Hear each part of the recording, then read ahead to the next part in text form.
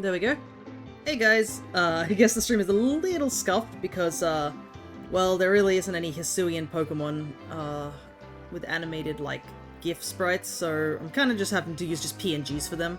Just so I can remind myself that, yes, I will be sort of hunting for these two. But, yeah. I guess this is a sort of a one-off random stream where I'm just over here in, Legends Arceus, because, I mean, ZA is coming out really soon. I think it's, what, 2 weeks? So it'll be like DK Bonanza, and then we'll be doing ZA afterwards, so it will be sharing this slot on Saturdays for me. But yeah, it's getting really soon. So, what am I doing here in Legends Arceus? Well, one, I didn't really want to start a new stream on this particular day, because I do have Bonanza, and we did Bonanza last week, and I do want to keep that as a fortnightly sort of thing. So this is just a filler stream, pretty much, because I didn't want to start anything new. And we have been hunting over in Violet quite frequently, so I decided that, hey, let's just take a bit of a change of pace, and do some Legends Arceus before ZA drops. So, as you can see down there at the bottom of my screen, which is down there, I do have Shiny Unknown just popped up. For Shiny Unknown, it's more a case of if I do get the shiny, that's really neat. Also, construction. Let me close the window so it's a little less loud. It's more of a case of like, if I get a shiny Unknown, because I need almost all of them. I've only gotten a couple, and I've only caught exactly one in this game, and that was off stream. I've never really caught one of these on stream, to say the least. Let's see. Let's grab a couple of items before we start.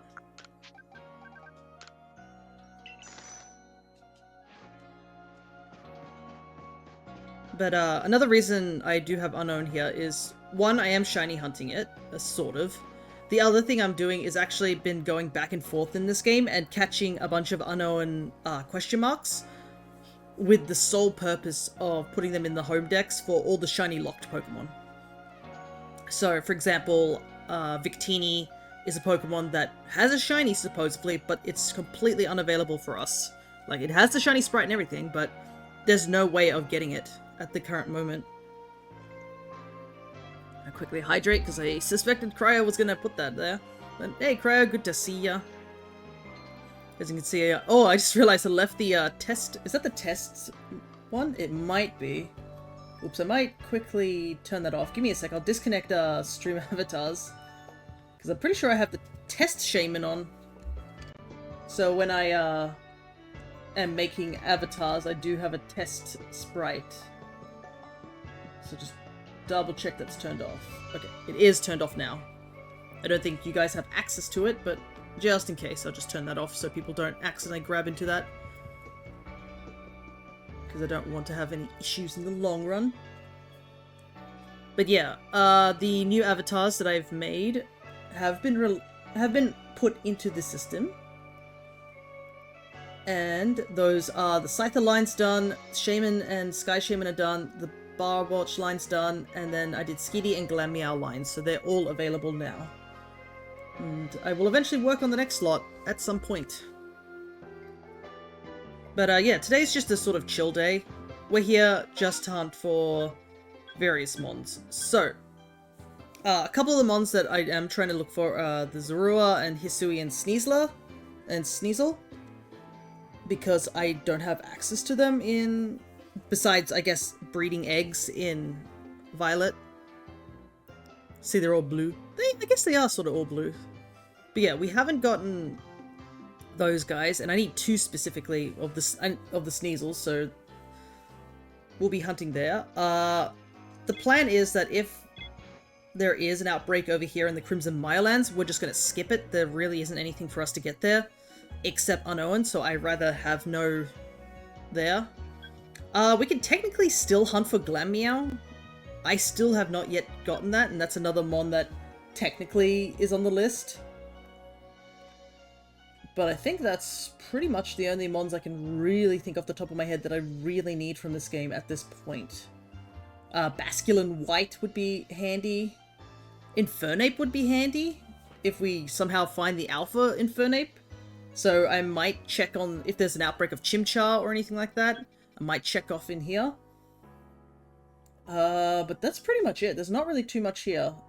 So yeah, I'm gonna do outbreaks in Alabaster.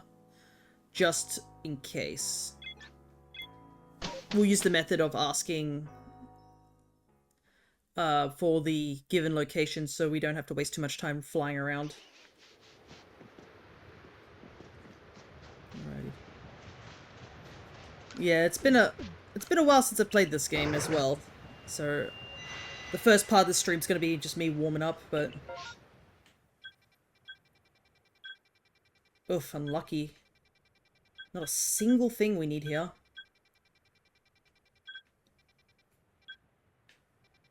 I don't think I've seen many of these.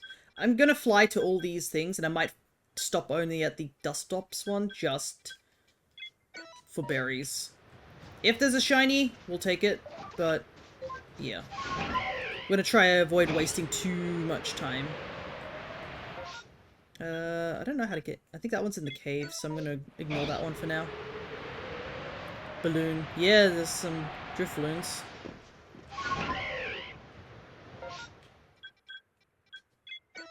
Basculin is going to be an annoying one to do because I have seen shiny Basculin in this game and it despawned like almost immediately because for some reason they're the most like easily frightened fish in the entire game.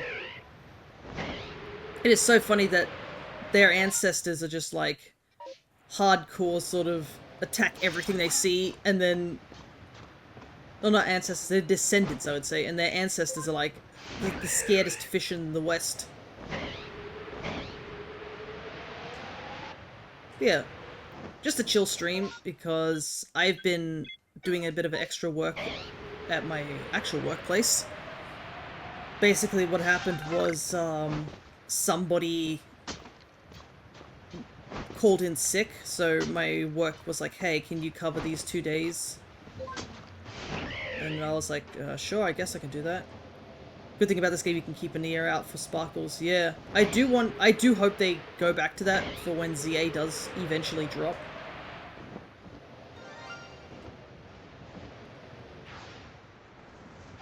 There's our first shiny already. It's a good shiny too.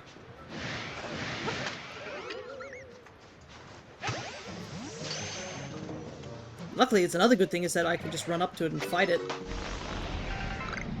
Now I can leave. See? But it's not a shiny we desperately need. I've actually caught quite a few Drifloon, I think, in Drifloon in this game. It's a rather common shiny for me, I must admit. But yeah, it's still a very nice shiny. It's always a fan favorite for me. There's nothing wrong with a gold shiny.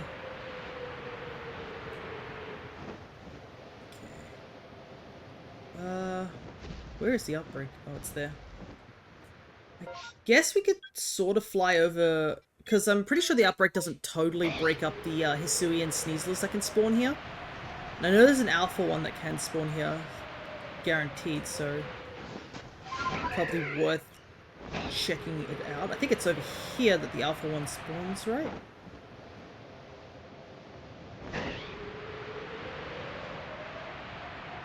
Or the Perugly spawn here. That's handy. Yeah, the alpha one spawns here. I actually don't know where the regular Hisuian Sneasels actually spawn, I must admit. I do know where they are in the, up in the mountains, but not really here, to be honest.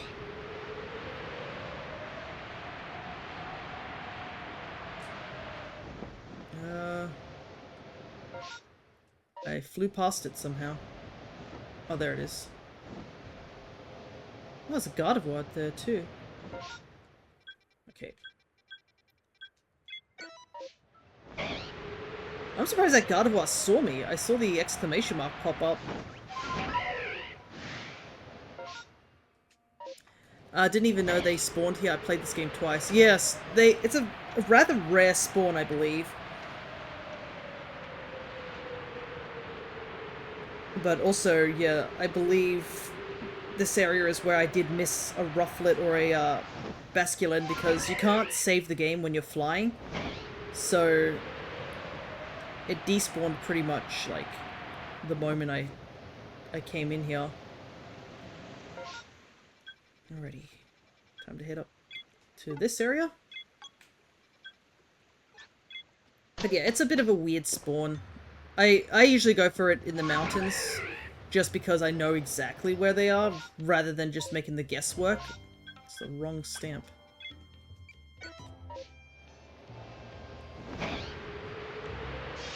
I don't really come here for Sneasel, I come here for Zorua, because this is the only location you can find Zorua. But, it's, as you probably, if any of you guys have watched all my shiny month hunt for these guys, it was rough. It's a shame you can't see the other stamps. Yeah. It's only the flag one which puts a pinpoint. I wish you could put multiple, to be honest, but yeah. Understandable. Okay, nobody here. I don't think... Yeah, we got the Bergmite in, color-coded. Yeah, color-coded ones, like, what is it? Skyward Sword, I think, did something like that. That's the only one I can remember off the top of my head where you could make multiple, pinpoints. Oh, no, there is a Sneasel here, so maybe they're up this path.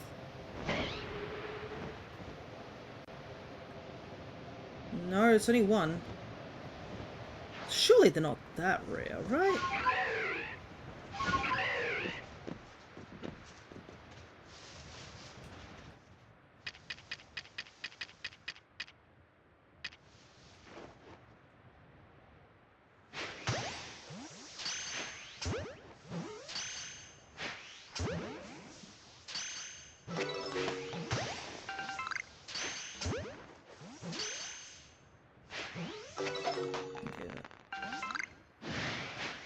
Unfortunately, too far away.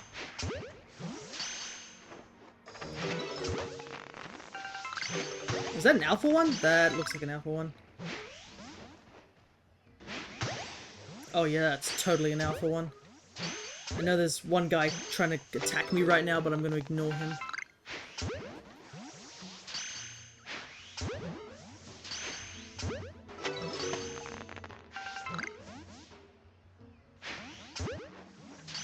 I am surprised that Alpha 1 hasn't. Dismount quickly reminded me that full damage was a thing. Oh yeah. Man, these bulls are not that great.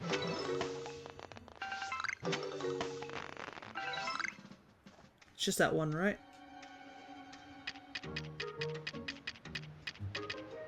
He's trying. Alright, fine, I'll fight you.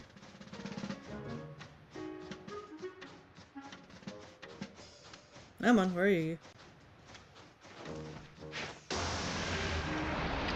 Wow, the tactic is impeccable. I was like gonna say. Oh. The feather ball line looks so nice. It is a good line. Okay. I only needed that for the sole purpose of getting berries. Oh wait, I just realized. Oh right, I forgot about you. You're the Hippowdon that I needed to evolve, if I remember rightly. And I have these two just to up the ratings. Because I think it was the Hippowdon we caught from Violet, if I remember rightly. Maybe? Let me see. Or was it one I caught in here? No, this is the one I caught here. I think I needed to evolve it. But I'll put it aside just in case. Also, I think with the Feather Ball, I actually do need the Feather Ball to complete certain things for the home decks. Also, yeah, look at all these shinies. Oh, right, I'm supposed to move these two back into home at some point. I forgot about that. Okay. Let me grab that Drifloon we just caught.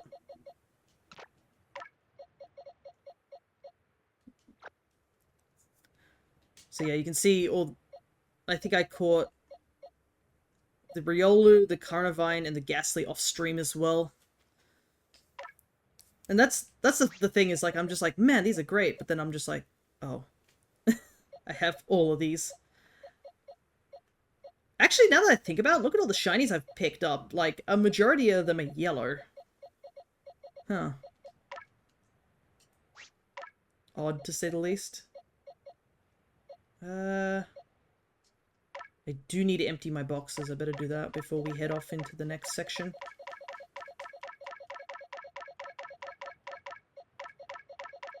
This is one thing Violet does not have. Which is a shame. You can do it via home, but if you don't have home, then you just have to do it manually, which is... I do not understand why that was the case, but yeah. I wish it was easier, yeah.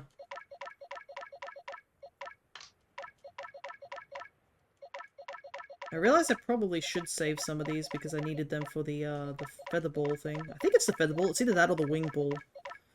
But oh well. You can always catch more.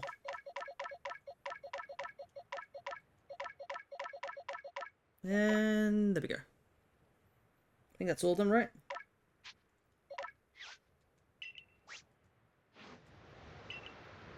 I do like how you do get stuff for doing that. That's probably the best bit. Ready.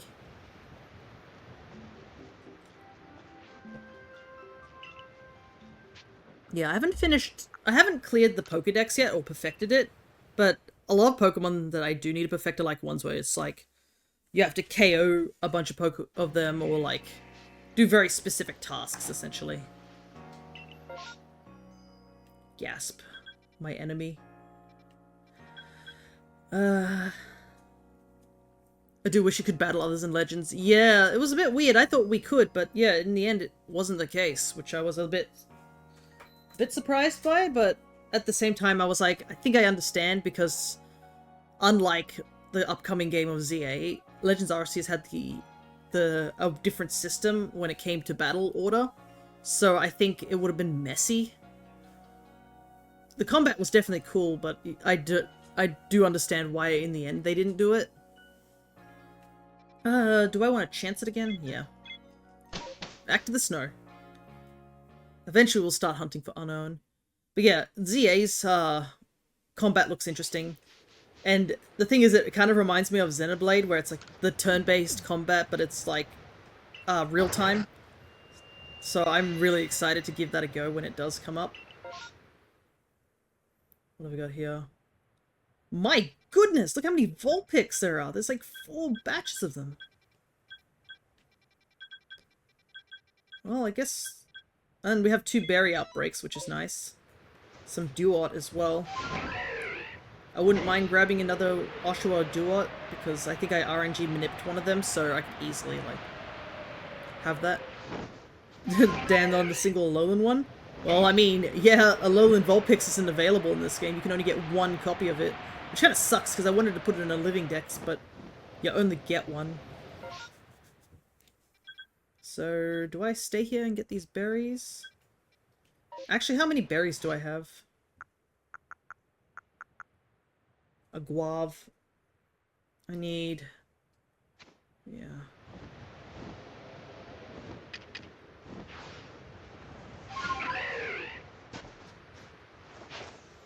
You cover a Vulpix in enough snow and call it good enough, pretty much. But yeah, we're nowhere in... I don't think... Just off the top of my head, I'm pretty sure we're nowhere near a Alola.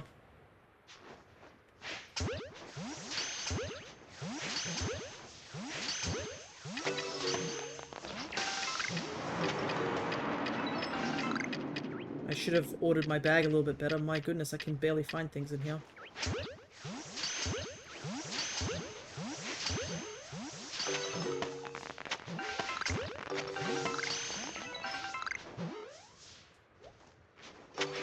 Ran away. That's fine.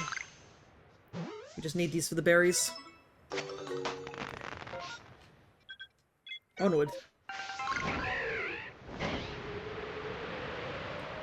But yeah, it was kind of interesting that they just gave us one Vulpix. They were just like, okay, here you go, a Alolan Vulpix. I don't think there's any reason for it. The thing is that you get it in post-game too, so I didn't really see any benefit to it. It was just like, here you go, Vulpix, and then it's never brought up again. The thing is that because you get it in post-game, or I think you get it in post-game, you didn't really have much incentive to train it up or anything like that.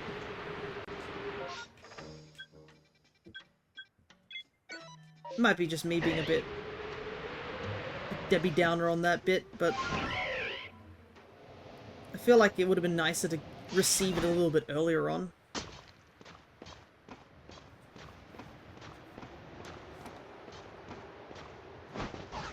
But it looks like you can use those Pokemon, I think, for ZA. Though, I do have to say out loud, just because I'm not entirely sure if everybody is aware of this, but you have to be careful with transferring Pokemon into ZA, because once they transfer to ZA, you can't transfer them to any other game for the rest of, I guess, yeah, they're just permanently locked out of all other games. And I'm not entirely sure why, but I think Crescent brought up a point that it might be because they're going off Gen 10 engine rather than, say, Gen 9's engine. That was what they suspected.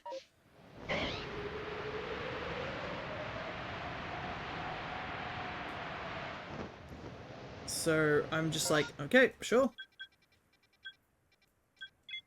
Bit odd, but I don't think I was planning on transferring anything up to ZA. Usually when I start a new game, I want to start it with a new team. I'm not one for, like, bringing a Pokemon over from a different game. Plus, I need to do the living dex in that game anyways, so I'm most likely going to be just starting from scratch.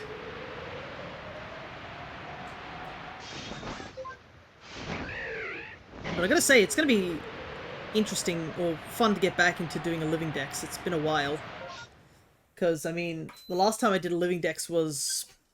was it? Was it the Indigo Disc? Holy hell, that was a long time ago.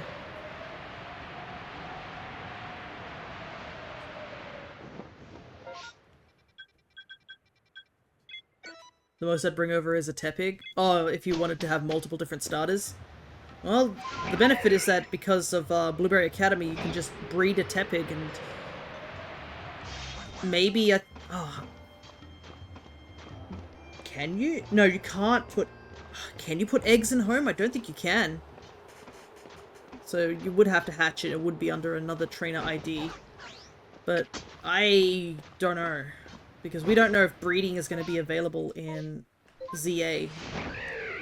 I assume it would be, but best not to, like... what's the thing? Count your chickens before they hatch, that saying. But yeah, it would definitely be fun to go back into living dexing. I have been considering doing Let's Go Eevee as well. At some point, because I need to in terms of doing the living dex on that game, because I never got to. I didn't have the Switch Online back in the day when I did do that. Don't count your eggs before they hatch, pretty much. As all shiny hunters would say.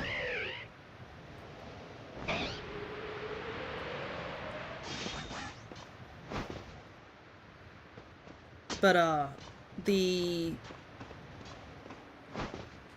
I didn't finish it because I didn't have a means to, get trade evolutions, because there's no breeding in Let's Go Pikachu Eevee. Oh, there's a crow back there. There's a shiny down there, too.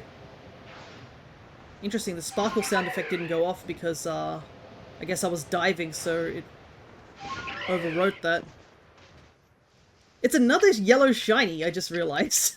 My goodness.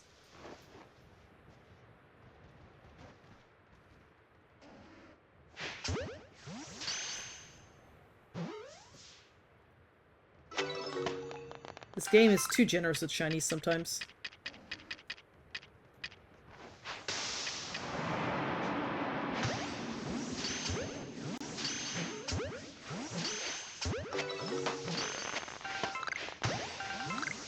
catch these for the berries again. Unfortunately, the swine up run away, so they're just scattering. Whew.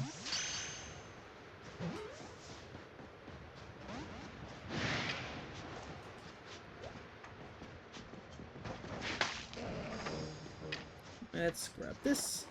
Yeah, I feel like the yellow mons definitely do like me. Oh, what the... Maybe try heavy ball. At least we pretty much get to check out everything just before the blizzard finishes. Alright, there we go. I'm gonna have to, like, put the, what is it, the shinies in a different section that we pick up today. Honestly, if you, like, want to do shiny hunting, honestly, this is, like, one of the games you should, like, get at some point. You get so many shinies. And I mean, who doesn't like the dopamine rush you get from hearing the shiny sparkle? Yeah, it was kind of weird. I guess because I was diving, it didn't do the sparkle. Well, I saw it before the sparkle came off.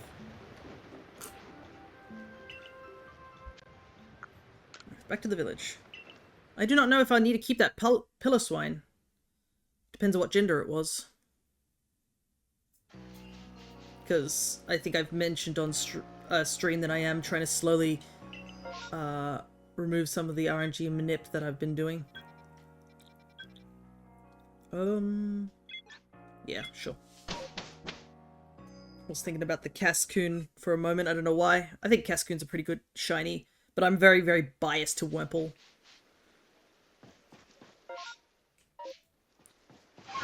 Right.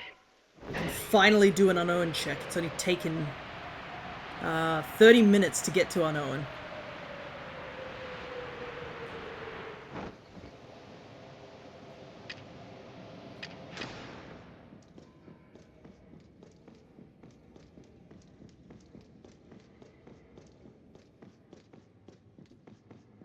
Nope. But yeah, we're gonna be probably jumping in and out of the unknown ruins just so that we can skip, like, talking to Professor. Because if you don't catch anything, you can just warp back out immediately. So just speed things up considerably. I guess we'll go here first this time. We'll go here for the Hisuian Sneasel checks.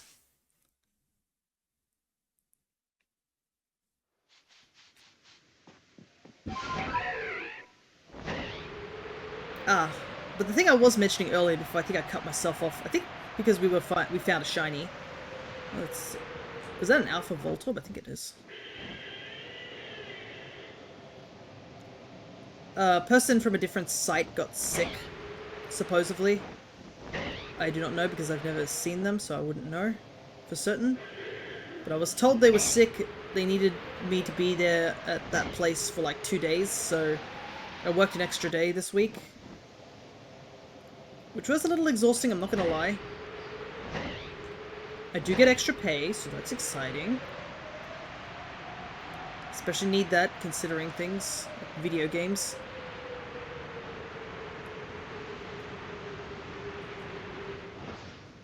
I'm gonna do a quick check over here, just in case it's a Basculin, but...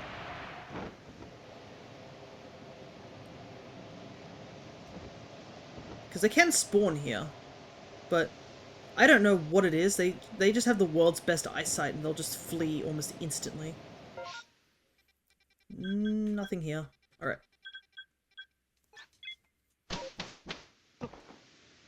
This is just a pause for more unknown. That's our main goal for today, is just unknown.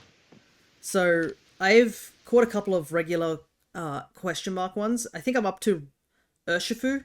So I've been naming them after the Pokemon that are shiny locked. So I've got the 2 Urshifus. So I think I need... let me see... because I do have my living dex here. Yeah, I need for the twos of Rudes technically, and then the horses and Calyrex, and then it'll be a ton for Gen 9. Because as much as we did get the bikes and the Treasures of Ruin, there are still quite a few shinies that are locked in Paldea. Namely all the Paradox legendaries.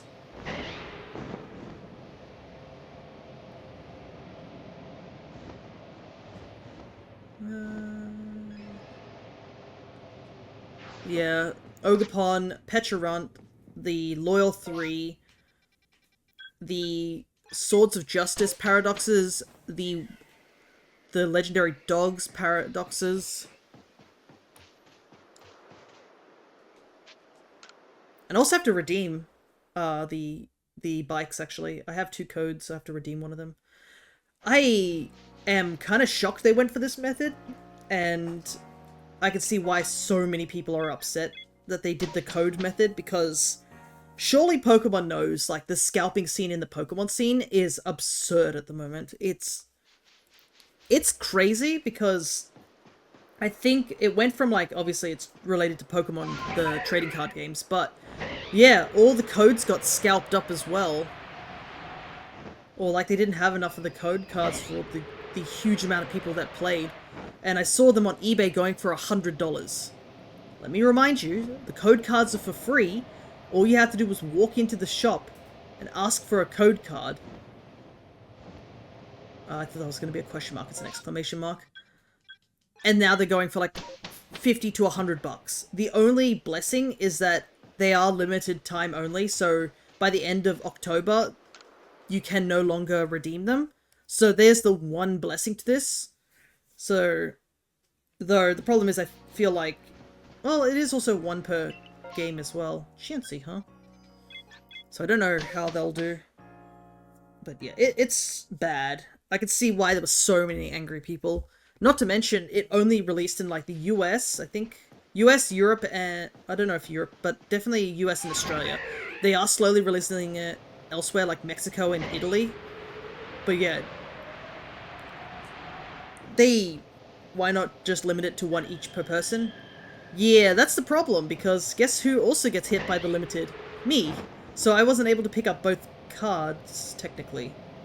Because I even asked the lady, I was like, when are these dropping? And she was like, oh, they're dropping such and such, but also it'll be a 1 card limit. So they did have the 1 card limit, and it still wasn't enough, because they just didn't give enough cards to everybody, to all the different stores. They should know that there are millions of people who play Violet and Scarlet through knowing about the, when we did the Treasures of Ruin. So for them to bungle this is just crazy.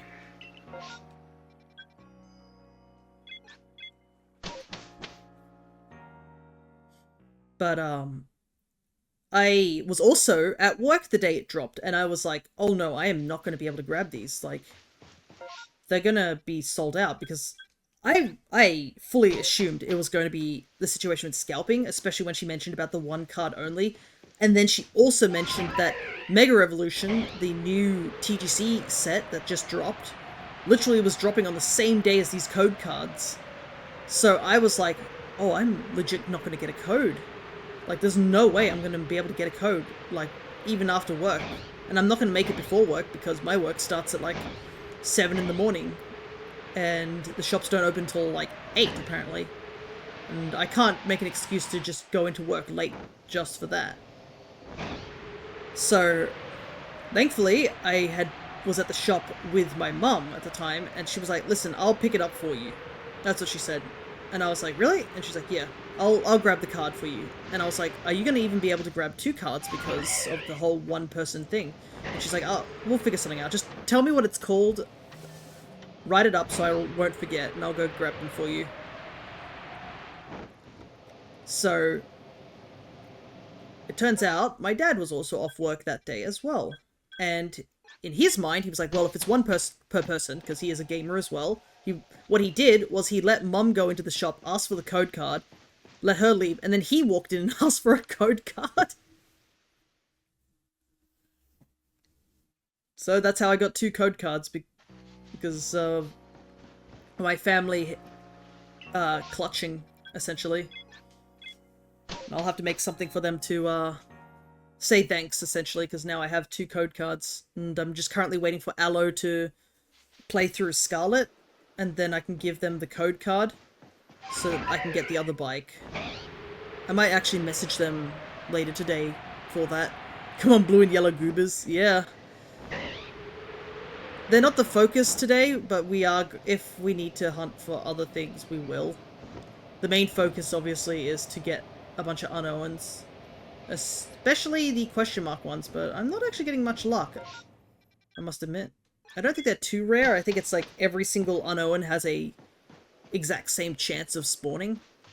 But anyways, hey AJ, how are you doing? It actually has been a while since we've streamed, hasn't it? Because I skipped Monday's stream this week. It just feels like Monday was so long ago because I've been working since Tuesday to Friday. But we had the pizza party thing over at the Hollow for Crescent, where we watched incredibly cursed material and we watched really wholesome material. We definitely had fun there. So, for those, I guess, who don't know about what the pizza party was, it was a little just, everybody gets together in the Discord that was already part of the Discord, and we just chilled, essentially. And it was a reward for the donathon that Crescent held on their channel, where they had to do a speed run of, was it Tai? The Tasmanian Tiger. I think it was the second game. A no-death run. Or I believe it was called Hardcore. And there was an incentive for a pizza party, which lasted pretty much all day. Like, it started at 9 in the morning, essentially. I slept through the wholesome one? No. That's a shame, but yeah. I don't know how, I don't even remember how the conversation happened. I think it was like, Crescent was browsing Netflix. Slightly stronger red will live on, I know. We'll get to that point in just a moment, but Crescent was browsing Netflix to see what we would watch, just, you know, just to fill in the time of the pizza party and everybody just chatting and having fun and whatnots. And I think Kangaroo Jack popped up on Netflix, and then Crescent mentioned how awful of a movie it was because it's like one of the few movies that has a 1% rating on Rotten Tomatoes, which I think it holds 8 or 9%, which is kind of wild, and I was like, that's crazy that it would be that low. And then we watched it and we're like, you know what? Never mind. It had every right to be that low. God, it was awful. But I think everybody being there made it slightly less awful because we were just yelling at each other and at the movie about how awful it was. Because, my goodness, it hurt to watch. It did. Like, the whole thing, I will give context to Kangaroo Jack, is that the idea was that they advertised it to have a talking kangaroo in it, and he only shows up for what? The actual kangaroo only shows up for, like, 15 minutes of the actual whole movie. And then the, what is it? The talking part of the kangaroo only shows up for, like, what, 5 minutes in a hallucination? Or maybe even 2 minutes? Love listening to everyone complain. Yeah, that was pretty much it, wasn't it? Just everyone complaining. Anyways, we finally got a question mark unknown. It only took us this long. We'll put it somewhere safe. We will rename it a bit later. But the general gist of the movie, so that we don't have to subject you to more than it needs to, was basically it's about 2 incredibly unlikable guys who are forced to work for like a mafia of sorts in the US, and they bungle up a mission so badly that they're sent off to Australia to go and deliver money, but it turns out it's a front for them to be taken out.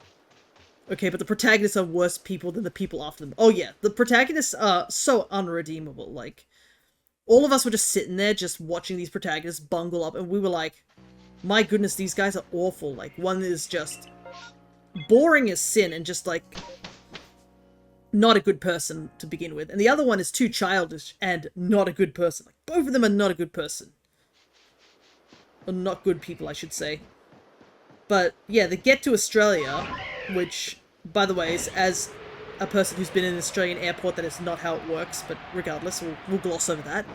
Laughed at everyone's reaction to the end, we were, my goodness.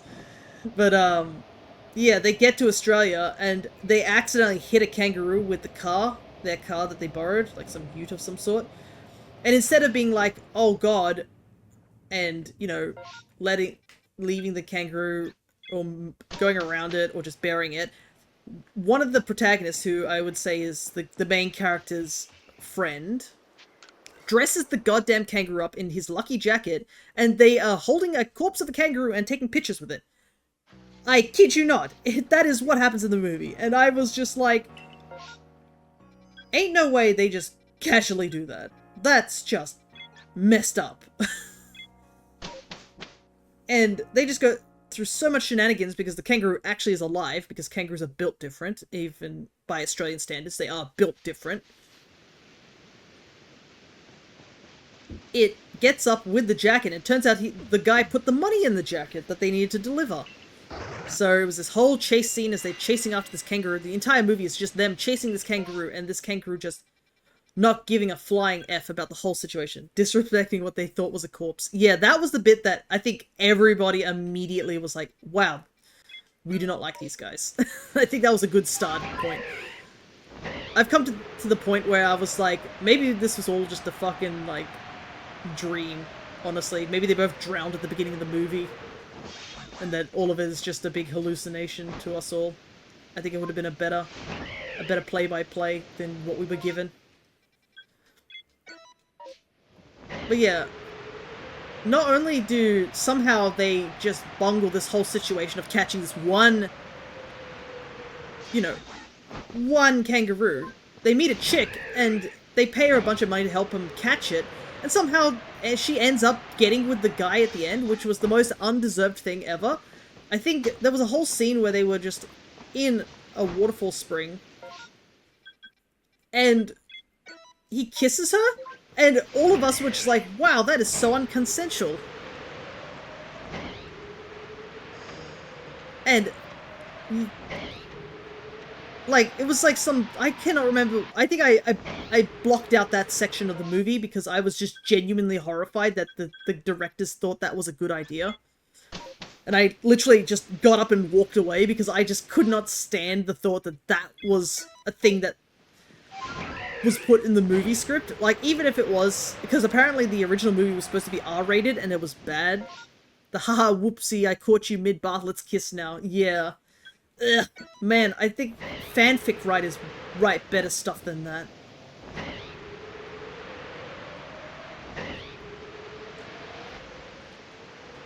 It was just so awkward.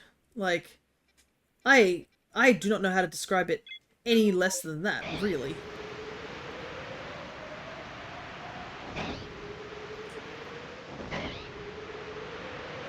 And I think after they a bunch of like, even the other bad guys who were supposed to be, like, supposedly supposed to be rooting against are just as bad and do so many questionable things. Like, they literally get a guide and they threw the guide out of the truck after he, like, was not useful to them anymore or some nonsense. I do not know. I think everybody in the call was like, wow, that was a bad idea. But somehow they win, in a way. They get the money back from the kangaroo. The bad guys are locked up. Somehow they're not locked up. That was one of the biggest, like, misconceptions of the entire movie. Was just like, you guys were caught stealing a car at the very, very beginning of the movie. You know? And they had, like, police after them taking photos of them as well. And somehow they do not get jailed, despite the police have photo evidence of who they are. I was like, hold on a sec, that was like the biggest, like, loophole that I saw. I was just like, how'd they not get punished for literally stealing a vehicle and causing, like, massive damage on the road? Like, they hit multiple cars and a truck. and broke several TVs. Like, how did they not get arrested for what they did? Not only that, the money they were supposed to deliver, they end up keeping it, and then they use the money to buy a yacht, start a shampoo brand which makes them millionaires, and he gets the girl. And they somehow keep their friendship throughout the entire movie, despite we were yelling at them to, like, literally just leave each other because they're just such awful protagonists. That was the general gist of that movie. Like, that's all I vaguely remember of that movie. And it was awful. We were just all sitting there in horror for a lot of the movie. Like, from the bad, like, writing. They even used the kangaroo they hit as a mascot. Yeah, pretty much. And he somehow didn't die after getting pummeled in the chest by said kangaroo. Let's... What do we want to do? Let's take a change of pace. Let's go over to Obsidian to check out Chimchar and, Infernape. And I have no idea how, like, in what universe that girl chose to stay with them, besides being a gold digger. Like, she did not like him. In the movie, there's a scene, which is really bad, where they start hallucinating because they haven't drank any water and they're just literally walking out in the outback. And at some point she comes up to them and in an attempt to, like, help him out. And he thinks that she's a hallucination and grabs her inappropriately, is all I'm going to say. I'm not going to go any further than that. And she hits him over the head, obviously, for that. Which, that's obviously a very cringe writing. It's a joke that's been done to death. Nobody likes it. It's not funny. Anyways. And then we glossed... I think I yelled at the fact that she had one camel. She was riding on a camel. And then somehow they managed to pull out 2 extra camels from somewhere, and it's never explained where the second 2 camels came from. Like, she's clearly walking by herself with one camel, with supplies on that camel, and yet somehow there's 2 other camels? Like, what? What are you talking about? Where do these camels come from?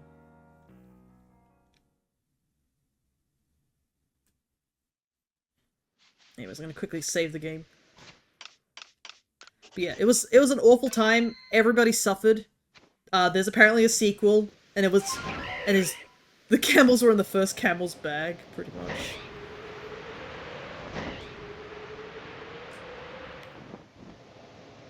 But yeah, awful movie. Do not watch it. It had a sequel, and they made it animated. And I think it was because and that movie supposedly got a 40%. I assume the only reason it got a 40% is because the first movie was cut from an R movie just to, you know, make it some money back after they bungled it, sort of thing. The second movie, I think, was made with the intention of it being a PG movie, rather than the other way around. Clearly it was a D&D villain campaign they wanted to push the DM too far. And pretty much, like, it feels like one of those really poorly written D&D sessions if you think about it. Where the DM just gives them what they want because they just want the story to end. They're just like, okay, let's end the campaign. This is too far. But my goodness, what an awful movie. They're both the worst type of bards. Yeah, pretty much.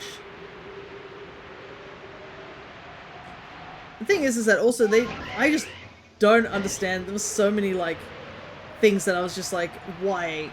That's like a good chunk of the movie is just asking the question, why? Like, why is this happening? Why did that occur? What is going on? It's just awful. And I can understand why they cut it from the R movie, because sure, they obviously can't, even if they did put, like, it made it an R movie, something like that, it probably would have the similar humor as it did in the PG version, and that part is just like, you know. They lost the plot somewhere in the beginning. I mean, the plot was literally to deliver money and they got sidetracked. And the thing is that in their mind, it was the entire adventure was justified by the fact that when they, got the jacket back, and they also found out that the reason they were delivering the money was to get executed. Like, the money was to be delivered to a guy who was going to basically just get rid of them because the bad guys really didn't like him. Like, the fact that they justified being like, oh, since we put the jacket on the kangaroo, it's a lucky jacket, and this whole adventure was actually necessary to keep ourselves safe. And you're just like, oh my god. In my opinion, it was the middle, because they had to make the bad guys cartoonishly evil. Like, yeah, even the big bad guy apparently gets his comeuppance off screen. That was the wildest part. They just casually threw in at the end, like, oh yeah, they got him in a newspaper. And I was like, what? You're just gonna throw that casually out there? Like, what?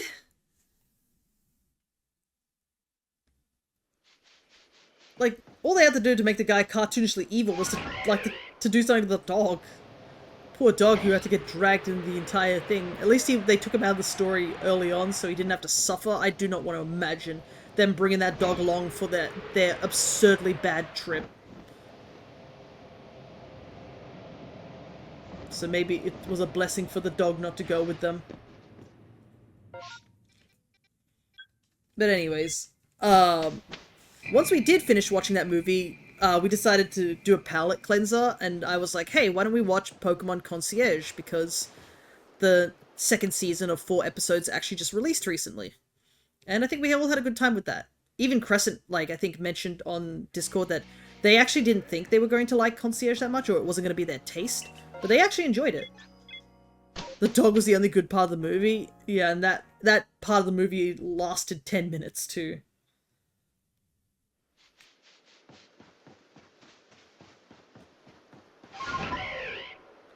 And I think the worst part also was just the fact that these two were only friends due to, guilt tripping. Because the friend rescued the main character from drowning as a kid, and he's just been by the guy's side for all these years, and it's the worst kind of friendship ever. You're only friends because you feel obligated to be friends. It's just ugh. But yeah. Concierge was definitely fun. I think a lot of people don't really know too much about Concierge, because it was just a random sort of animated series. Concierge was so sweet and cute. Yeah. Because Concierge is basically detailing the slight misadventures of a new employee, Haru, and her starting a job at a Pokemon resort, and it's so dang cute. The art style is a mix of clay and stop motion. So it has a very unique style. And it only had 4 episodes when it first released, so I found it hard to I really wanted more. And a lot of people agreed with me too on that point, because they were like, oopsie, I am pressing the wrong button, give me a second.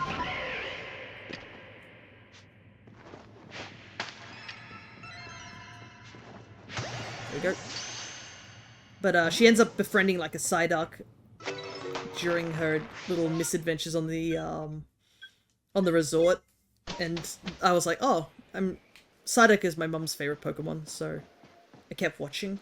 But there was some actually kind of deeper parts of that thing. It's not just you could be like, oh, this is for kids sort of thing. There are some actually slightly more mature themings in it. Nothing too substantial. The main character is a young woman. She's not a child or anything like that.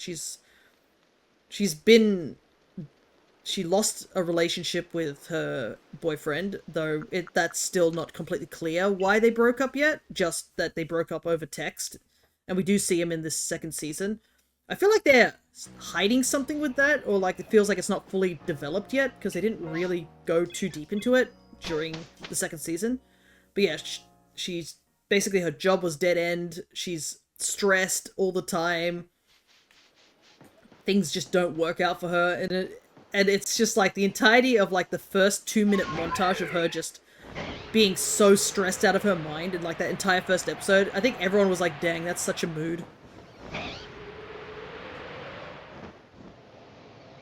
But they had some really deep sort of things. It was interesting to see some of the themes.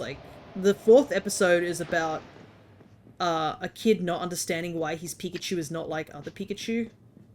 Because you know what Pikachu's like. The mascot Pokemon being all loud and jumpy and cute, and his Pikachu is very, very shy and quiet.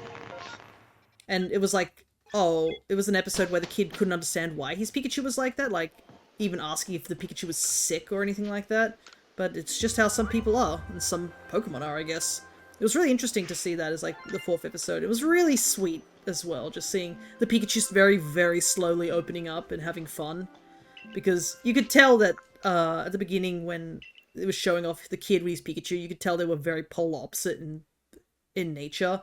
And the Pikachu was definitely suffering from that, effect of them just being too different. And then there was the 6th episode. My goodness, I had no idea what the 6th episode was about because I'd watched the first 4 episodes, but I hadn't watched the 2nd season until that pizza party. And my goodness, did the Celio storyline just come out of nowhere and gut punch you? My goodness. I knew, like, from the trailer that it might have had a little bit of a sad, like storyline, but it was so, like, crazy just how it felt like something that could totally happen in our world as well. Just, like,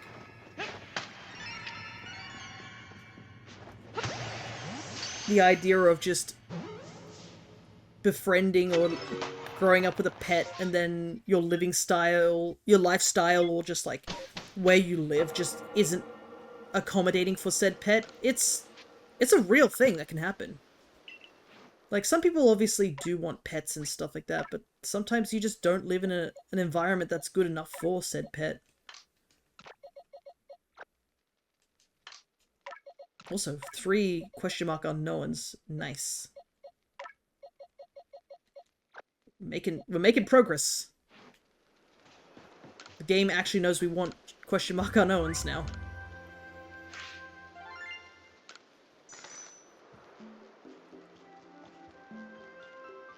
But I'm glad that it ended in a positive way, that storyline. Like, they came up with a solution for the guy and his Celio. But I honestly did get a little bit... when I realized what was happening, I definitely was just, like, in my mind, I think I even said out loud, I was just like, oh no, I know where this is going. And it broke my heart. The tall lady was scary. Yeah, the boss, when she needed to put her foot down, she definitely knew how to put her foot down. And I think that's also really good that they have a boss like that, where she's obviously very kind-hearted, she loves Pokemon, she's very nice to her employees, but she knows when to put her foot down. That's kind of a boss that you really need in life.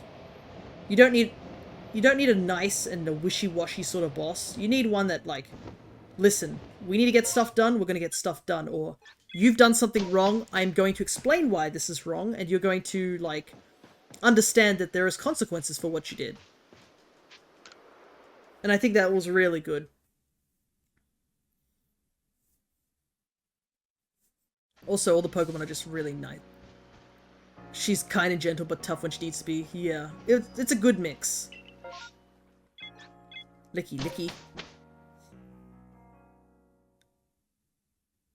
Do I want to go take a look at the licky lickies? Do I just want to continue unknowing? But yeah, I think I enjoyed all the characters. It would have been nice to see a bit more of some of the other employees. Because I feel like, well, it's like, it was Haru and two other employees and the boss. And eventually Dan. Whoa, 2 exclamation marks. Actually, there's actually more than this time around. There's 6 of them. I think it's usually only 5. We'll go take a look at the licky lickies. Maybe because the shiny will show up because it's yellow. The Blackout episode was nice? Yeah, it was. Really interesting. Like, it was a case of like, oh, Pokemon can help in solutions, but they're not the solution. I think I really liked that twist at the end where they tried to get the generator back up with Dragonite and Pidgeot, and then they ran out of energy because literally they're flying Pokemon. And then they finally bring in like the Luxray and Shinx that they've been like having at the beginning of the episode. And then that didn't work either in the end, which was really funny. It was like a really nice twist that, oh, in the end, the solution that Haru thought was going to work still didn't work in the end. They wanted to flex their lightning and it worked so well, yeah.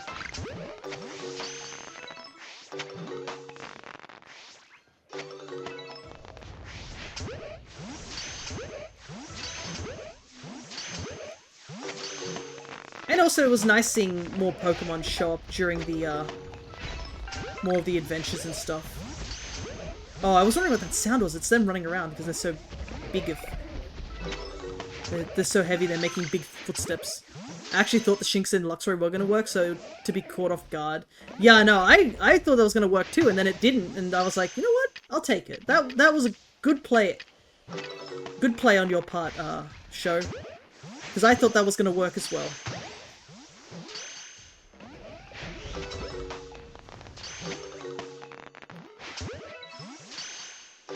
Surely that's all the Licky Lickies, right? At least they don't attack, they seem pretty chill. What I also found interesting was just like the episode they had with the ex-boyfriend. I swear he looked like Yu Narukami from Persona 4, but that's beside the point. It was kind of interesting that they seem to still be on good terms, even though they broke up. Especially since at the beginning of the show, they mentioned it was via text, so it would seem that it was not that great. Unless it really was broken up amicably, somehow. But the entirety of the episode, it felt like he was trying to say something and he would get cut off because of the plot.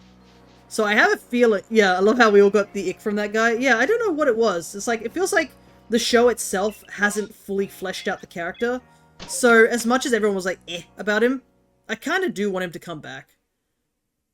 Just so that we can get a bit more details, whether it be more on Haru's past or like just on him. Hated him, yeah.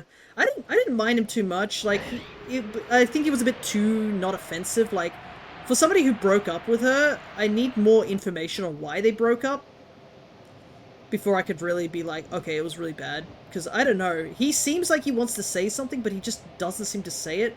And I'm like, man, this guy is really passive, isn't he? So I'm wondering if it was a case of, like, he got overwhelmed by Haru's anxiety, because she was crazy anxious in the entirety of the beginning of the show.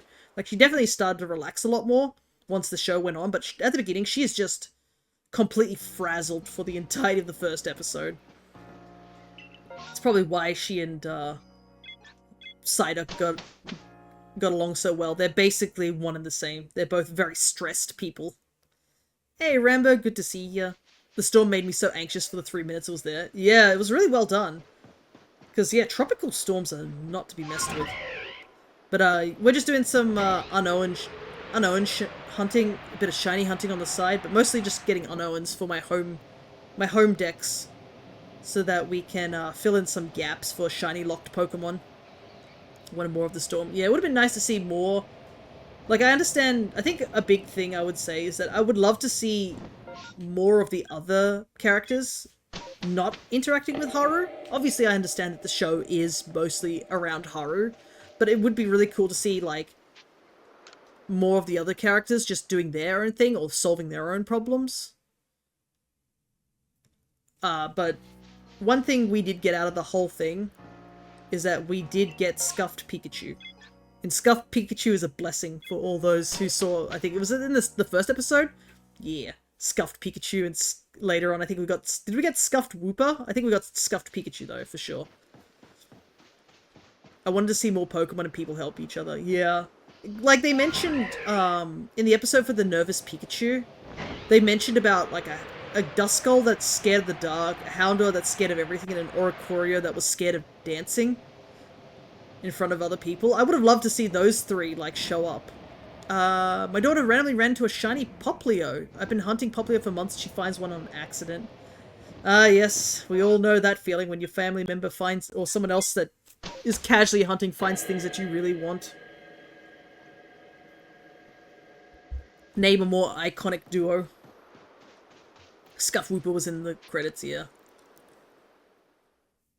But yeah, I would have loved to see more Pokemon. I know we saw a lot of the same Pokemons and stuff like that. I honestly was expecting to see Quagsire. I'm not gonna lie. Like, they showed off Wooper a lot, and I was like, and they showed like images of Quagsire, and I was like, oh, we're gonna see Quagsire at some point. But no, he never shows up, and I was like, huh, interesting. I would have liked to see more Gen 3 Pokemon, but that's just me being very, very biased. I do hope that gets more episodes. Just insane shiny luck. Nice. I know that feeling of like having the insane shiny luck and the not so insane shiny luck. It's like a spectrum for me.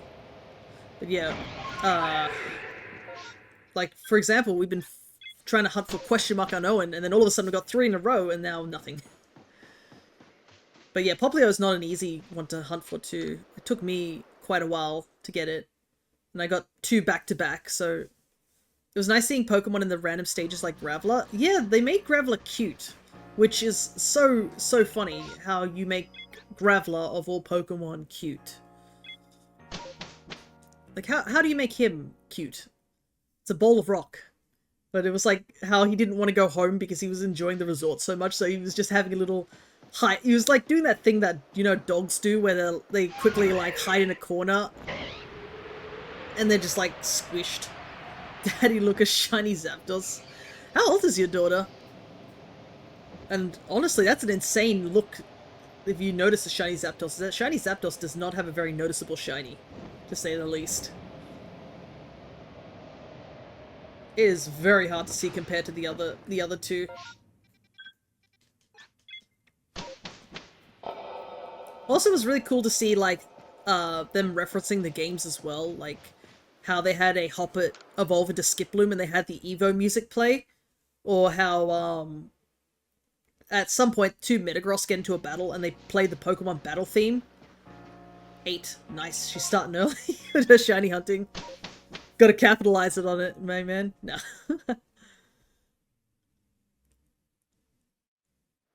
Anytime you need to do a shiny hunt, you just need to hold her like a shiny charm.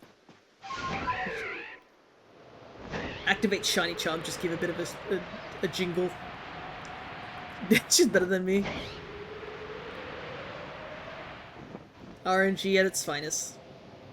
Well, I hope she cherishes that those shinies she does find with you, and I hope you cherish them too. Is there only 4? Where are the rest of you guys? There's only 4 of you here.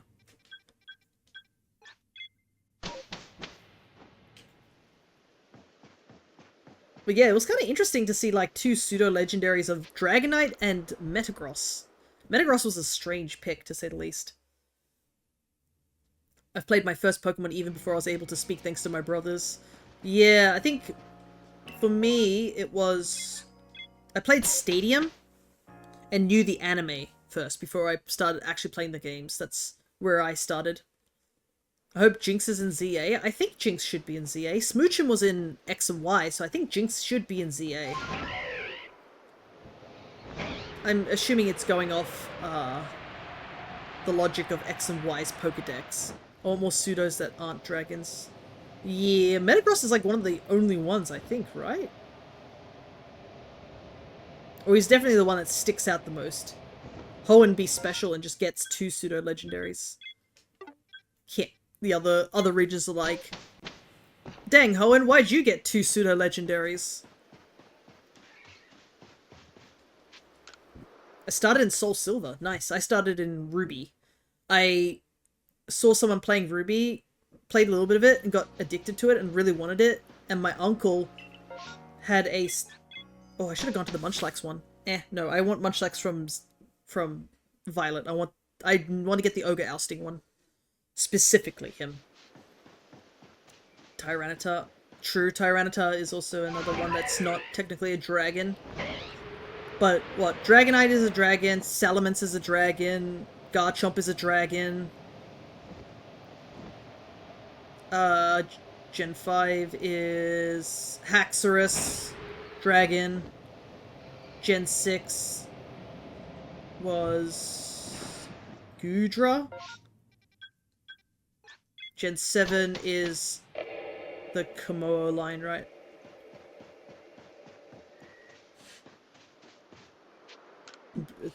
No, Haxorus. Haxorus is not the pseudo? Isn't it? I thought it was. I'm pretty sure he is, isn't he? Instead of me guessing, I can actually look this up. If I can spell pseudo correctly. Pseudo legendaries. Oh, it was Hydreigon. I thought Haxorus was. Oopsies. But yeah, Dragon, Komodo, Dragon, Gudra, Dragon, Dracopult, Dragon, Hisuian, Gudra, Dragon, Baxcalibur, Dragon. All dragons. Except Metagross and Tyranitar. And yeah, everything else is dragon.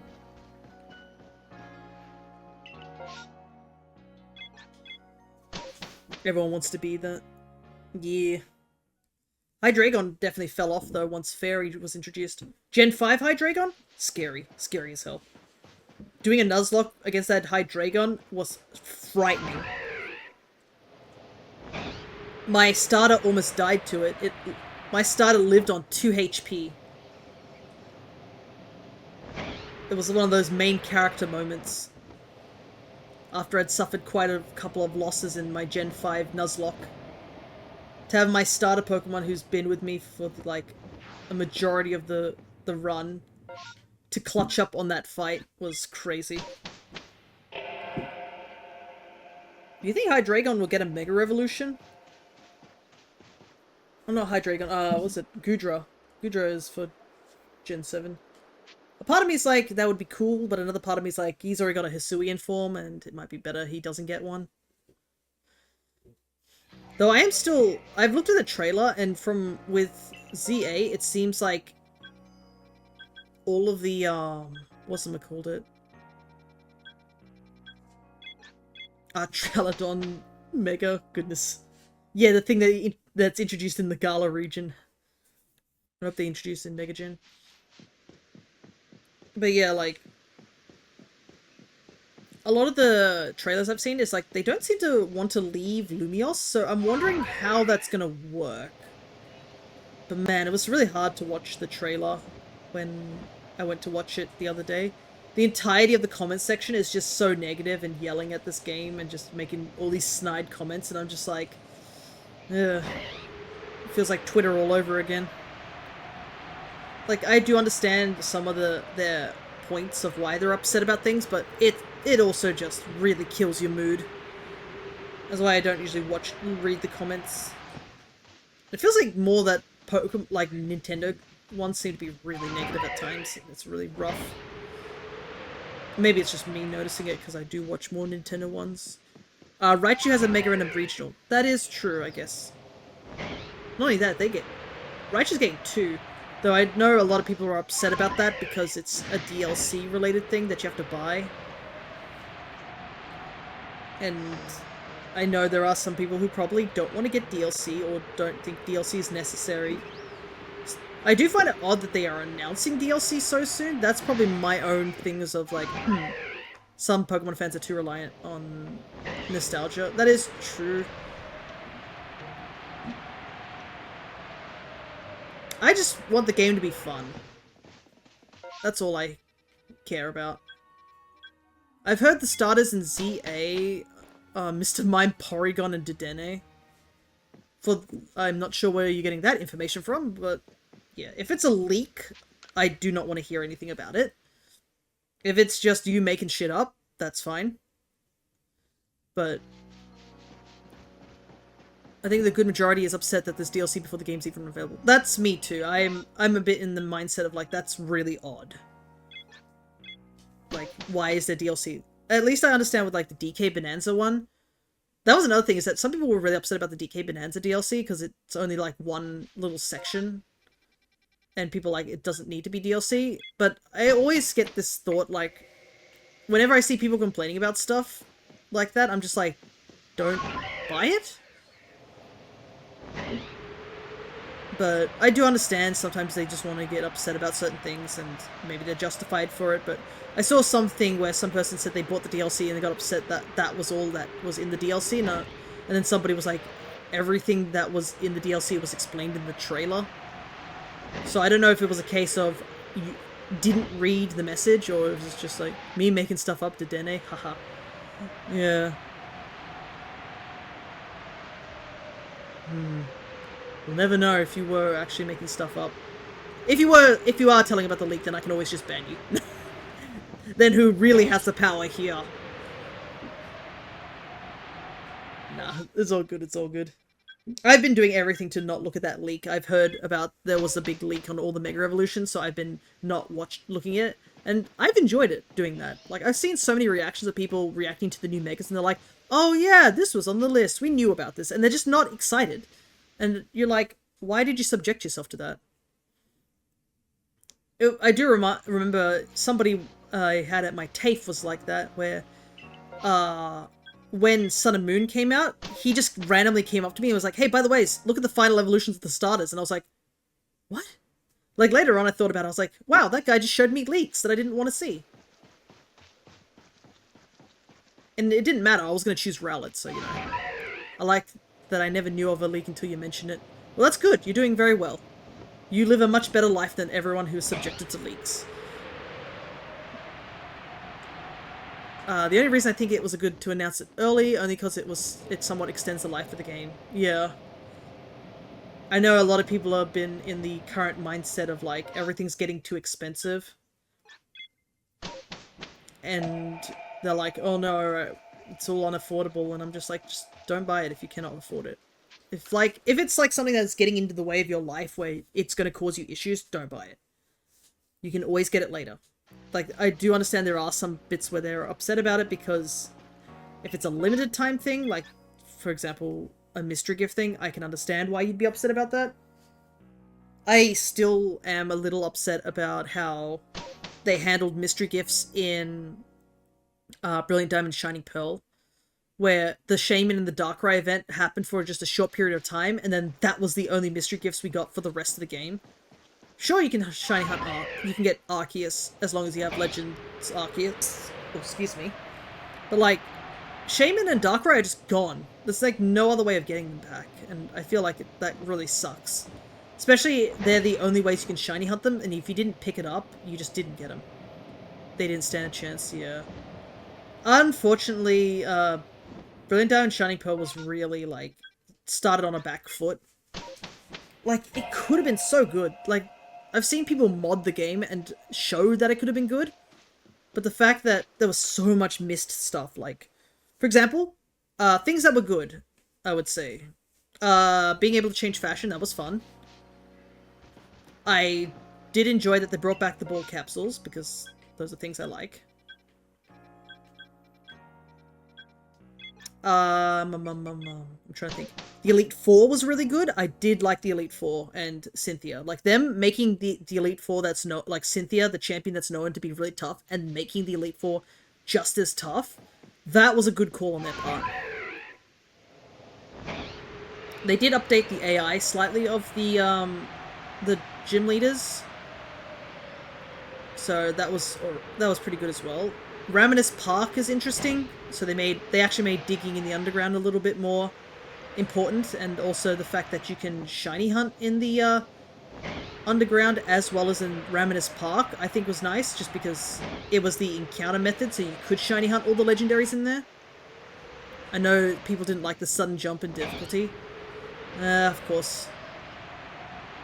It's always the thing that I've seen, like, where people will be like, the game's too easy, and they're like, alright, here you go, difficulty spikes. Game's too hard, I can't believe that they would do this to us. Like, without fail, every single time, they always do it. Like, I don't understand why. You guys should have been prepared for this sort of thing. You got Legends Arceus. Volo was the biggest jump in difficulty I've seen in a while, and I loved it. It was awful when I did it, but I enjoyed it immensely. I don't understand.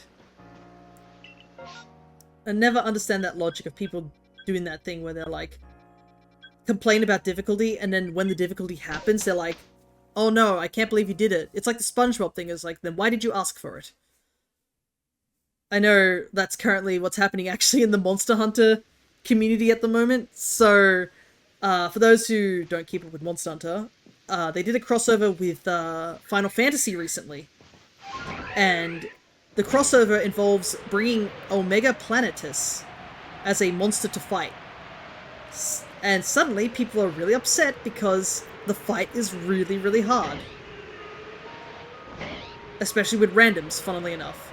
Turns out, people who are playing the game are actually worse to play with than just using the AI support hunters that the game gives you for the Omega Planetus fight. It would suck if it was easy. Yeah, that's what it's a super alien computer. It makes no sense for it to be easy. But yeah, the difficulty of it is really hard. I have not finished. I did beat Planetus once. I haven't attempted it again yet. I beat him once with support hunters. And they did a very good job of adding a hunting horner, I must admit. You're not going to believe this. I actually have people playing it in another tab. Yeah. So, because Omega Planetus popped up, and then it has a Savage version. The Savage version has less time, more health, and is more aggressive. It's like Extremeth all over again, when we had Behemoth's drop-in world. Anyways, I have not beat Savage. I timed out, so I managed to get him close to death, but I timed out, so that was a failed attempt, and I am going to attempt it again at some point. I figured the reason of that was I didn't do enough damage per second, so DPS. But I think it's doable. The problem is that there's a bunch of people who obviously find it a lot harder or not taking the right amount of breaks. I know my dad doesn't like the fight. He says he's going to just do Omega, and once Omega is done, he is just not going to touch it again. And I said that's understandable, but I want him to help me out with the quest anyways, till I have enough pieces for the armor, and we're going to need to do it anyways, because a talisman is needed for the stuff. So, but I don't think he's going to do Savage anytime soon. I think if he's going to do Savage, he's going to do it when we get to Master Rank, when Master Rank shows up. Because he did not enjoy the fight, but I think it's because we both went in with, like, Sword and Shield and Dual Blades, and had nobody to take the aggro, and got our butts kicked really badly the first time, so he's, like, didn't like the fight.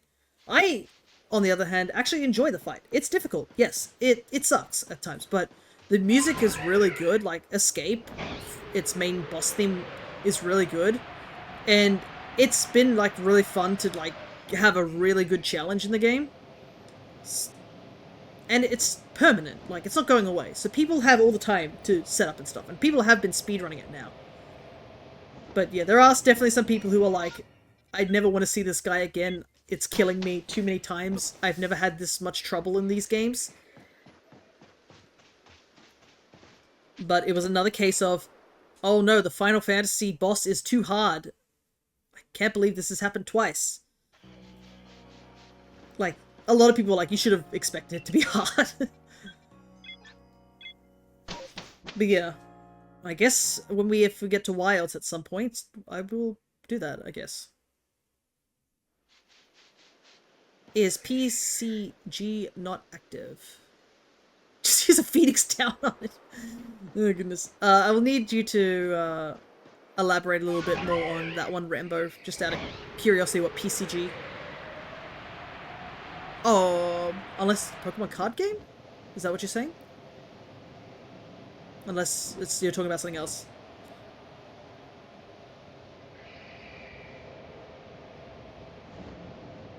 Whoa.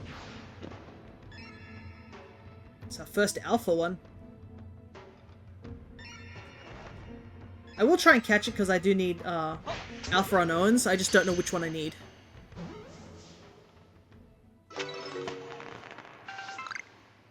Oh yeah, we haven't gotten Pokemon encounters in chat. Oh! Yeah, maybe. Oh yeah, the thing's not loading on my end. Let me...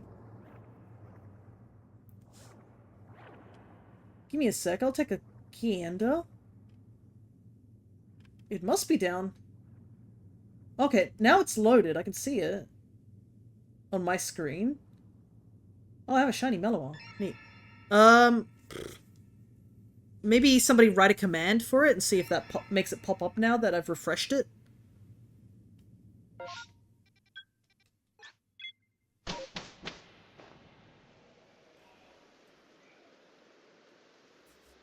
No, nothing happened.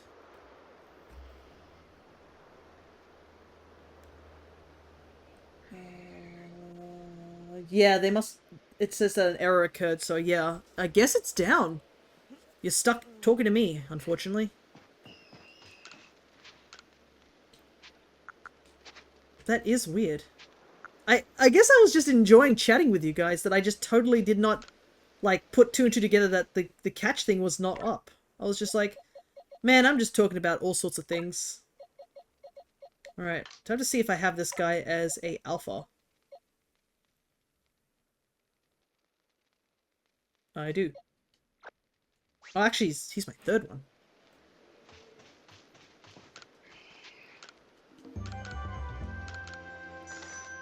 That is weird, to say the least.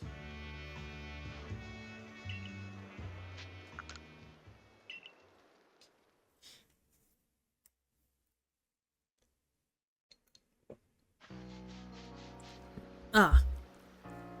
Take another sip of my drink. Where do we want to go? Well, maybe we'll go back here again. Do some more attempting, see if Hisuian, Sneasel, and Zorua show up in this outbreak. Problem is, I don't think there's a really reliable way to get Zorua, except for like that one in that one cave, and then just mass outbreaks.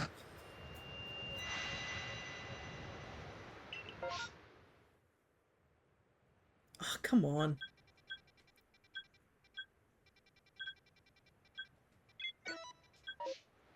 Nothing here. But yeah, I think Pokemon community game's down.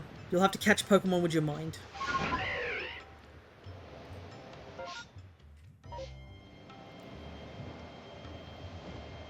But the thing we were talking about with Monster Hunter, I guess since there are a couple of people here, I can talk about stuff that's being planned in terms of schedules, because this is a filler episode essentially in our streaming session. So, next week is where we're going to be starting a new game. So we're actually going to start do other stuff essentially. So, Monday's stream is going to be... We're going to be doing Monster Hunter Rise. Yes, we are, Crow. And I am also going to be switching that with Kirby and the Crystal Shards. So we're going to be doing Kirby games on Mondays. So we'll do Crystal Shards, and then once Crystal Shards is finished, we'll obviously move on to the next Kirby game, because I do want to slowly make my way up till we get to Forgotten Lands, so I can do Forgotten Lands and its DLC. So I do want to make the Kirby games a little bit more of a, oh, we're doing them sort of thing. Saturday, we're going to be continuing doing DK Bonanza, because we have post-game. So Bonanza is going to be a bit more chill, because we have finished the main story, essentially, of Bonanza.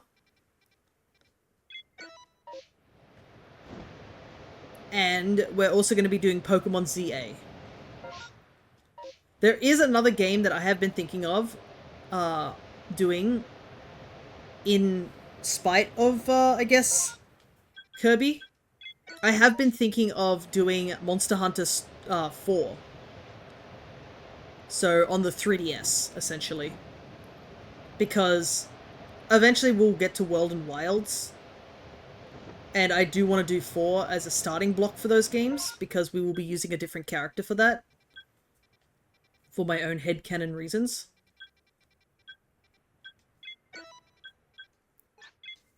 But yeah, we will be doing that eventually. Games that are upcoming are obviously going to be like Air Riders. I think Dragon Quest is coming out soon as well. I'm actually looking forward to playing Dragon Quest again.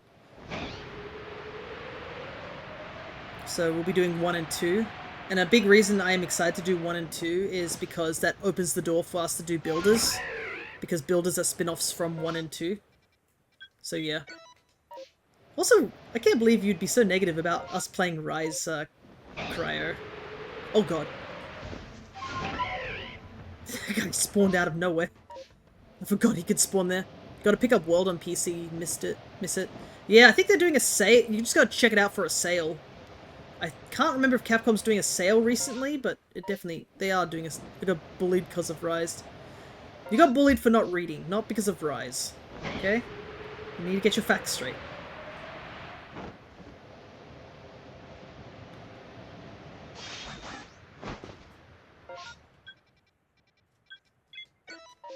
There's a difference.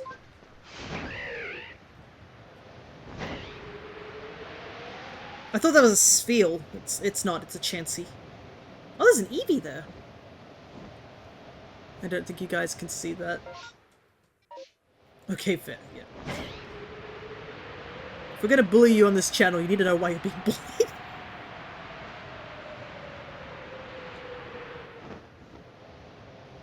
Nothing here. I'm almost ready to just quick leave. Feels like this was a waste of time. I should have saved before I went in here. So I could have saved some berries.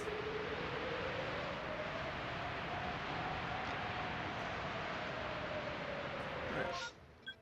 I'm just gonna head off. But yeah, once I do the Monster Hunter ones, if I do multiplayer, you guys are absolutely free to come join. If you guys are at a reasonable time. And stuff like that. Unfortunately, I don't think you guys can join me for 4, but 4 is most likely, I think I'm going to just do it for the story reason rather than the multiplayer. There are some cool monsters that we could fight technically in 4, but it's a way back sort of thing. And I don't think they have any, like, unless, I think it's Pretendo that is slowly building up a network for Monster Hunter 4. But yeah, you need to have a modded 3DS for that. But the reason I want to do 4 is because some characters in Wilds originated from 4. And I think it'd be a good tie-in to see why the Hunter is there, I guess, if I do choose a different character. But yeah, if it's a multiplayer game like that, you guys are definitely free to join. But that's the current schedule, really. There's going to be I think it's been a bit quiet as of now, but I think there's going to be a bit of an explosion of games that we're going to be playing. And also, another thing that just ended today, this morning, I believe, is the contest. The costume contest that Crescent was running. Hopefully Wilds will run better on PC when you reach it. True. Not only that, I do hope there'll be more monsters. I am so looking forward to Gogmazios. I wonder if you can change your name in Rise. I think once you've set your name, it's permanent, unfortunately. So, I will be starting a new file on Rise anyways. So, if you are worried about accidentally doxing yourself or not using a character, I think you can change your name to something else. A for Alpha.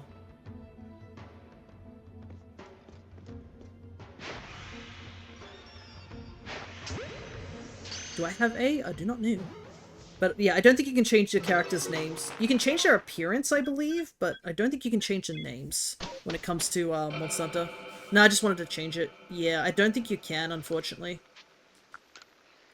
CJ. Why did I think of Grand Theft Auto immediately? Yep, another dupe.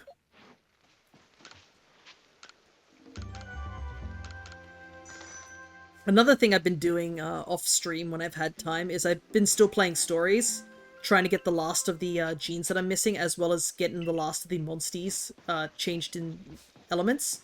I'm getting close, but at the same time it feels like the game just knows that I'm getting close, so it's not been giving me many of the particular mons I'm after. That's not bad. My buddy's old username had the Shadow Gamer. Nice. Hey, back when I didn't capitalize it. Oh, the good old capitalization thing. I know this is something that I don't bring it up to Cress ever. I think maybe once or twice I have, but you know, it's what Cress does. I'm not going to complain about it. Cress has this thing where whenever they do Pokemon games, they always write their names in full capitals. Uh, I don't know if it's an old game thing or if it's just a thing they do, but they always write their entire name in capitals. And a part of me is like, eh. Because I do the thing where I capitalize my name and then write the rest in lowercase. I think that's another thing I've always didn't really like about the old games was that all the Pokemon's names were capitalized back in the day. They've definitely changed it now, but I think when did they stop doing that? Was it Gen 5? I think Gen 4 was the last time they did that. I always felt it like looked a bit weird, so I never liked that. I'm still persistent. I'm gonna look for that Glameow. This Glameow is like one of the weirdest Pokemon of why I have not gotten this. It's gone to a point where I'm almost like tempted to attempt to hunt for this thing in a different game. Because I'm pretty sure I've perfected the entirety of the Glameow Pokedex and I have yet to see one. The game just does not want to give it to me. But yeah, I know Crescent does like to write their name full cap, so I don't question them on it, I don't think. I think I'm just like, yeah, it's not something I would do, but look, it is definitely something that a part of my OCD brain is definitely triggered slightly by. But I'm not here to judge it. If they want to capitalize their entire name, that is totally on them. I think I might start over. That's fine. It'll help, at least, if we do start new files, so you just start from the beginning. Plus, Rise I'm probably going to be a little bit scuffed at, I'm going to admit, at the beginning, because I have decided to run a weapon I've never used before.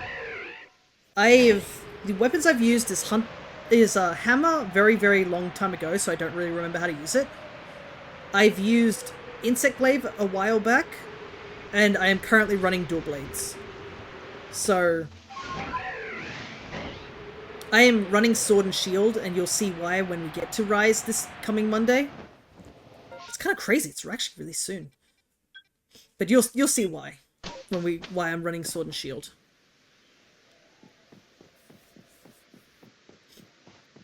But yeah, it'll be interesting to go back to Rise, that's for sure. I'm actually looking forward to it. Then at some point, I guess we have to do Monster Hunter Stories too, because 3 is coming out next year as well. I honestly should write down a list of all the games I need to, like, play on stream, or want to do. I have too many games all at once.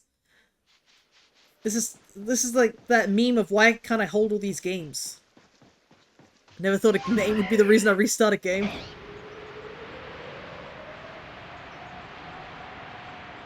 Oh, goodness. It is one way. Plus, I mean, if you do restart a game, at least you can, adjust your appearance as well, without any cost of using items and such. Come on, question mark unknown. Where are you? I keep finding the exclamation mark ones. I don't need the exclamation mark ones. I need specifically question mark.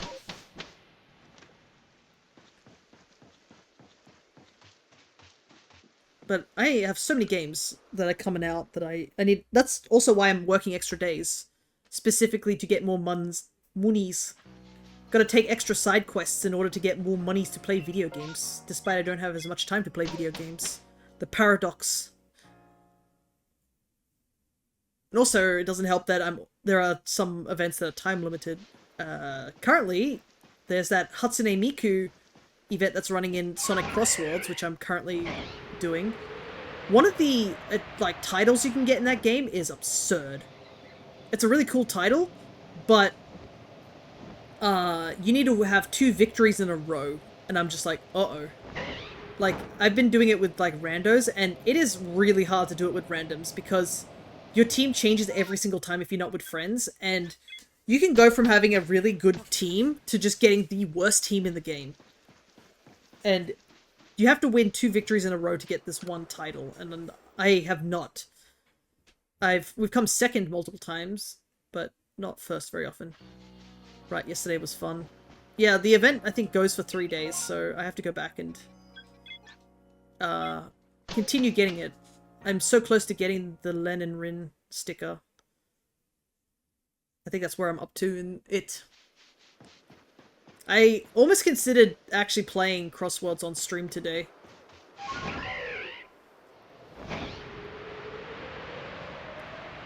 I know Crescent suggested I play Crossworlds at some point on stream. Bring in them Sonic fans to this one streamer who's never played a Sonic game in their entire life. I was actually playing Crazy Good with Sam the other day. Nice. It's always fun when you get a good coordination. Also, it was really fun to see so many Mikus yesterday. Good chunk of people running Miku. I cannot believe, I didn't realize this until like somebody pointed it out, but Miku is the only boost character in Sonic Crossworlds at the moment. Like, I looked at all the other upcoming characters, and yeah, not a single one has boost at the moment. And I'm just like, huh, that's interesting, why they only made Miku boost. Also, I know on the modding side of things, somebody's already turned Miku into Teto, and I was like, it was inevitable. She's one of a kind, pretty much. The only problem is that because she's one of a kind, it's a little hard to look for builds to get ideas of what you want to build her up as, because there's a lot of people online who are making builds. They're like, oh, use this for speed characters or something like that. Or use this for power characters. And I'm just like, well, what if I'm exclusively running Miku because I choose to? Another exclamation mark. I'm pretty sure we've seen like 10 exclamation marks compared to like anything related to question marks.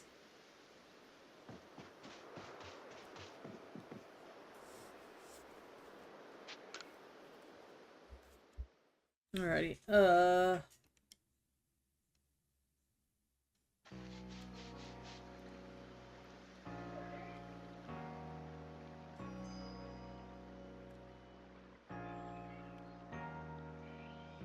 close that.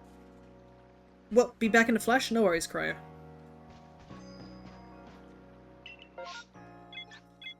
We're not going anywhere, don't you worry. But yeah, we've got like, what, 3 racing games like back to back. We've got Mario Kart, Sonic Crossworlds, Kirby Air Riders. Oh, and Garfield Kart, if you want to count that as well. Oh, right! I forgot to mention what else we did at the pizza party. I think we were talking about Concierge and we got distracted and left it at that. There was other stuff that we did besides watching 2 movies. I know the group, I think at the end of the pizza party, watched Austin Powers Goldmember.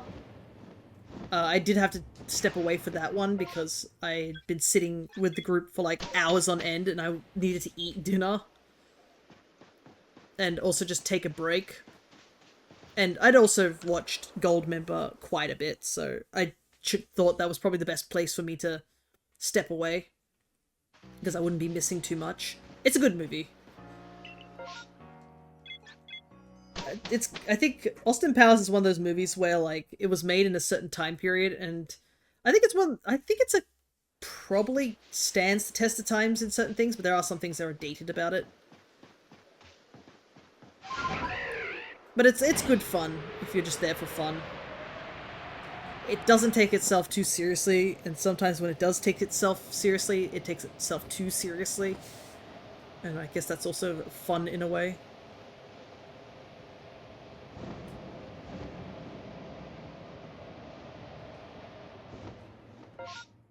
Unknown, no shiny unknowns, even though we're re-rolling it.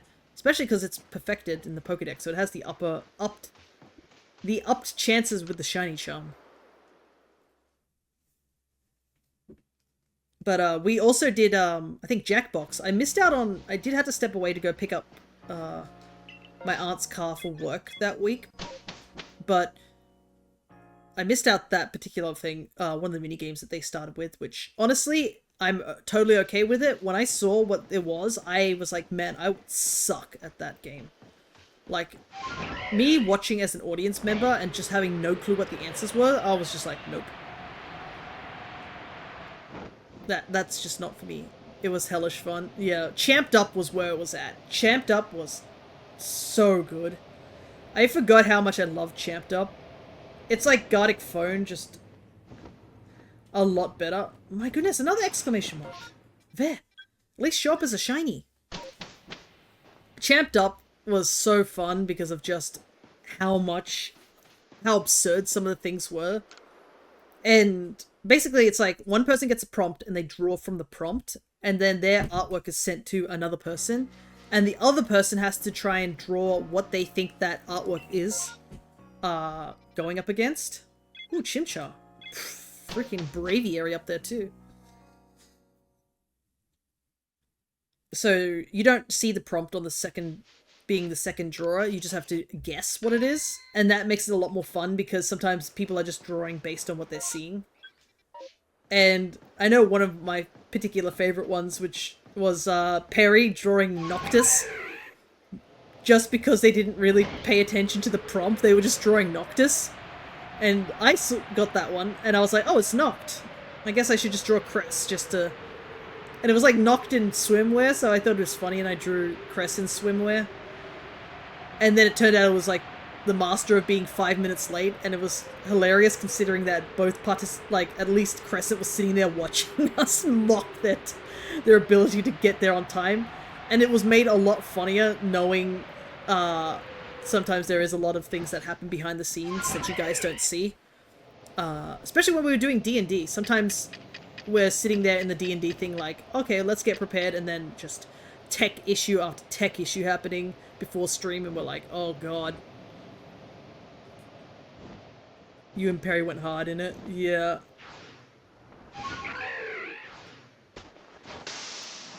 It also helps that I was doing it on mobile phone, and my mobile phone actually has a pen attachment to it, so that makes things a lot easier.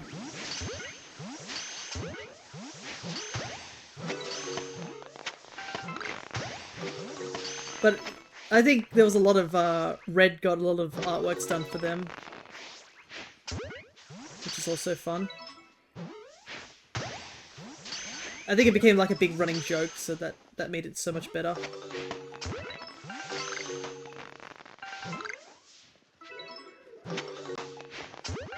They're still spawning. I don't think I see the shiny though. I don't even know if I have Chimchar at perfection. I don't think. Oh no, I do! So where's the Pokemon that I want that are perfected and like the game still refuses to give them to me?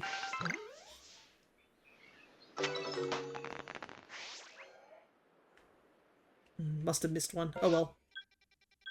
The fact that none showed up probably doesn't matter. I didn't hear any sparkles.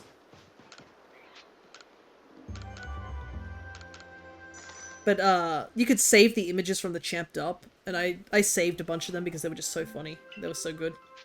As well as saved a bunch of my own.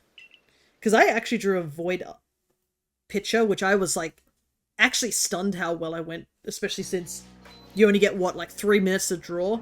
And I was like, dang, I drew a really good Void considering I have no idea what he looks like at the top of my head. Considering, I mean, he hasn't shown up yet. I think he probably will show up during Halloween. That's usually the time he does, doesn't he?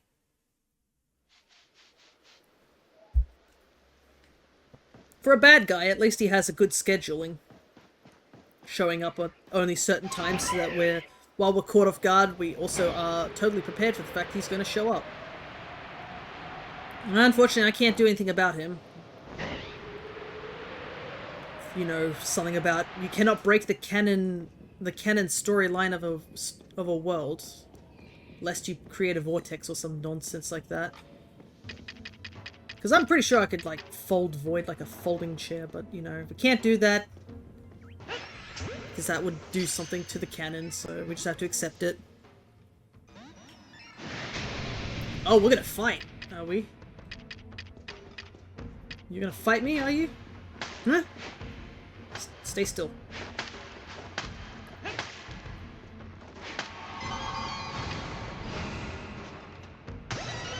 Sucks he went in that corner. It's a bit hard to aim.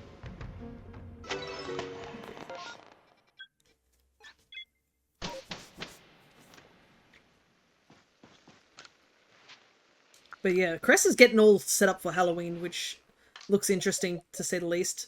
Unfortunately, there's not much I can do about it because I don't celebrate this particular thing. Oh, it's a new unknown. Nice.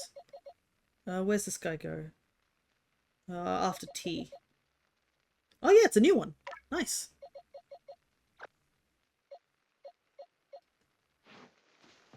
Finally, something I needed. It's only taken a very, very long time for that. It's not exactly what I needed, but it is something I needed. And he celebrate via candy being cheaper the day after. Yeah, it's not something our family ever has celebrated, so it means absolutely nothing to me as a thing.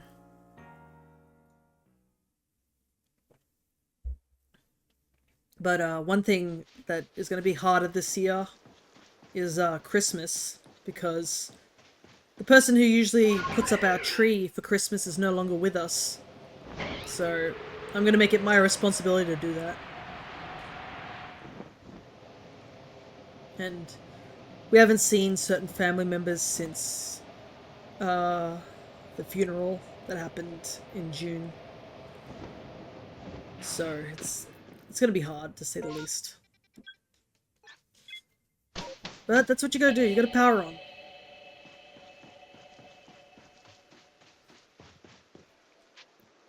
I'm not gonna let certain traditions die too easily. I probably shouldn't have started talking about that, it's choked me up.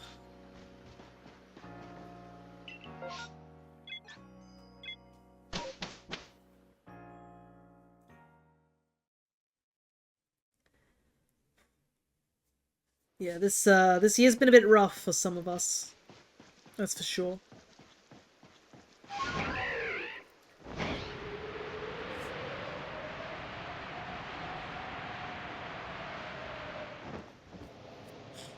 But it's kind of crazy that Christmas is only like, what, 2 months away? We're already at the end of 2025. Feels like 2025 was a weird... I don't know how it feel about 2025 in terms of time. Because some parts of it went really, really fast. Oh my goodness, it's back, guys. Quickly, throw Pokeballs. It looks like they got it checked online. The community game is back online. And Cryo left. Oh goodness.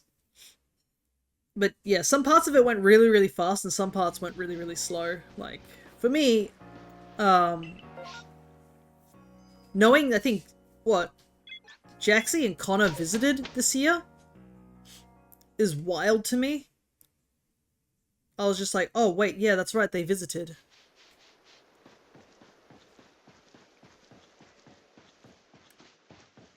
But that felt like so long ago.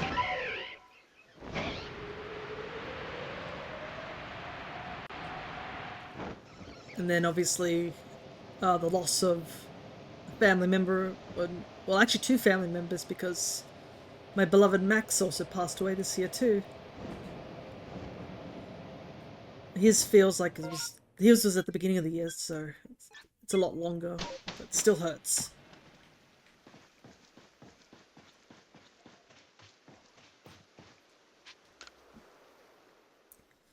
But yeah, like, it feels like such a long time ago that was.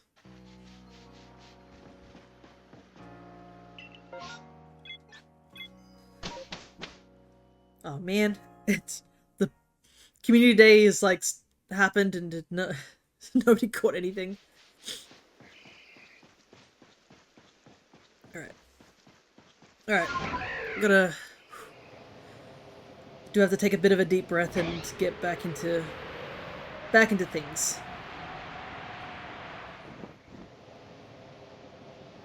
What time is it? We're at the 2 hour mark, so I might take a quick break from this and start putting some mons into home,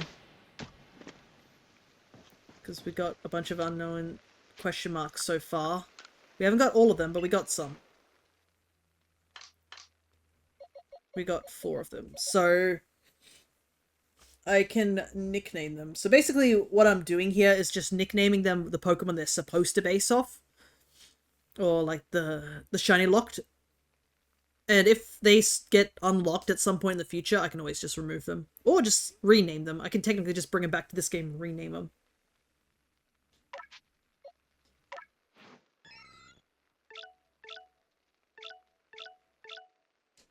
Alrighty.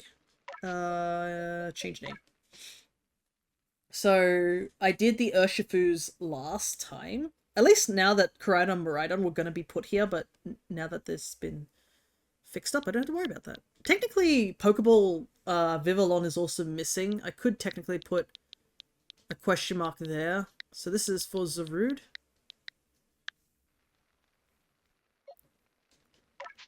I technically need 2 Zarudes, because the Dada one also doesn't have a shiny. But I didn't do Pokeball Magirina either, so I might just skip the Dada form.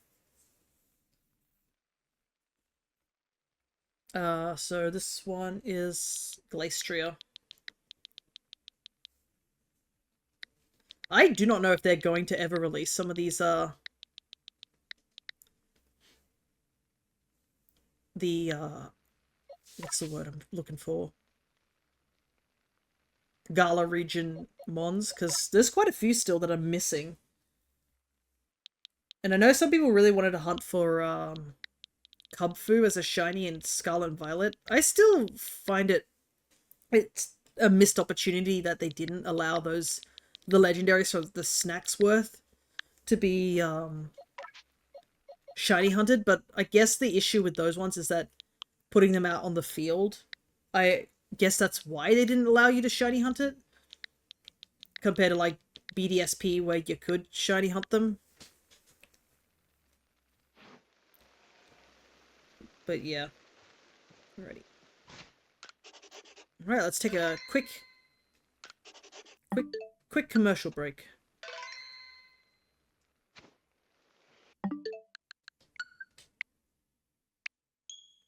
But I guess you guys get to see my shiny decks. It's been a little while, huh? Though, to be honest, I think by the end of the year, I'm actually going to put a YouTube video out where I'm going to go through my shiny decks just to show the progress. Because I think I did show it off very briefly after the end of shiny hunting month, but I do want to show it off again just as a progress thing, like, oh, this is, you know, how far we've gotten since 2025 sort of thing, or 2024 to 2025 sort of thing. I think that'd be really nice, just at the end of the year, just show off the progress of the shiny decks. But there is one thing I need to do, is that I need to clean up my home decks. It is so full of Pokemon I don't need. I've got a bunch of Pokemon Go Pokemon I don't need anymore. I have a bunch of shinies I don't need because they're duplicates. As well as I caught them using Masuda, not Masuda method, using RNG Manip. So I have so many of the same shinies, so I need to actually start getting rid of them. So incredibly close before ZA, I know. This box needs to be tidied up. I hope I can get rid of these at some point. I don't need these anymore. What are these? Oh, these are the special Pokeball mons that people traded me.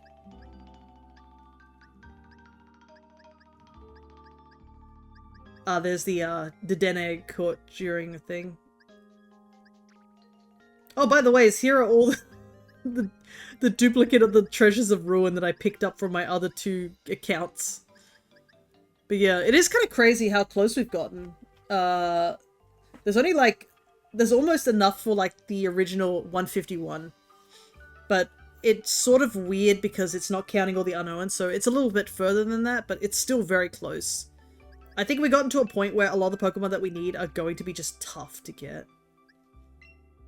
But yeah, you can see all here, I've got all these shinies I don't need from RNG manipulation, using a cute charm file. I do need to give them away or send them off, because I do not need all these. And all these Pokemon Go's, Pokemon I've sent in to try and fill in the Go decks. Alrighty. And then a bunch of Pokemon here, I will move them at some point. These are all here. Shiny Pokemon giveaway month. Honestly, I should give them away. Because I don't want to really need anything for trading purposes, unless somebody gives me something that I really don't have, but I do want to try and get everything myself. Hey, look at these. It's our teams from our Mono Grass run. At some point I'll have to get the redeem back up so people can do another redeem for which game we will be doing next for the next gen. So I'll need 2 boxes of those because there's 9. Our bees. And the fact that Combi will be most likely in ZA means that there's always another chance for more bees. Yay, more bees. Honestly, I don't know if I would feel like relieved or just like, of course, if I catch another shiny Combi in ZA. Maybe it's just like, you know, the forces like balancing out if I do. But yeah, I am going to be quite curious to see what our first shiny in ZA will be. I do hope it's something that we don't have. Yeah, look at this progress. Yeah, here we go. Look at this. So I will... You can see there's a lot of question mark things here.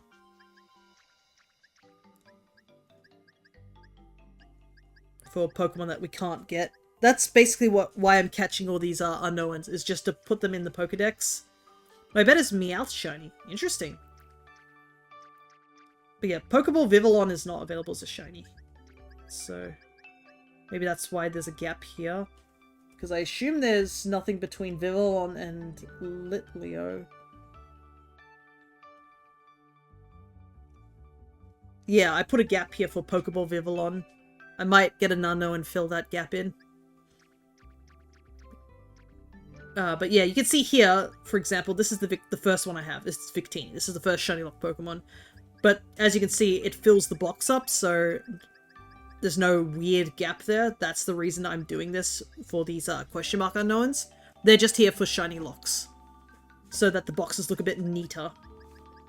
And I think it's a really cool idea somebody came up with, and I was like, I'm borrowing that.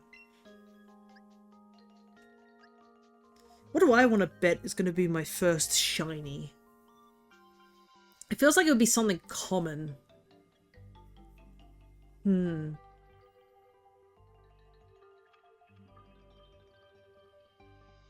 Maybe Fletchling? I could see Fletchling being something that I might find.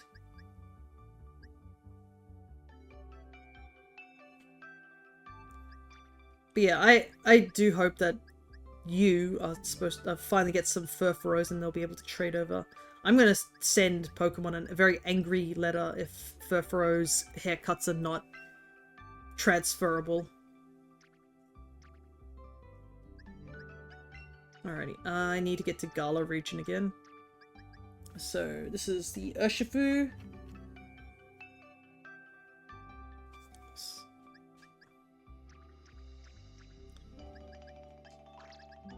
Zarude goes here. Then it's Regieleki, Regidraco, Glacia, Spectria, and Calyrex go right here. And that's all the Gala ones.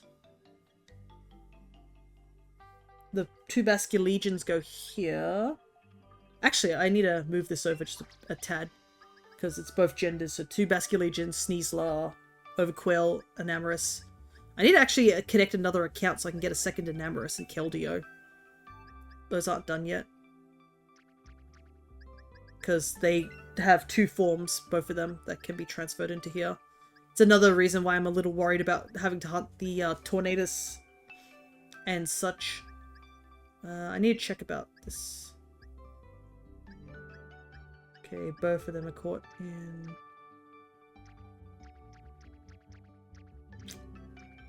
They're not RNG manipped. Either of you RNG manipped? No. Okay, so I don't need both these Pokemon. So I can give them away. Because I'm pretty sure I do not need Drifloon. I'm pretty sure both the Drifloon I have and the Drifblim are both from games I've gotten. Maybe? Where are you from? No, this is a RNG manipped one, so I can switch this Drifloon for this one. Okay, I'm gonna make sure I do that. Because, yeah, it doesn't have a mark. Okay, so I'm gonna switch those ones at some point. And then this one I also have to switch. I gotta evolve it.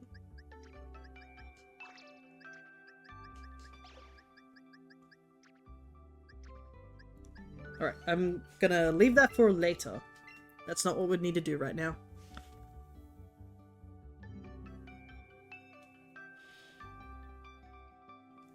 Ooh, quick stretch. So I need, now that I got all the Gala ones, I need 1, 2, 3, 4, 5, 6, 7, 8, 9, 10, 11, 12 unknown question marks before I'm done. And we've only found 4. This is gonna be a long time. It's gonna take a long while.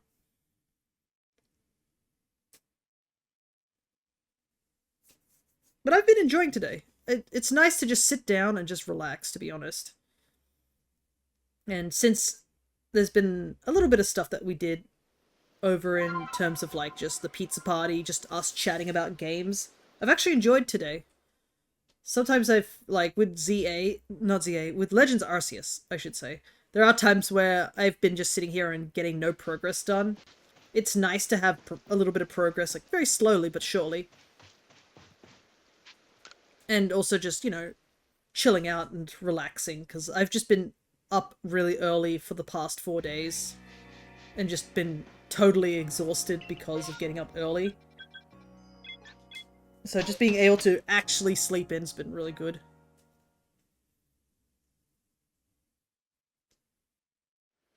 And I guess another thing is that there's no stress in terms of this game. There's nothing I need exclusively from this game. I'm pretty sure everything I can possibly get. I think the only thing I, like, exclusively need from this game is literally the unknowns as a shiny. Which sucks, I won't lie.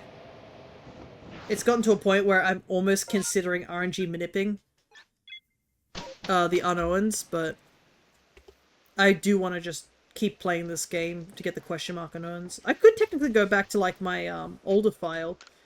The only downside if I go back to, like, Diamond, Pearl, Platinum, that sort of thing to get unknowns, because I believe I do have the unknowns opened up in terms of, whatchamacallit? The stickers and stuff like that.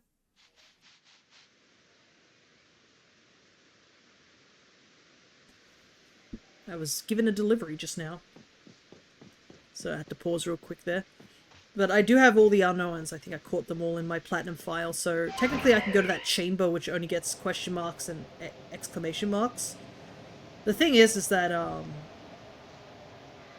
right, they're all replaced by Murkrow.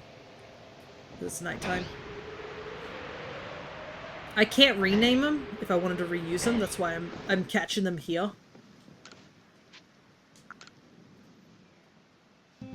But given lunch.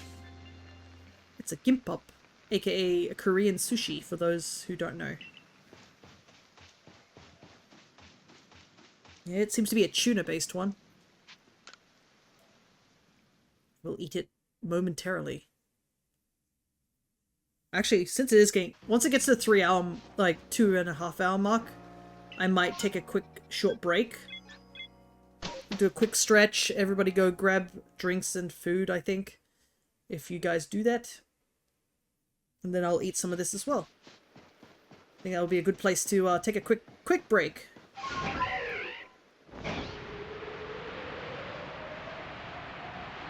Maybe also at the end of stream, I might redeem one of the bikes. Oh, I had to put a code in though, so that it might be bad to do that on stream. I do trust that you guys won't steal the code from me, but like, I cannot risk that, I realize. The last thing I need is like somebody snagging the code underneath me.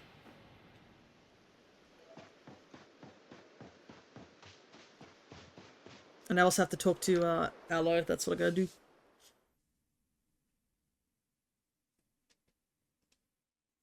But yeah, I'm looking forward to this Monday.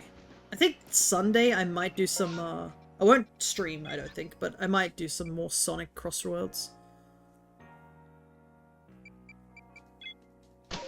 And I think I need to start, like, actually considering some, updating my stream stuff. Like, I keep saying I'm gonna, but I haven't.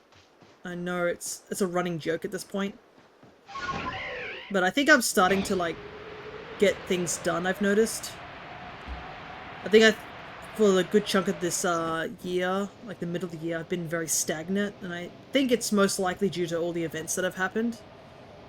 But I'm starting to get a little bit less stagnant. Slowly but surely, but it's definitely happening, which is good. Like, recently I went and bought some orchid potting mix. Because some of our orchids are growing too big for the pots, and since my grandmother is in no condition to take care of them anymore, because she's physically unable to now, and my grandfather is no longer with us, I've decided that I'm going to get that gardening done. And I went out to Bunnings, which is an Australian warehouse, essentially. Full of all sorts of things. And I went and bought 3 bags of orchid potting mix, because there are 2 orchids in particular I want to get all put into bigger pots. We have this bright yellow orchid that's one of a kind in our garden, and an orange orchid which we discovered we have only 1 of now. We used to have more orange orchids, but yeah, only 1 left. So I want to repot both of them so that they are in bigger pots so they thrive a lot more. And my dad wants me to start thinning out the pots and stuff like that. So there are a lot of plants I need to replant elsewhere. I miss my orchids. My family have killed all my plants. Yes, I know that's my mum. My mum cannot grow plants to save her life. Whenever she's had plants, like, she had a kangaroo paw, it's an Australian native plant. And she bought one and put it in a pot and it died. And this is like a native plant which is supposed to be pretty hardy. And we're like, okay.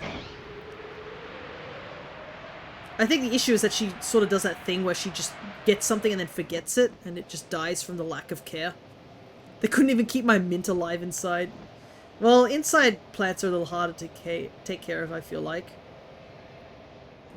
Oh my god, another exclamation mark! No!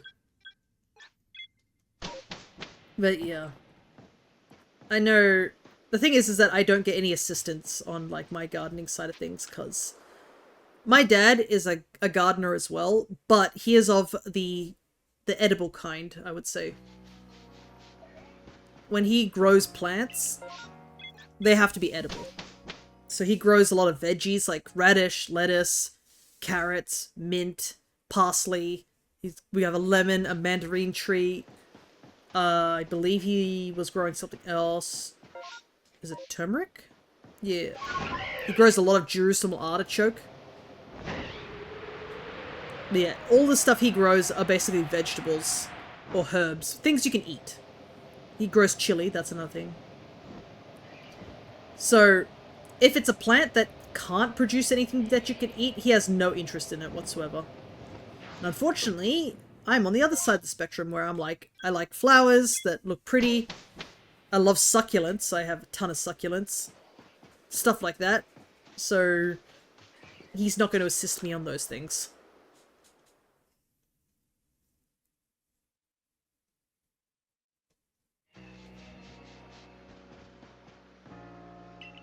But I definitely need... My mint survived a whole year. I was so proud. Yeah, it does. It does suck for sure. Hello there, Emo. Emo the idiot. I do not know what that middle thing was, but I assume it's lentils. I think my dad also grows lentils as well.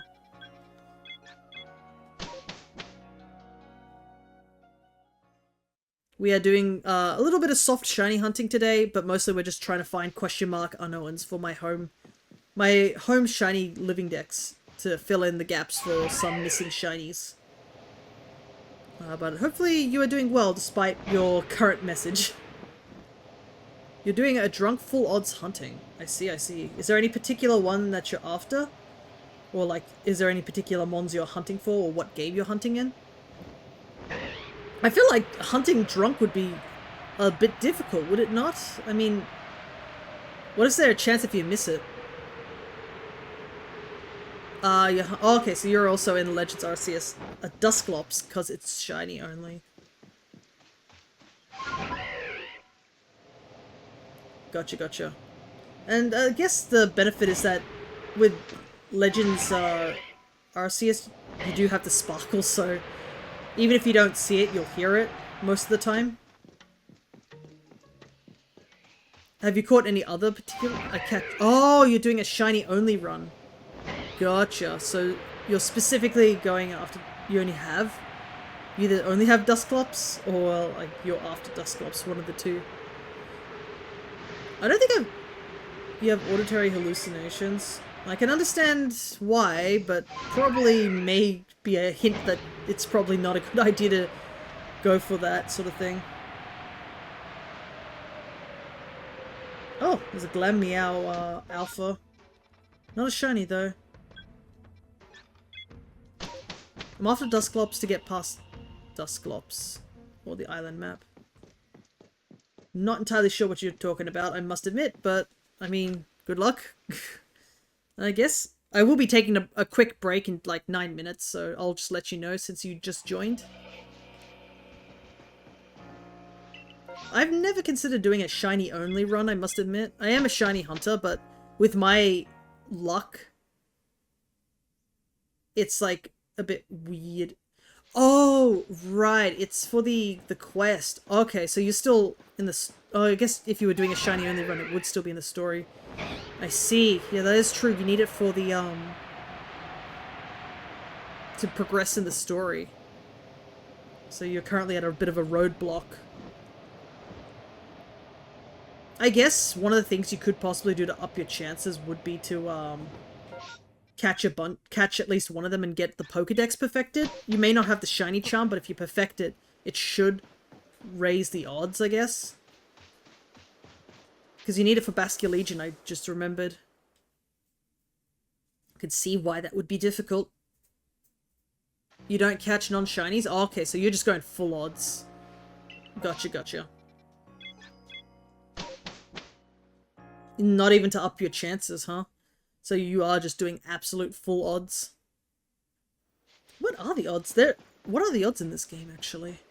It is 1 in 4,000, I assume.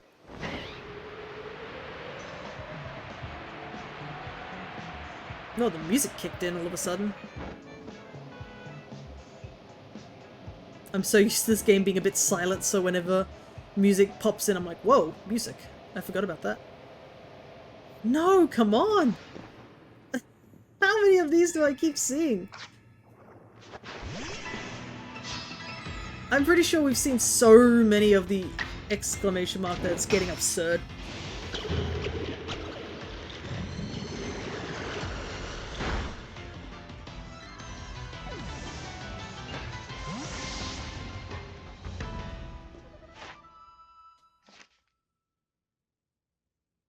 Alrighty.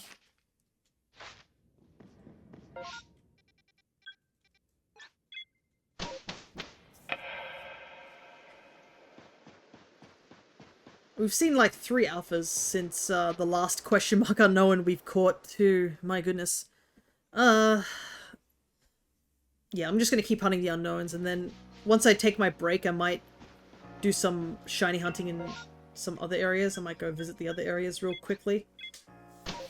That's kind of like the downside of this game when it comes to shiny hunting, is that once you've really exhausted a lot of the shinies, you're kind of stuck looking for the same thing over and over again. And the game, at a whim, can just give you shinies from things you don't need.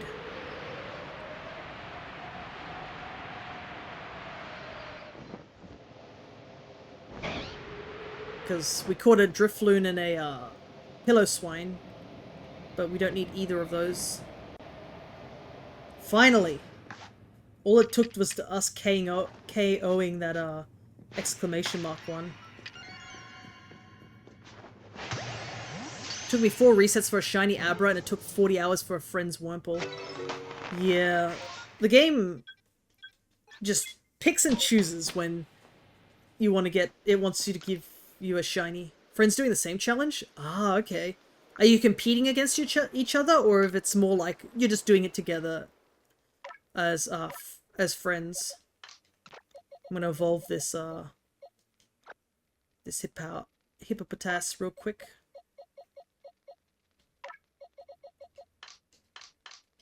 No, just having fun and flexing. Nice.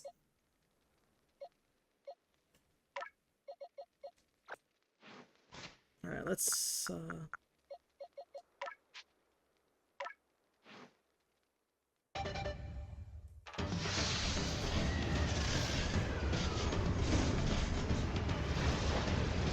I think I actually caught this one in because I caught this one in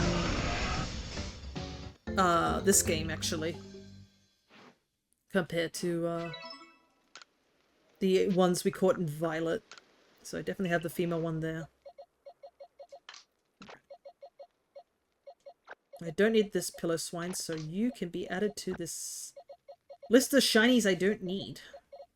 You need to go back into home, so I'll put you there. And I also need you to be in home as well. Alrighty. Finally, a single question mark unknown. It's only taken us so long. This one, he is... because I'm pretty sure we've done all the Gala region. This one is going to be called Walking Wake. I have no shiny alphas, which is why I'm doing catch only. Gotcha. Friend is just friend. Gotcha. Friend is just going after whatever he wants to. Is there any particular Pokemon that you really want to get as a shiny? I obviously know you are hunting for the Dusclops, but like... because you obviously are doing a shiny only run, so you probably want certain Pokemon in order to get through the game. Or just in general. Oh, you want Noivern. Noivern's a good one. You can at least go for Noibat, I think, in Violet, so at least it's very readily available. But yeah. Oh, but I guess in ZA, Noivern will be there, right? So you do have a chance to get a shiny Noivern at some point. Alright, I need to nickname this this guy real quick. Is this gonna fit? Like, I don't think it will.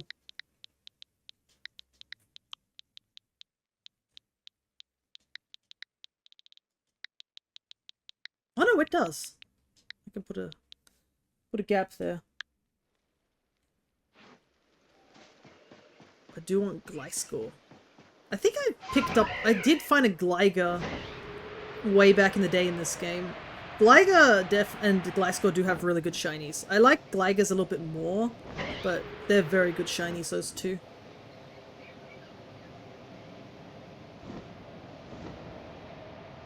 And they're decently common enough.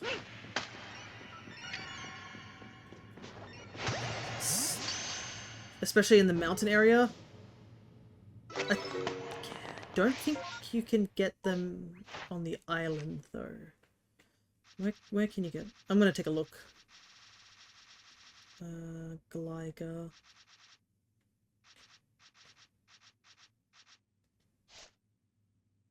Yeah, you can only find it in the Icelands and Highlands. I don't like hunting in the mountains, though, because I haven't used Braviary much. Yeah, the mountains... I don't mind the mountain too much. The ice area is a bit iffy to hunt in because of all the big giant mountains everywhere. Whoa, what the hell? I turned myself around when talking to him. Okay, another... This is like last time where I just find like a random batch of like these guys all of a sudden.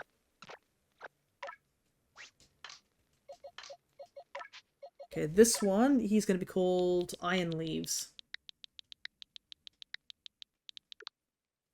Oopsie.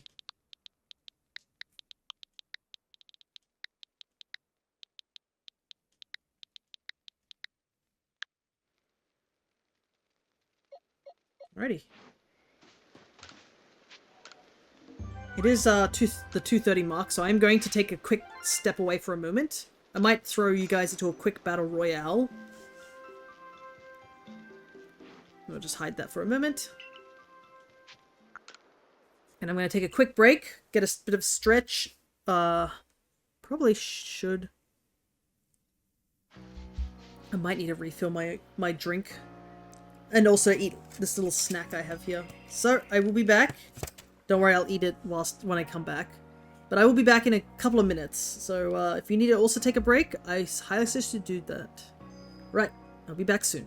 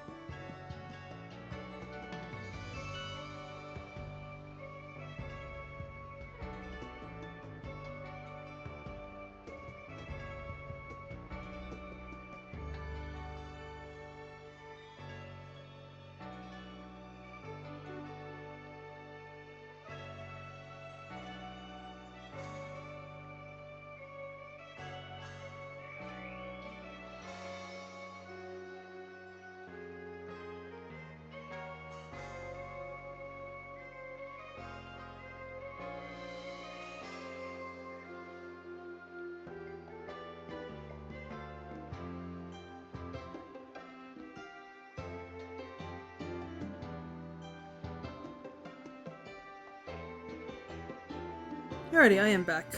Hey! Emo won the Battle Royale.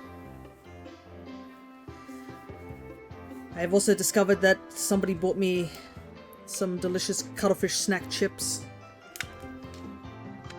which I'll get to consume later.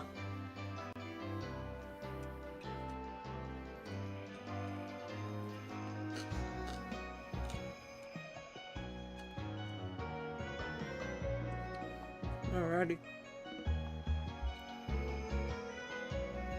The thing I'm eating is a little oily. Hopefully I don't get that on my controller.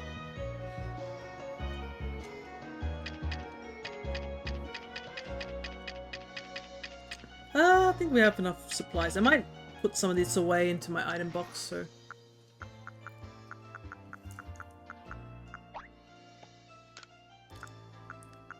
because I don't need all these things.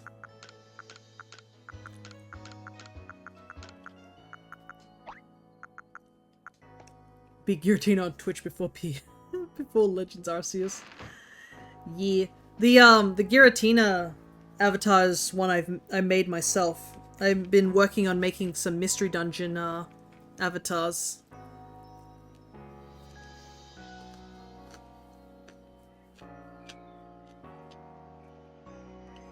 And when I do eventually finish them, I hope to put it on the workshop for others to use.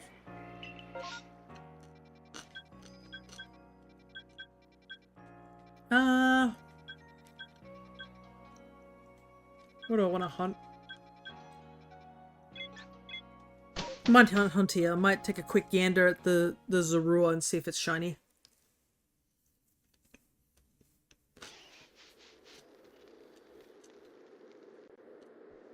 I honestly thought it was no.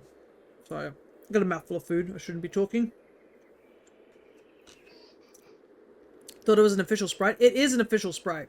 I do get all the sprites from Sprite's Resource, as well as I believe some people who are working on the Pokemon Explorers of Sky randomizer. They're all official sprites, but I make them into the avatars, and then the shiny forms, I use the Gen 4 shiny palette in order to get the shiny colors. So they're all official sprites. None of them are custom. The Tamagotchi one that you are is also the same. They're official sprites. They just recolored, or they're colored so because the Tamagotchis are from the old vintage sets where they don't have any colors to them. But yeah, just some things I did for fun. It's a big reason I started doing the Mystery Dungeon ones was because the only Mystery Dungeon avatars that somebody made were made quite some time ago, and they only go up to Gen 3. So there's actually no Gen 4 sprites available. So I decided, you know what, I do want to make them myself because they're the ones that are also on the workshop are really outdated.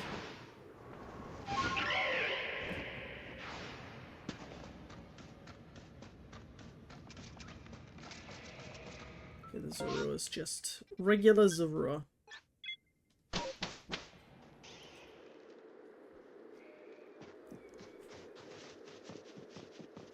But yeah, I've released the Tamagotchi ones onto the workshop. The Pokemon one I haven't because I haven't finished it. But if you do have points because you won the Royale, you can do ! redeem, which costs 2 points, and you can redeem certain Pokemon that I haven't finished making avatars for. You can use the avatars if you are following as well. Let me see. Because I do have a tracker that I have that allows people to see which ones I have and haven't done, which is over here. And plus, if you do redeem ones that I am working on still, I will just point those out. But I've made good progress on that too. Like, that one's almost done, but I do need to focus on actual other particular things as well. I may have fallen behind on some actual drawing since the contest, the outfit costume contest for the Alchemist happened. But thank you for following as well. You do get 200 points, so you do have enough points to just grab yourself an avatar, at the very least. You can take a look in the About section for those. I want to see a purple ball. Well, Sphere fits fits that description, for sure.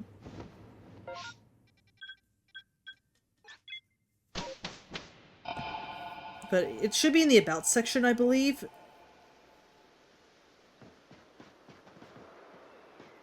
Purple ball with knives on its hands, evolution. Purple ball with knives on its hand, evolution. Hey, Cryo, welcome back. Pokemon Community Games is back up. That's something you did miss. And there was a battle royale that our new follower ended up winning. Barely shiny change guy in cold and mountain biome. Yeah, we're just talking about the stream avatars and such like that. I'm trying to think what you mean by a purple ball with knives on its hands.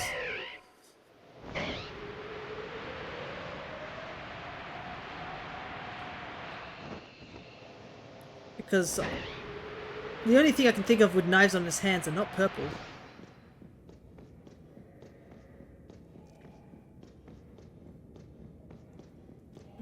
Oh, also we finally found like 2 more... What is it?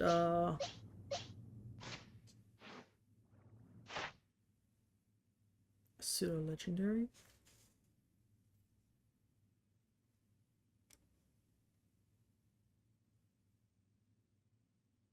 That's...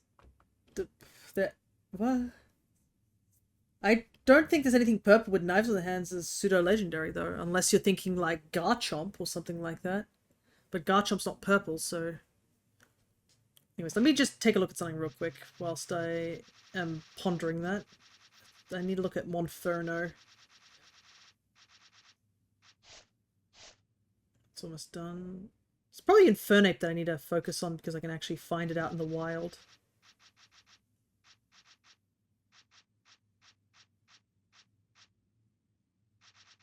Where is it? Here it is. Defeat with ground type move. See it use Flare Blitz and Agile Style. I mean, its Mega is purple in the right lighting. Yeah. Chomp. I think I did do Garchomp recently. Have I not already done Garchomp?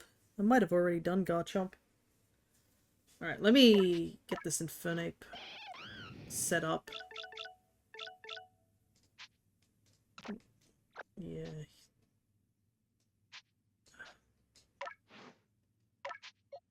Change moves. It needs to know Flare Blitz.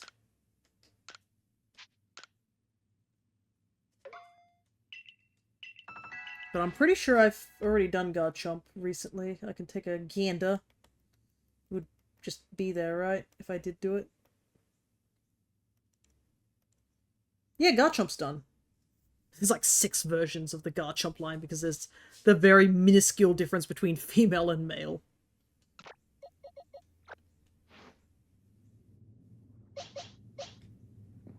Anyways, I'm gonna bite the exclamation mark to sacrifice it. Also because I'm sick of seeing this guy. Slightly larger fin. No, I don't think the fin changes. It's literally the only change that's in the Garchomp line in terms of like actual changes is that it gets a slight cut in the fin, like a little triangle cut in it depending the gender.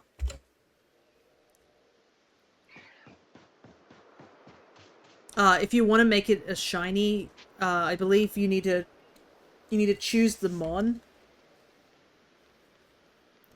and then I think you can change. It opens up to the different colors when you click on it, and then you can choose a color. 40 times, my goodness.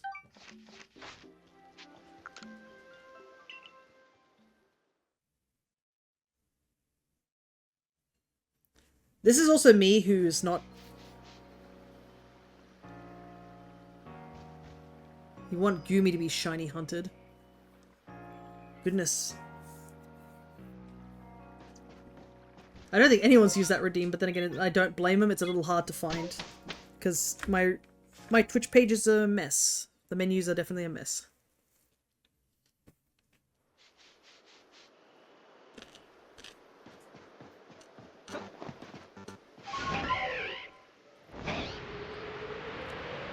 Like Cryo's getting me to hunt for something I don't need.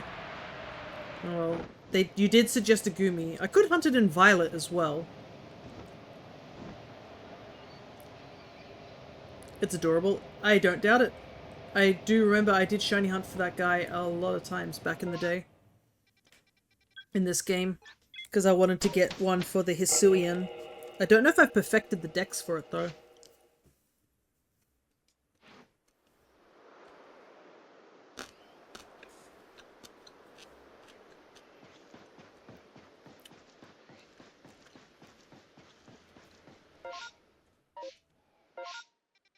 I need to go... Oopsie. That's the wrong thing. It is a bit of a shame that Garchomp's shiny isn't totally great.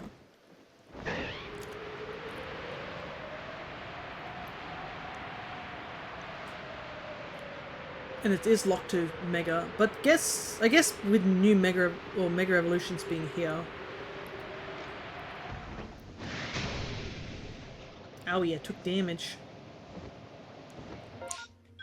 Alright, I guess whilst we're doing the unknown hunt, I'll take a gander over here for Gumi.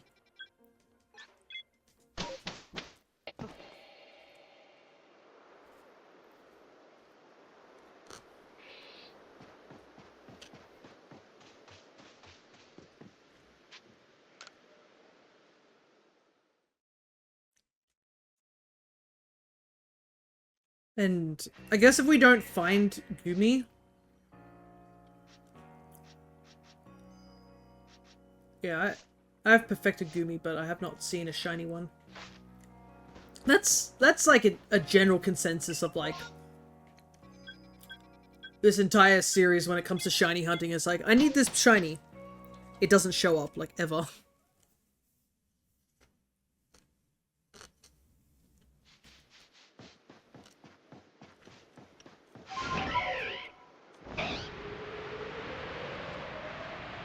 I will admit my commentary is going to be a bit less for the time being, because I am chewing away at something, and I'm not going to risk choking on stream.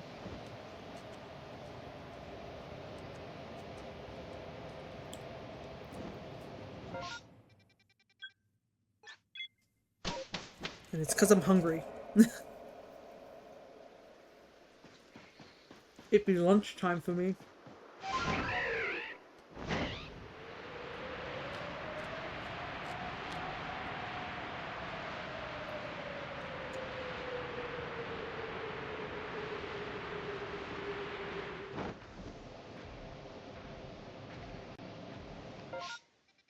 Choking's not allowed on Twitch, yeah.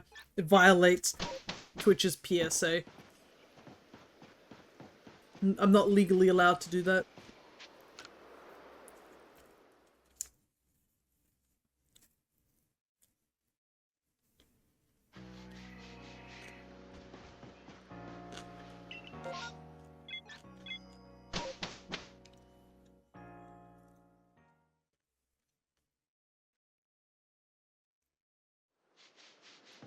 But yeah, I think, since you did request Gumi prior, do you want to keep the Gumi after I find it? Because I don't need it, so... Nah, you're just making me hunt for it? Okay, I see how it is. Whoa.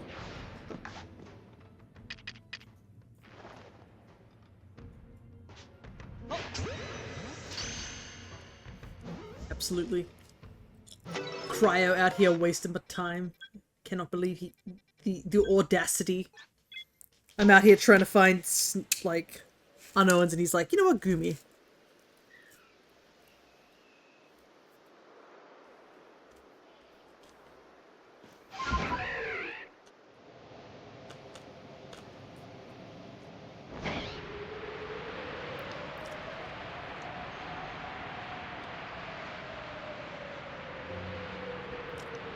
Gumi is never a waste of time. I guess that is true as well. Worst case scenario, also, like, I guess there could be just the chance we'll run into a shiny, just...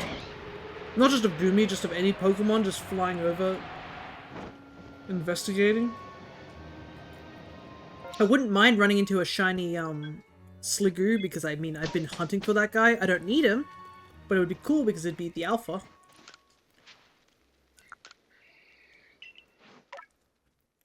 But yeah, Gumi was actually my first, shiny in X and Y.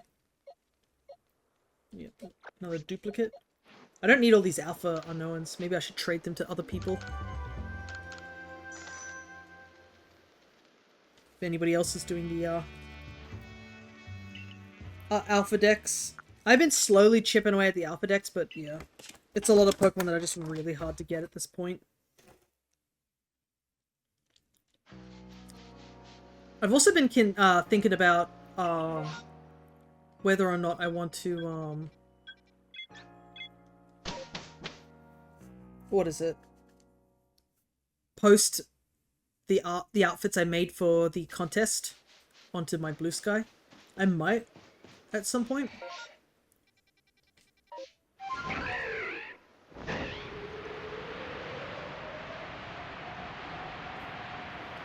Yeah, I went a little overboard with that contest, I will admit. I don't know what it was. I just had a big creative spark and I just started and didn't stop. I even finished one this morning. When I was asking like how much time we had left on that and found out it ended technically this morning. I was like, oopsies, because I still had one outfit I needed to get done. I cannot believe I sped finished that. I might finish the outfit for fun. Technically, Cress doesn't get home from work in like 4 hours from now, I believe. So you technically still have time, because Cress said that as long as they don't see it, it technically still counts. So you still do have a bit of time. Like, the one downside is that your number will be like 31, and that ruins the 30, but that's just me being OCD. That's got nothing to do with, like, actually getting it done. There's nowhere near enough time for me. Understandable. Like I also suggested, I think, on their Discord was, like, even if it's just a sketch and you don't get the coloring part in, I still suggest to hand it in. Just because if it's an idea that you do really want to get done, or you didn't have time to finish, it's still better than nothing. Plus, you can always perfect it later.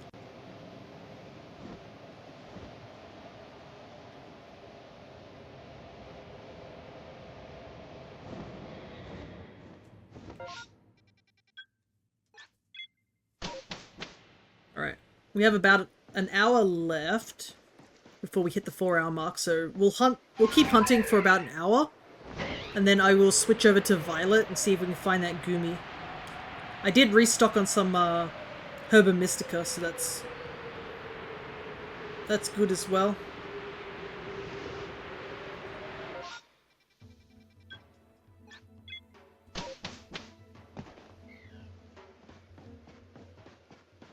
Plus, it'd be nice to get a couple more shinies. We found 2 random shinies in this run, but I would like to have some extra ones.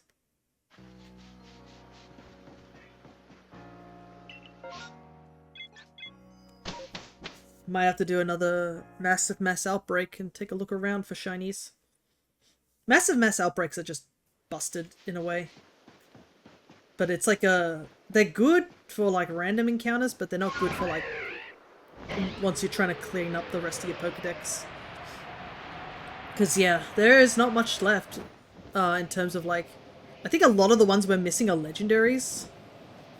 I am so worried when I have to do the hunt for like some of the more elusive legendaries. Like my biggest like downside for me it's gonna be is literally the Reggies from Gala. You found shinies but none of the ones you needed. Yeah, pretty much. I found 2 shinies but I don't need them. It's why I'm really looking forward to ZA as well, just because ZA is going to have a bunch of mons that... Oh! Finally. Let me quickly save. Yeah, the Draco and Aleki, you need to make new I need to make new save files for those, which really sucks. Because I already completed those files to get the regular ones for my home decks, so I'd need to like restart the files. And you can only get 1 per file too, so I'd have to do it twice. Which is rather annoying, to say the least.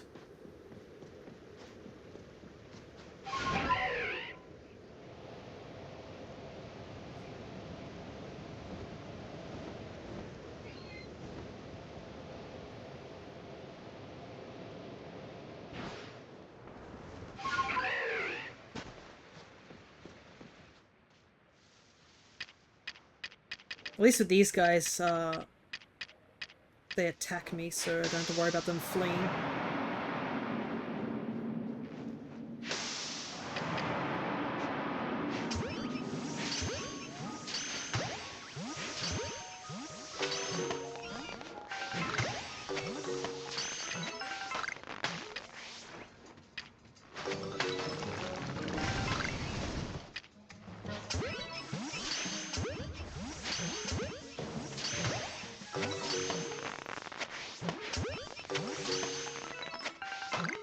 Wow, that was frantic. I don't know what happened.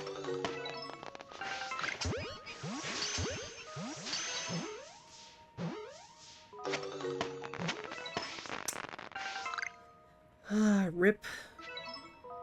Nothing there, unfortunately.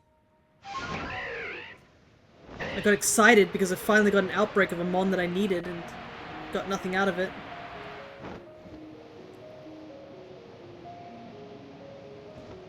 His is the roulette wheel. And I'm pretty sure I've maxed out Sneasel.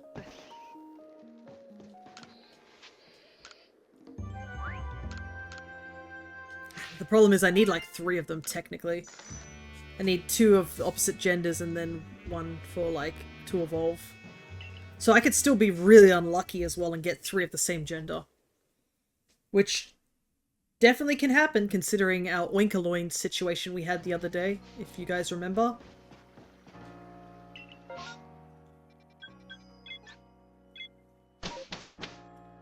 Where we've pulled multiple females, but not a single male yet.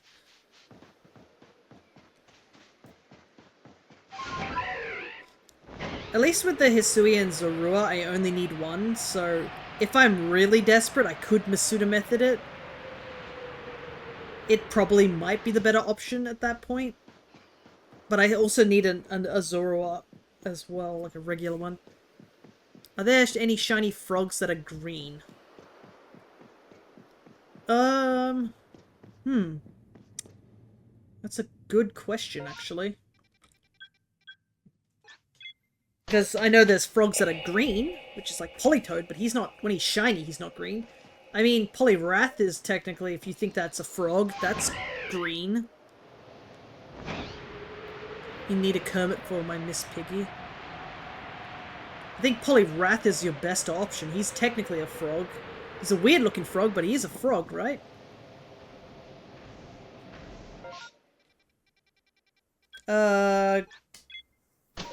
Yeah, I think that might be it, really, because the Froakie line goes light blue and then goes to the black coloration when it evolves into Greninja. Did evolve from a tadpole, that is true. But yeah, he is definitely green. What other frogs are there? Are there any other frogs that I can think of?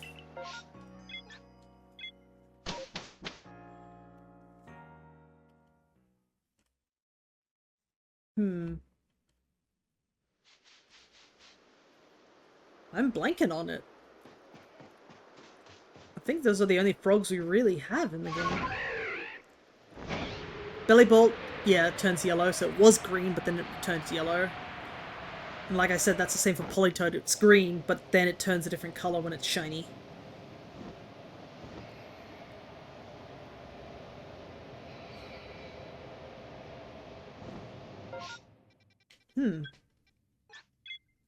I swear there's another frog, but I just am blanking on it.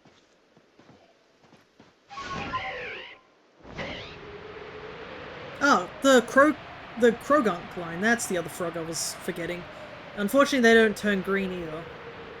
So yeah, I think Poliwrath is your best option, honestly.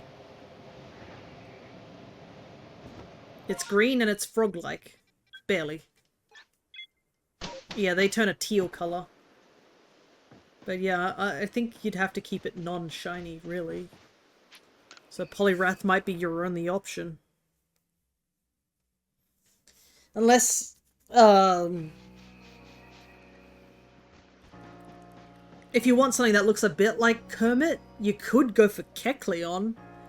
It's green and its shiny barely changes that green, so that's technically an option. I want to look for Glameow, but it's not daytime. I'll quickly sleep till day. And it's... Kecleon's got the mouth like a puppet. So that could work. Yeah. Look, that's my offering, okay?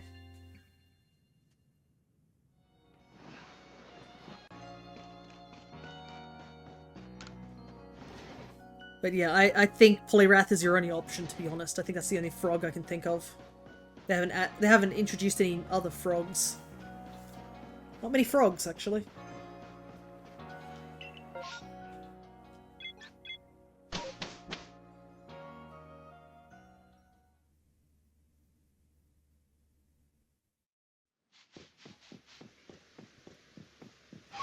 I do have to say, at least the Switch 2 loading times for the areas is a lot faster.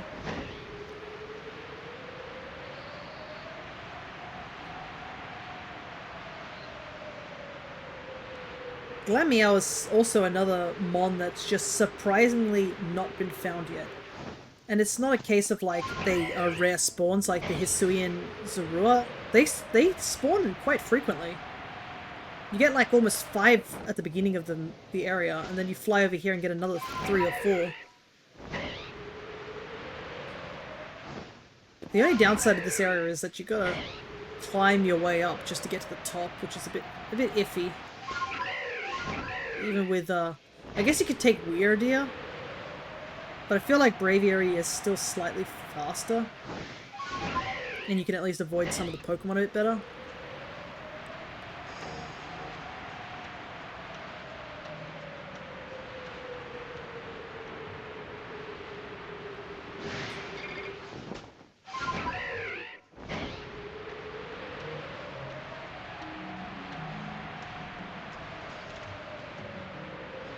There's Palpitoad, but that's a toad. Yeah, and he goes a weird dark blue and yellow color, I think, when you evolve him. But yeah, it's a toad.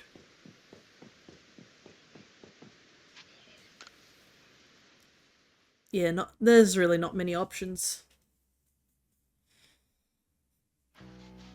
So Poliwrath is just Kermit if he got really, really buff. Oh, Gligar. Neat. Because we were talking about Gligar earlier with Emo, where he wants to get a Gligar.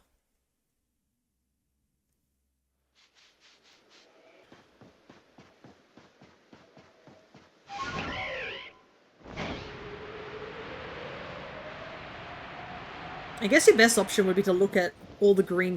Bulbasaur is not a frog, right? Technically he is a frog. Well, I guess he's like frog-like. When he's running around, he jumps like a frog as Venusaur, so you could say he's a frog. I mean, we called our Ivysaur, not our Ivysaur, our Venusaur, I think, as frog. So you could go for Bulbasaur. It is a frog. It's a cabbage frog. You do have a shiny Bulbasaur. Yeah, and if it's male, which you're gonna have a higher chance of that is possible. And it does have a frog-like jump. I would say it's closer to frog than it is toad as well.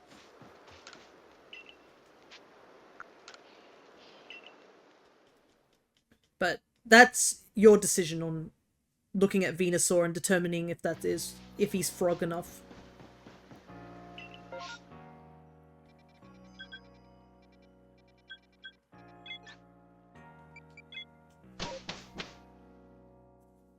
But remember, I guess it is your decision, because you're the guy who's looking for these mons.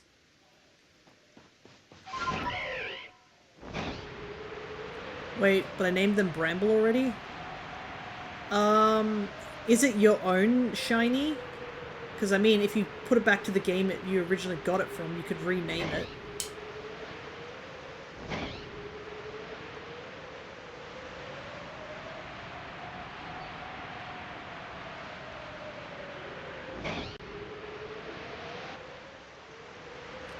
Because you can only rename it if it's not yours. If you got it from as unnicknamed, you can rename it once. I like Bramble. I might just look for another. Yeah, you can always catch another Bulbasaur. It's no biggie.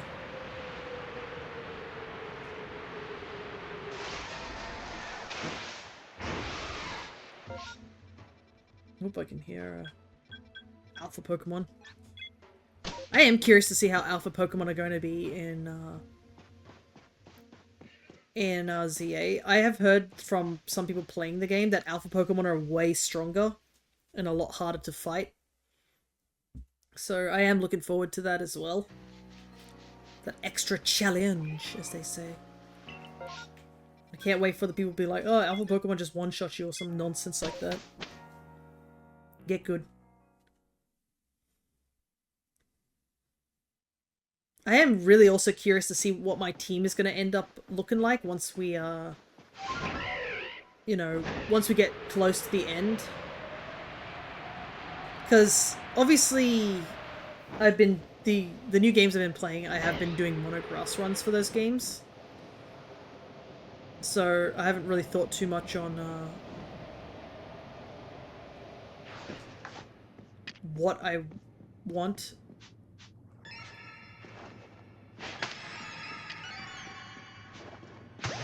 As the team. I haven't gotten any Pokemon on the top of my head where I'm like, yeah, I want that, like, specifically on my team. I know what my starter's gonna be. I've decided on that one some time ago. So that's a given.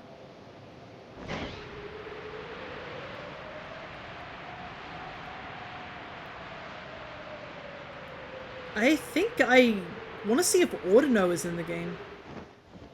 Because Ordino actually is like, was the one of the Mega Evolutions that I really liked. And I do like Ordino as a Pokemon, but I never get to use it that often.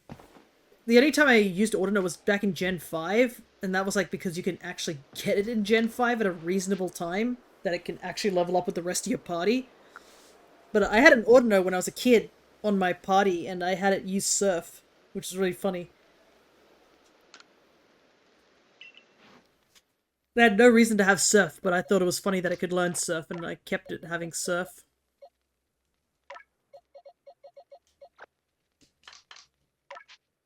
Alrighty.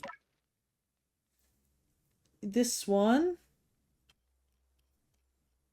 is Okie Dokie.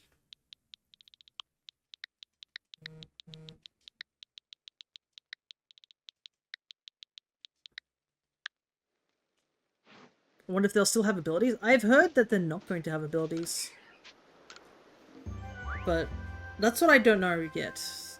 Because I haven't played the demo or anything like that, but that's what I've heard. I heard that it's going to be very similar to ZA. ZA is going to be similar to Legends Arceus. It's gonna take a while for me to get used to saying which of the two games. Like, I keep mixing them up, I will admit. Some Megas sort of rely on them. Yeah, that's what I'm thinking too. Like, obviously there's going to be champions releasing at some point, so that might also have an effect.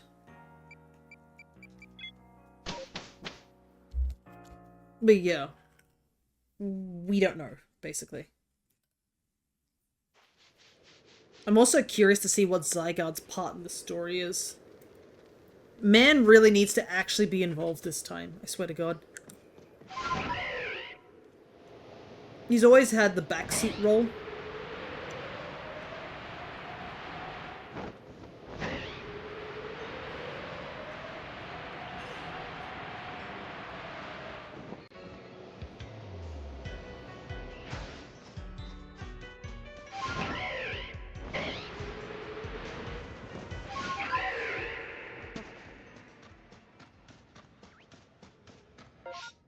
Nothing there. He's only useful in the show. Yeah, like, the show was the only time he actually had a personality, I guess, or, like, actual, like, I guess, involvement to the story. He just randomly shows up in X and Y, the game he actually originated from. He shows up as a collectible in the Alola region, which, let's be real, that does not count. And he's a menace in Dynamax Adventures, which has nothing to do with the story. And I still have to hunt him twice there, which is scary. I went to the wrong camp, didn't I? I did.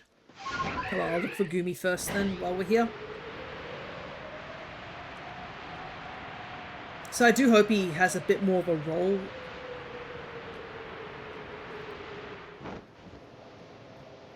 I am curious also, like, what mods they're going to make as the home completion reward.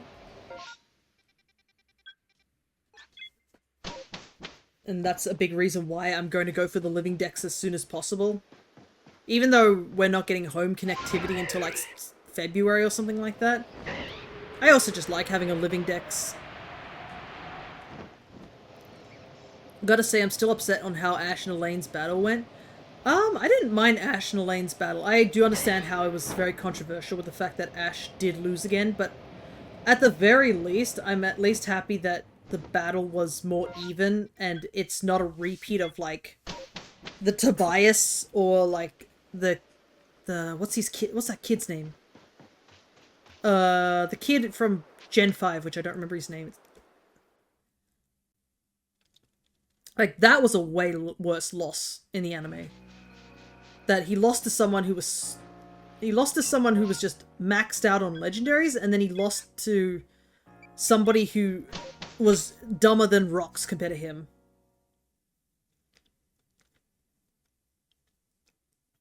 Though, to be honest, Ash was dumbed down in Gen 5 drastically. I still think Gen 5 is one of my least favorite of the things. It had some really good parts too, though, but like, just the gym battles was like, some of the battles were just awful. Like, I don't know why Ash went through a factory reset in that particular generation. And it's made worse because there was like some really good parts, like Cynthia showed up, the Meloetta arc was interesting enough, N showed up, and you know how people like N. And I did like N in the show. N's always a great character in general. I can see why a lot of people like him. But then you had things like, I did not like some of the, like, I've said multiple times I do not like Emolga. Emolga was one of the lowest parts of Gen 5. I hate that personality type.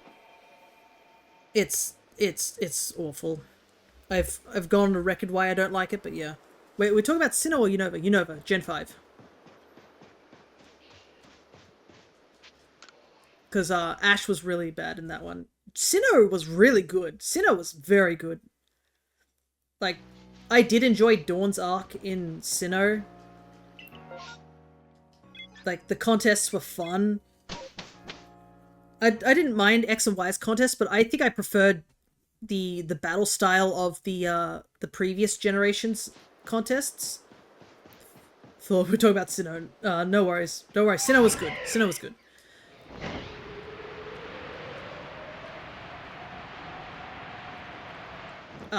But I enjoyed the contests. Like, the contests were actually some of my favorite parts of the anime in Gen 3 and Gen 4, I will admit. I liked the creativity of them making up shit. And that was fun. The Ghost Gym was nice. Gotcha. Because I was like, I don't think there's a Ghost Gym in Gen 5. There's a Ghost type Elite 4 member, but there's no Ghost Gym.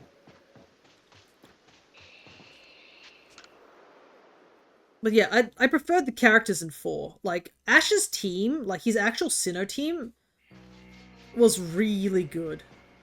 The Electric Gym and Unova was weird. It wasn't weird, it was just bad. There's no getting around it. It was just bad. I do not know why they dumbed him down so much. Like, he's never in the history ever, like, put away his entire team. That, I just never understood why he did that. Like, he's always had all these Pokemon on hand. So I don't know why the one time the Electric Gym that his one ground type gets knocked out, he's like, oopsie doopsie, I gotta go get the rest of my team. You're just like, bro? What are you on about? And like I said, his battle in the championships was awful. Like, you lost to a guy who forgot to bring all 5 of his like, he forgot to bring 6 Pokemon to the battle. That's just, you know.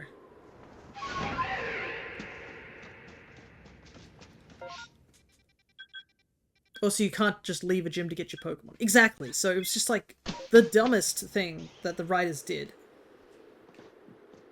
But yeah, I think another thing is that, I don't know, I know Actors Unova team was really a mixed bag as well. Like, I liked Snivy. Tepic had an interesting arc a little bit. Oshawad's probably the one that I remember the most.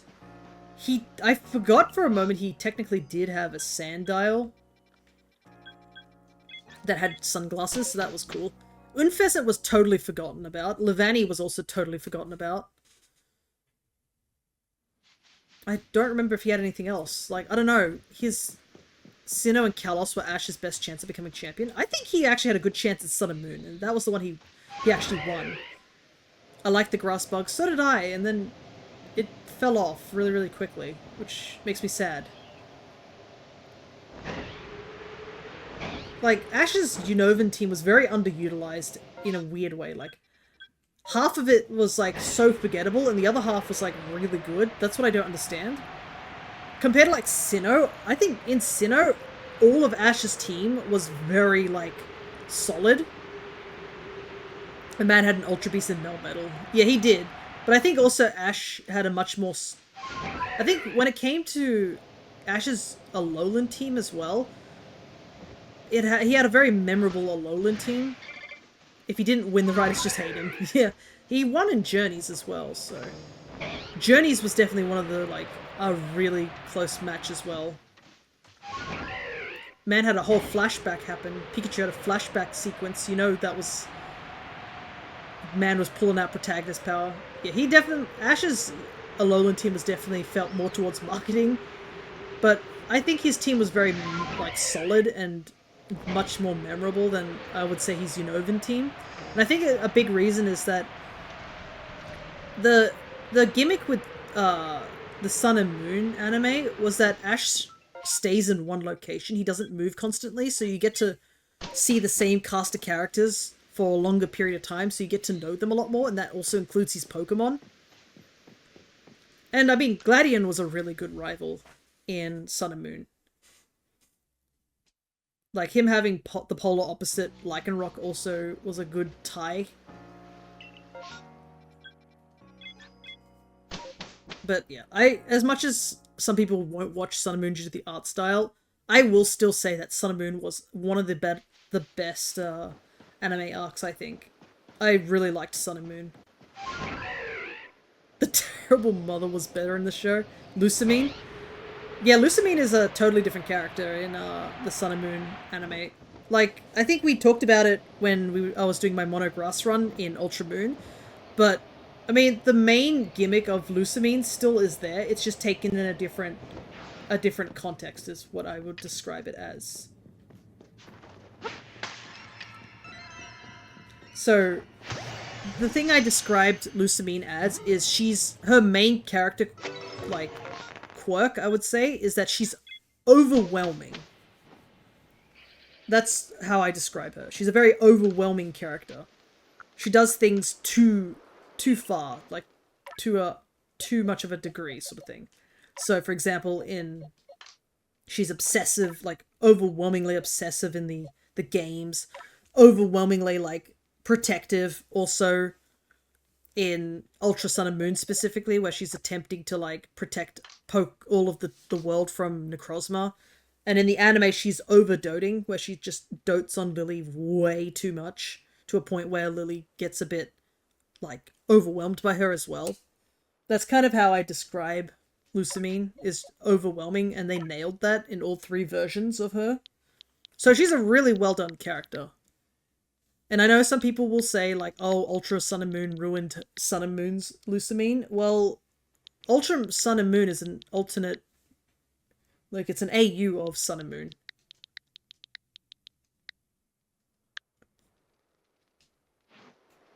Ready. And, yes, it's nice to see a Lusamine who actually cares for her kids. And, I mean, yeah, the anime one, she definitely got the better end of the thing. The only miss is the boss fight with her. Yeah, the Sun and Moon boss fight is definitely a lot better than the Ultra Sun and Moon version of her, because I think you only fight her once in... I think it's weird, like, the boss fight is more memorable in terms of, Sun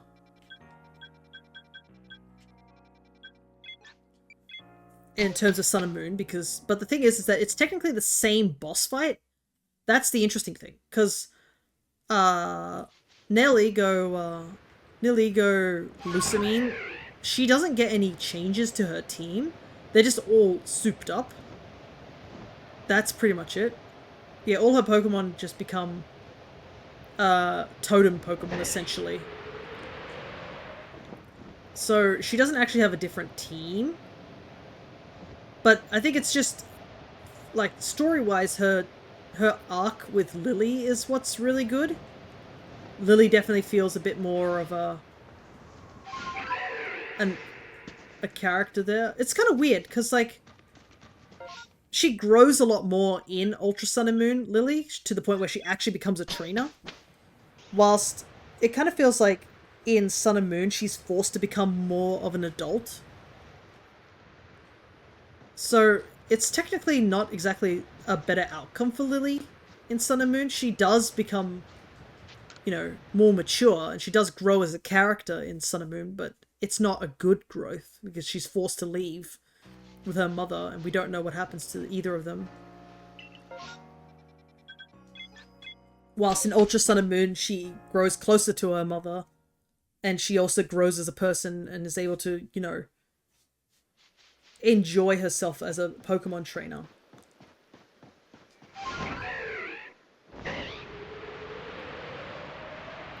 So yeah, it's weird. It is the sort of conundrum with Ultra Sun and Moon and just Sun and Moon, is that all the characters do grow in certain ways, but they also don't grow in certain ways. I guess that's just how things work out in the real world. If you don't get certain life experiences or don't do certain things, you just don't grow in certain ways. But I guess that's the fun of it, isn't it?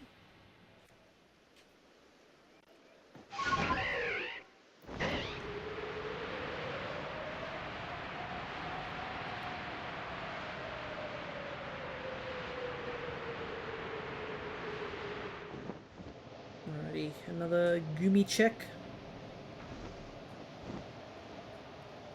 Nope.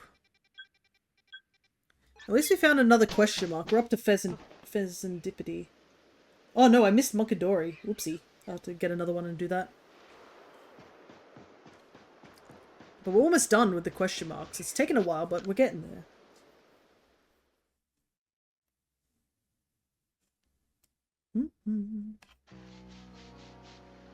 Oh? Rat Scratch is playing Sonic. I don't blame him, because there is an event happening right now.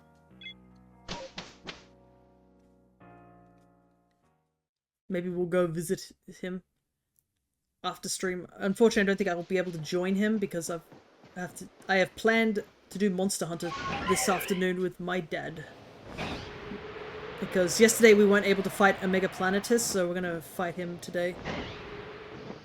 When I'm not so tired and don't mind getting pummeled by a giant metal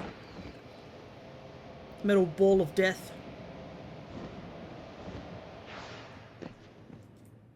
Playing the festival? Yeah. I'm thinking of doing the festival tomorrow. I probably shouldn't. I'll probably do some of it by myself. But if I join Jaxie, at least I think Jaxie's a decent player in Sonic Cross Worlds. That's the thing. It's like we need some. What was that guy? Lancer. Man, Lancer came in and just completely thrashed all of us, didn't he? That's the thing. I know. I think Crest wanted me to stream Sonic Cross Worlds, but another big reason I haven't thought about it is because I'm not confident enough to do it. If I was a bit better at the game, I think I would be like, yeah, I don't mind. But, like, I suck ass at times. I make one mistake and you watch me careen off the goddamn track.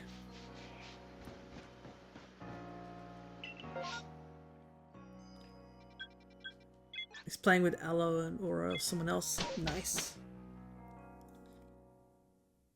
Yeah, especially since Aloe wrote Miku Miku Uiu from that song.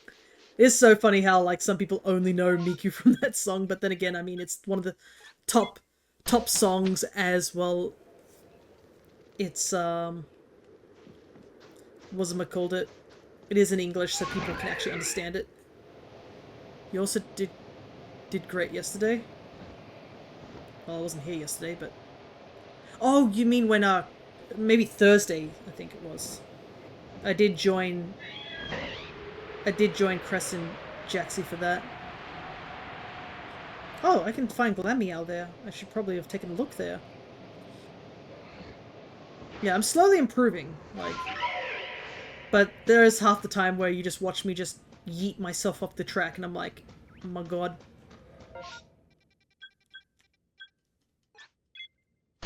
Yesterday was Thursday for me. Ah, gotcha. Yeah, it is Saturday for me, so... That's why I got confused. I was like, huh?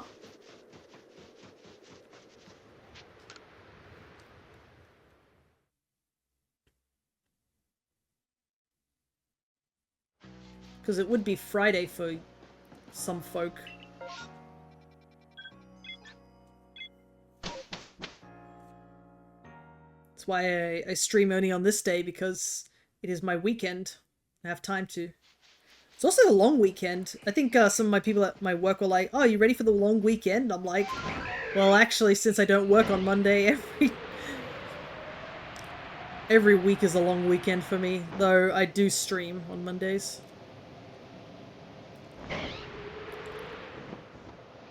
One of our co-workers on Thursday brought some caramel slices. And I was like... She was a little worried about the caramel slices, because in her opinion, she'd accidentally overdid the cooking process, so the caramel went a bit too brown, and it wasn't as, like, soft caramel as what caramel slices are supposed to be. It's still dang tasty, no doubt about that. But the problem was is she accidentally told my dad that she might have messed up. And the little shit he is at times, he knows how to milk people in terms of situations. So she'd asked us to taste them, you know, as to evaluate them and give feedback. So what he did was he ate it as slowly as possibly without showing any expression on his face of how it tasted. For the complete sole purpose of just messing with her. Because me and him have exactly the same personality, so he was just sitting there just like, you know, just very slowly.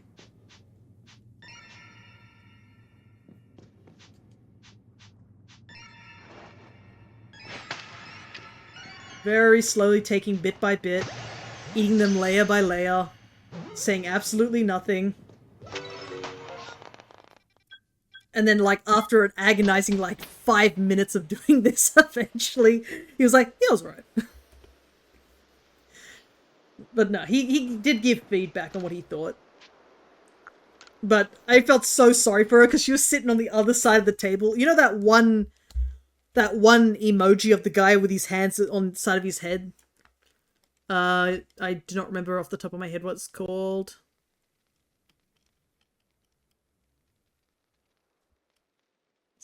Where is it? I'm trying to remember what it was.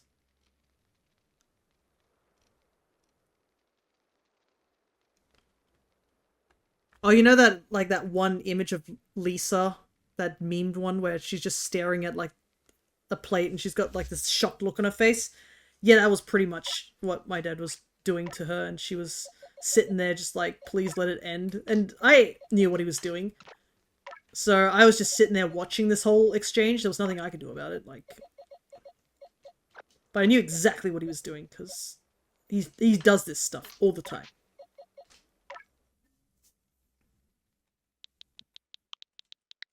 I knew I missed one. I thought I did Monkey Dory, but I didn't. I skipped straight to Pheasantipity. Okay. That's the Loyal 3 done. Nice. I'm supposed to go look at Goomies, aren't I? Go quickly do that. Ooh, Crescent's made a link for the design contest. Because I think one of them is a community voted one. Though I don't know how that's going to work for people who have submitted.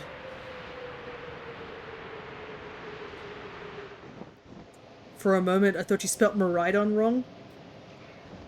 Oh, right, I guess they do have similar things. No, I don't need to do this for Miraidon. I'll pick up Miraidon soon. Actually, I might be picking up Miraidon in like half an hour if I don't find this Goomy.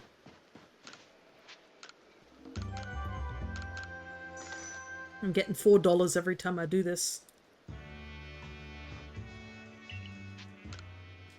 $4 for an unknown.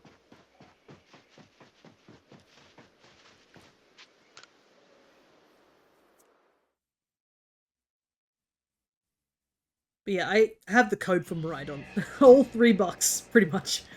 I have $3. Just...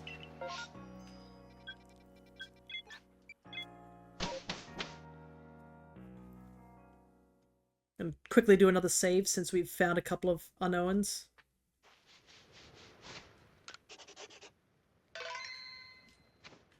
Making good progress. Definitely more than I think I did off stream. Off stream I wasn't really... I was getting some, but I wasn't getting much. But I think it was also a lot more boring for me to do because I was like stuck. Having to like do this by myself. All by myself with nobody to talk to.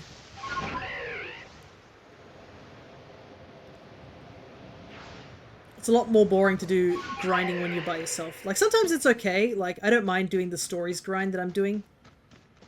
Just because, it helps me, like, focus. As well as I'm listening to other things while I'm doing it. But I don't mind just, like, being able to chat with you guys whilst I do these sort of grinding things. It's nice background noise. Just as I talk. But yeah, we only need... Once we get Ogerpon, it will just be like a couple more. And technically we don't need to do Gimmighoul, roaming Gimmighoul. That's available in Go. But I was unfortunate not to be able to grab one last event. But I'll be ready next time when the Gimmighouls come back.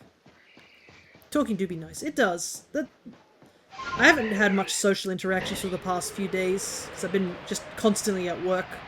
I do get to talk to my co-workers and all that, but there are some times where they're like, oh, what'd you do? And I'm like, I cannot explain any of it. Because it would not make sense to you guys.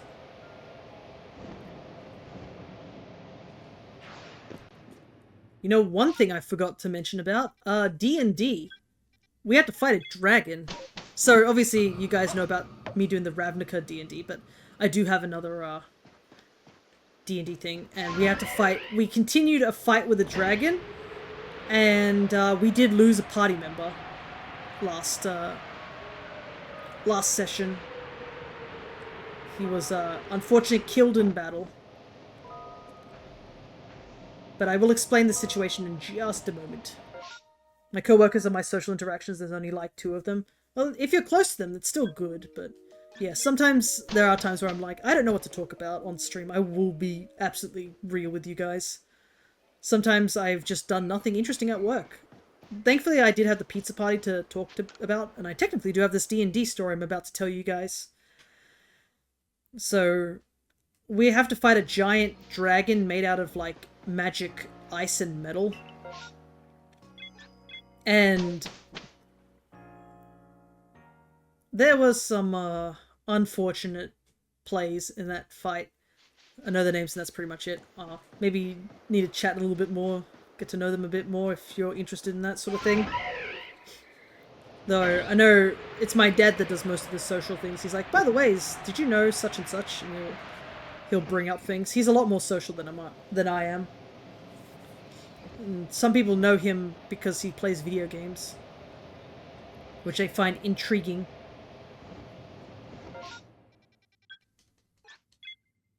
But, yeah. I'm just gonna quickly clear my throat just there. Father and sister told me the same thing. Yeah. But, the character that, unfortunately got killed in our D&D party, a part of us is like, that's, you know, it sucks, but at the same time, it was more of a case of, like, we kind of saw this coming, like, this is gonna happen. Because I know for my character, I don't know how my character really feels about the situation, because above table, this character has given us nothing but trouble ever since he joined our party. He is supposed to be a kid, so it's understandable that he's a bit annoying as a kid. But this kid has caused more trouble in the long run. And I think it's because of the way, obviously, the actual player has to play the character, but my goodness, I think we got into more trouble with this kid than any other character, and he hasn't even been with our party for that long. But there was a point where we were fighting the dragon. I was up close to the dragon as well, about to attack, and he decided to cast haste on me. And he was like, yeah, this will allow you to attack multiple times. And I was like, okay. And then I was like, isn't there like a cooldown or something about, like, if it wasn't a dragon, it was going to be a party member. Yeah. But I was like, isn't there a cooldown or something like that? Or what happens with haste? And our DM was like, yeah, haste is that if you, it lasts for a minute and then you get stunned after using it, because it's such a good spell, it has to have a drawback. And I said, is it a concentration spell? And our DM's like, yes, it is a concentration spell. And I was like, okay. And the guy who cast it on me is standing right next to the dragon, right? And the player was like, oh, and he'd realized what he'd done to me. He basically put a big target on my back because once the dragon took a swipe at him, it knocked him out, and then it stunned me because haste went down. And then the dragon got 3 free attacks on me. And due to being stunned, he got advantage. And our DM accidentally rolled 2 nat 20s against me. Thankfully, I was at mostly full health, so the 2 nat 20s didn't knock me out. The third hit certainly did. But at the very least, I wasn't taking a failed death save from being knocked out. But I was like, bro, your character did absolutely nothing. He just put me in a more dangerous situation. Which really sucks.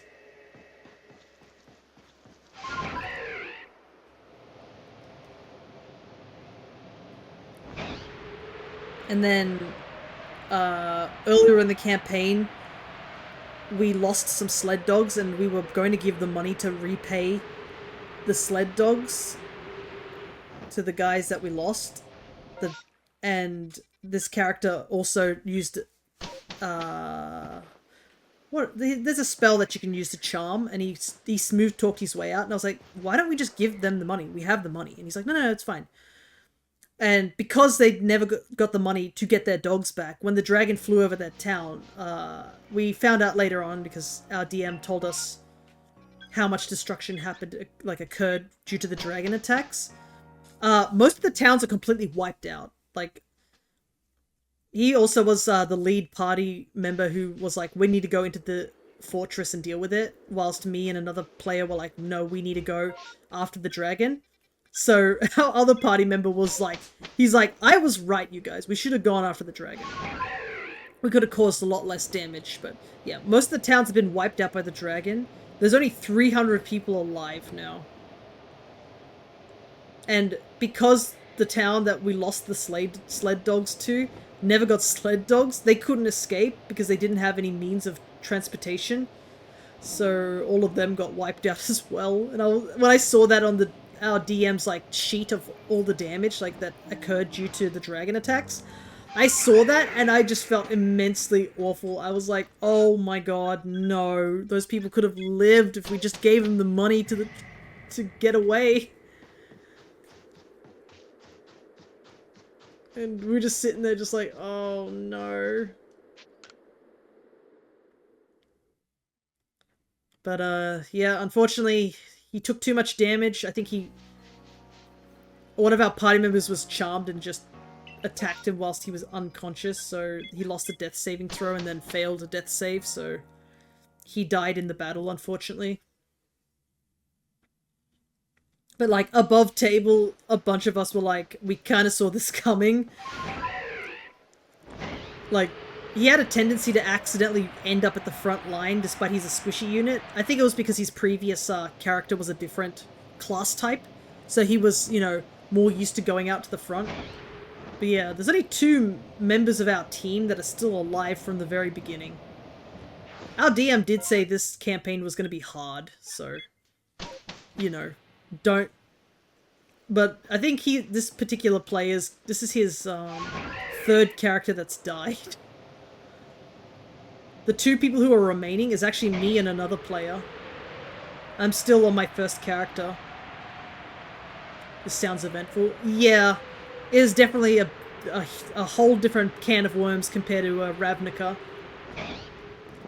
That's why I always worry about Ravnica, like, at times. Because I am scared if any of our party members from the Ravnica campaign do die in story. Because everybody was, like, horrified when Ed had to leave. And he's not even dead. He's still out there. It was just because Perry needed to leave the table due to work. But, like, some people are still feeling slight ramifications to Ed leaving. If somebody was to die in our party, I think that would cause some pretty horrific, like, scenarios. Like, I would be sad if my character died, but it's also a part of me, like, I've done Nuzlocke. I know what it's like to lose somebody that you've had for a long time in certain games. So it probably won't hit me as hard, but it will still hit me. That's why I'm always, like, I've been a little worried. But we seem to be doing okay. That fight we had with the Manticore the other day, that definitely was near the close end. That got a little scary, ain't gonna lie on that one.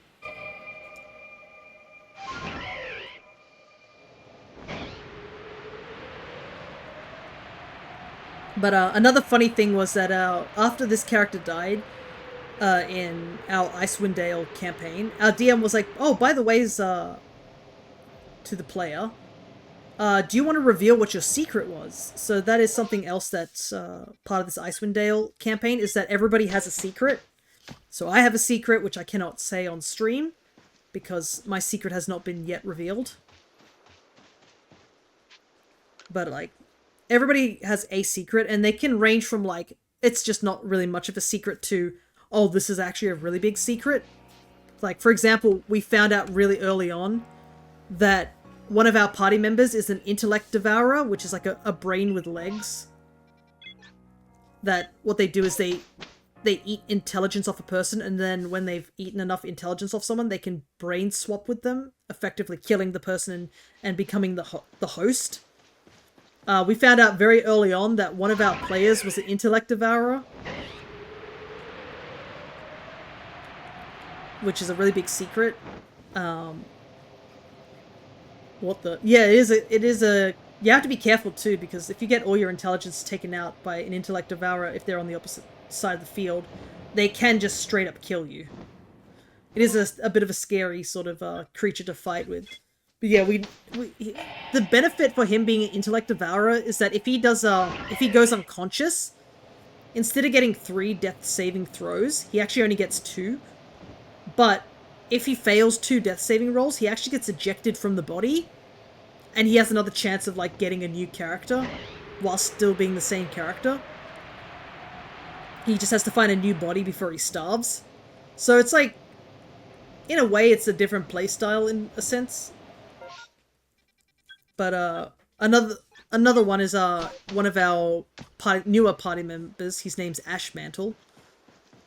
We found out that his secret is that he's actually 3 kobolds in a trench coat.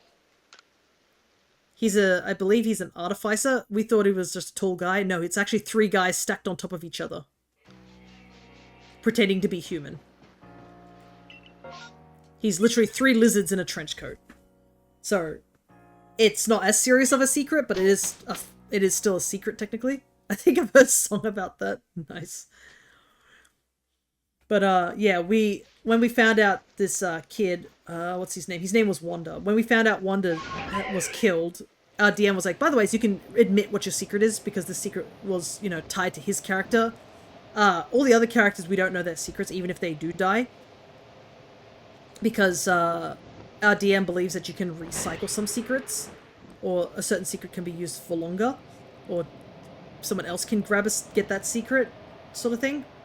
So, but for this particular one, he allowed the secret to be revealed, and the secret was that Wanda, in some of the towns, they do different sacrifices in order to, like, try and appease the god of the winter, because the location we're in is, like, in an eternal winter, and some towns, like, will sacrifice food or warmth or certain things in order to try and... No, like actually a song about 3 kobolds in a trench coat. Nice. I think it is a trope, so that might be why.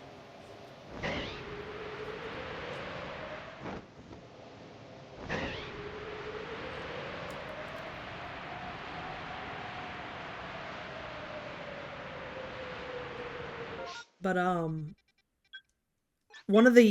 some of the towns will do human sacrifices to try and appease the gods. And it's done by a lottery. Essentially, if you know Hunger Games, that's kind of what it's like. And it turns out that Wanda actually got drawn to be one of the I guess the offerings. But he bribed his way out of it and fled town and got someone else killed in his place. So our DM said that was his secret. He was on the run, essentially. And our DM also revealed that if he had survived the dragon encounter, because everybody who's, like, the surviving 300 people are from different towns, due to, like, everyone fleeing the dragon and going to the next town, and they all ended up in one town, essentially. If he had survived the dragon attack, somebody in the 300 group would actually have recognized him and realized that he was the one who cheated the ballot, and would have come to the conclusion that the dragon attacking all the towns is due to him cheating the ballot, and he would have had an angry mob on him. Which obviously is really funny and really interesting, but at the same time, I was just like, wow, I cannot believe this character is just like purely running away from karma this entire time, and he finally gets it. This is his conclusion. And our DM said, yeah, and if he had survived, there was another situation, like another quest line, where there was mysterious deaths of merchants. The people who are part of that assassin group would have also started hunting him down. So we would have had so much trouble on our hands because of him. Not that he already hadn't been doing that to us the entire time, but we would have had more trouble.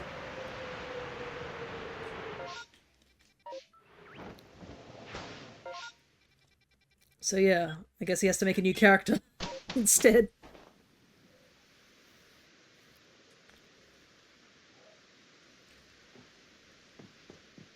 So yeah, our D&D session yesterday on Tuesday was very eventful, as we will say.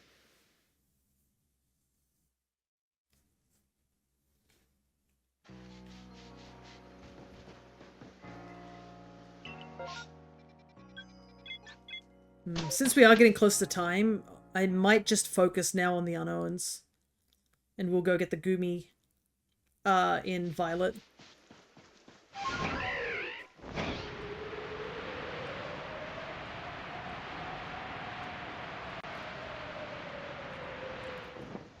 Though I have to be careful because I'm pretty sure Gumi is not isolated. I'll have to double check if there's a way to isolate Gumi. Or I'll end up getting other ones.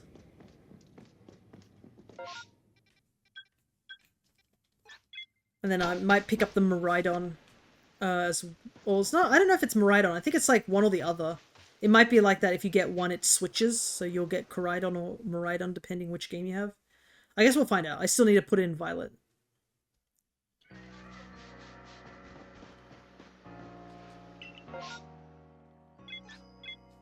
Man, we've been also really unlucky with outbreaks. Like, no Sneasel, no, like, Hisuian Zorua either.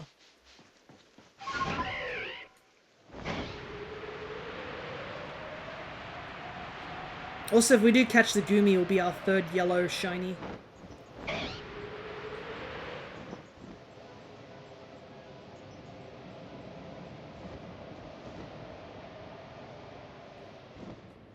No shiny unknown either.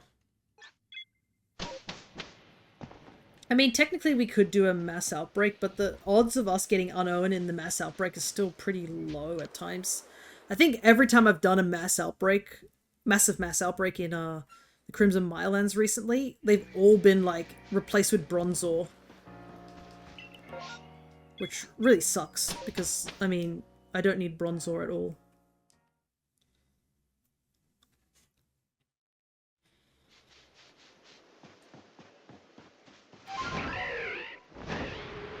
But I'm not going to complain too much. I found a bunch of the question mark unknowns, which is what I was after.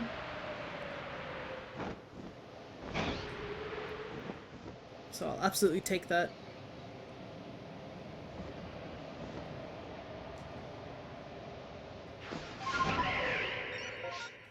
Though I don't know if I'd want to hunt them in, I don't know any other games that you can really hunt them in.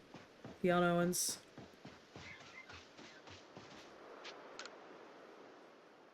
Because,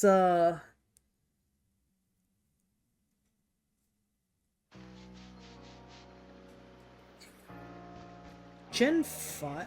Did Gen 4 have, the shiny charm? The original one had the shiny charm, right? Unless I'm misremembering if it was added after a certain point. When was it introduced? Oh, black and white too, yeah.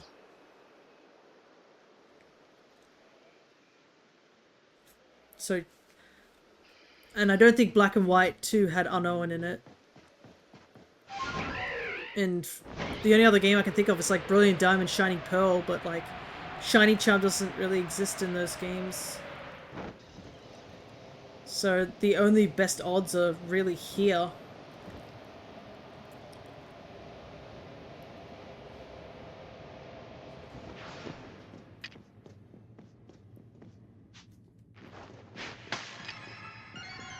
It's kind of funny that the exclamation mark, like they notice I'm attacking them, pops up before they get stunned.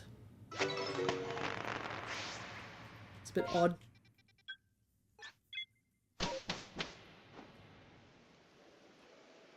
Yeah, there's not really any locations that you can really, like, shiny hunt unknown at a higher odds than this game, really. And the odds are a bit... The thing with the Shine Charm in this game is it's like a flat roll, I think, on all Pokemon. I don't think Black and White had many older Pokemon. Well, it's... Yeah, that's another thing, too. And it's not Black and White. It needs to be specifically Black and White 2. Black and White did not have the Shiny Charm. Only Black and White 2 had the Shiny Charm.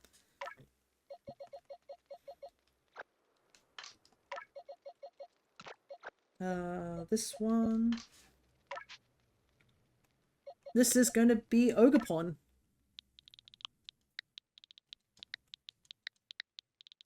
It is a shame that Ogerpon's shiny is kind of meh.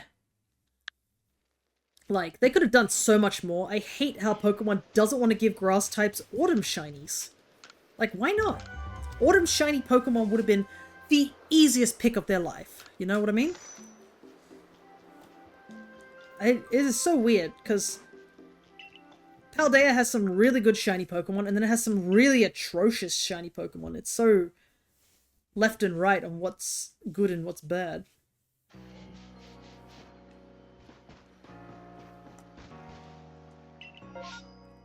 Like, all the sushis are great. The Hydrapple's great. A lot of the Treasures of Ruins are great.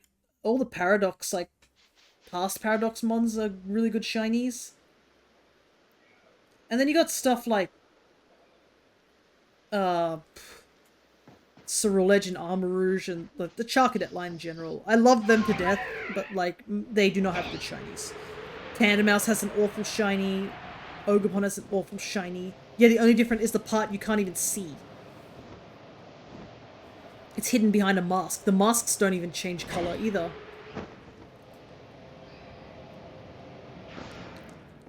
It's just not a good shiny. And like Koraidon and Miraidon have really good shinies, and then they just drop the ball on Ogerpon. Terapagos' shiny actually looks quite nice as well. It actually, well, at least you can tell it's shiny. But it's shiny locked. So there's nothing we can do about that. I'm gonna quickly put some eye drops in, because I haven't done that in a while. Give me a second.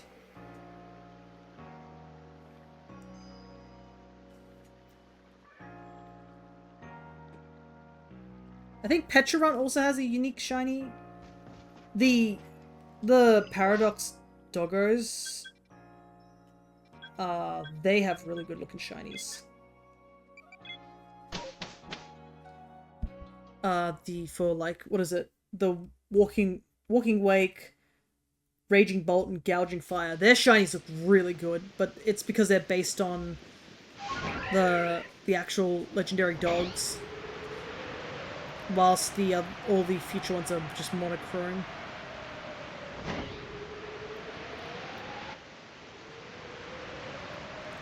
I kind of wish that even though they're monochrome, they would have slight tints to whatever their shinies would have been. It would have been cool.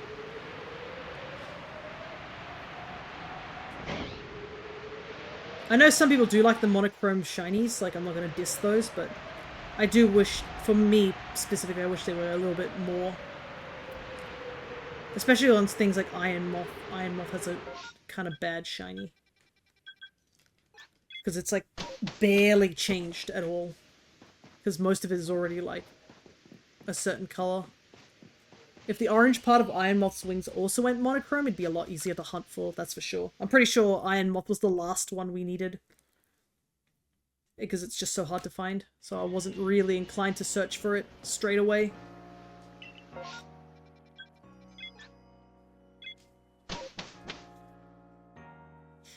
Alrighty. I think this is the last round, so...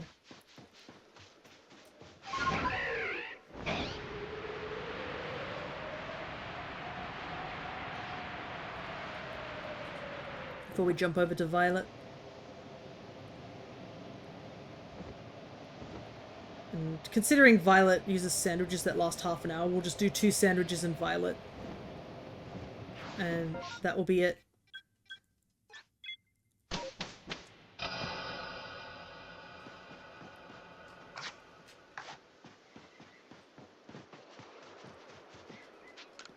Alrighty. So we just need 1, 2, 3, 4, 5, 6. 6 question marks. Not bad. Considering all things.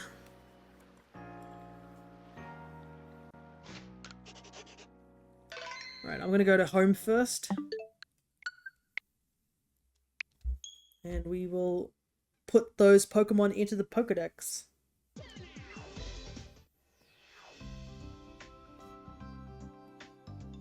Because I know there's a lot of gaps near the end of my Paldean Dex, which looks a bit iffy. Because, I mean, there's a lot of shinies that are shiny locked as of now. Though, after they introduced the Treasures of Ruin, that definitely filled up a lot of the slots.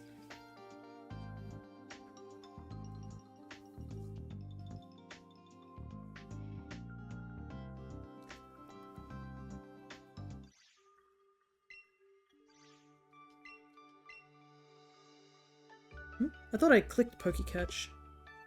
There we go.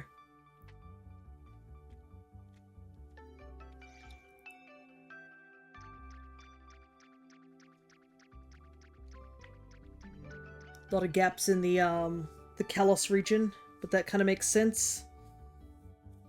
Hopefully that will change once we get to ZA. That will have a little bit more Kalos mons. Look at the Paldean Dex. We have filled up a good chunk of it. What is this gap here, actually? There's a big gap here. Is it... Oh, it's the Tandemaus line. Right, understandable. But, like, look at that. So good to see such filled up dexes. Alright. So... Oh, I got it. Nice. Koraidon and Miraidon go here. So Walking Wake and Iron Leaves are here.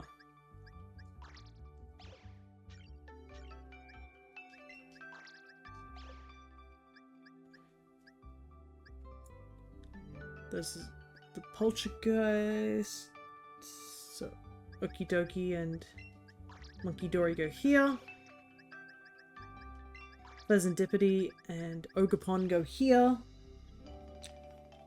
And that's looking a lot nicer now.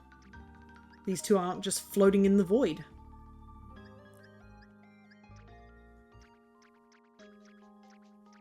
I'm gonna... Yeah, you can see all my regular Pokemons. I think once we finish most of the Masuda method, I will probably transfer all my Pokemon back into Violet. So that I don't have the overload of like all these Pokemon here. I think I also moved the Blitzel that you get for... Yeah, I moved the Blitzel, the shiny Blitzel you get, and I put it in my home decks because it's a unique shiny. Okay, I'm gonna put this Ursaluna in here because I needed to. Because it is for my Pokemon Go decks. That doesn't actually count. Which is, I always find really funny. Because you can fill up the national decks mostly in Pokemon Go, but it'll always have some gaps. Like, there are some certain Pokemon that aren't released yet, and then just Spinder. You just can't transfer Spinder no matter how hard you try.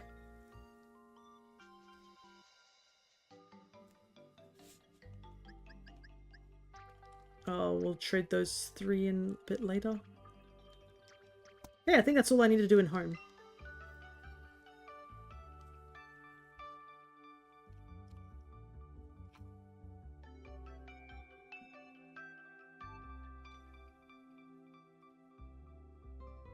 I find it funny that they're adding more Paldean ones when they haven't even finished Gala. Pokemon Go has very weird priorities, to say the very least. Alright, let's get rid of some things first. I'm gonna mute the mic for a little while whilst I set up for Violet, so give me a second.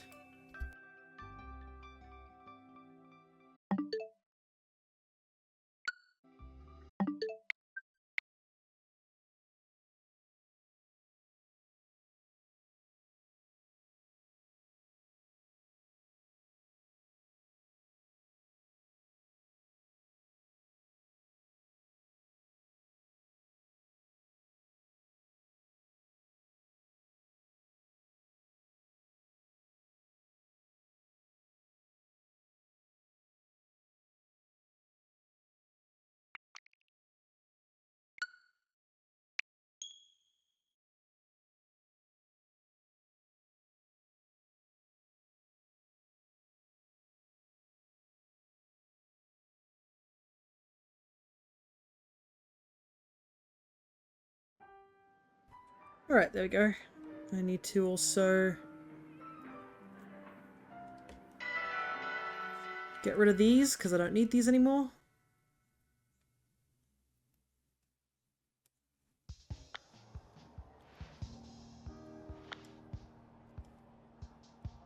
Gen 6.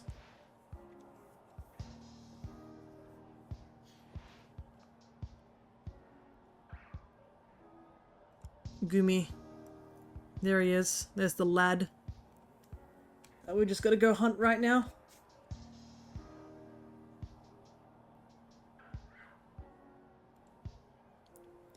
Hope you're here, Cryo. You're the one who asked me to hunt for this.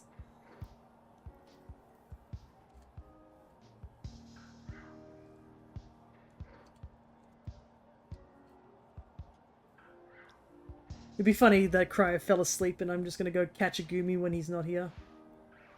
Oh, that's loud. Yikes. I am. Alrighty. Forgot I had the volume up somewhat high. Let's see. Oh, I didn't know you could catch Gumi there.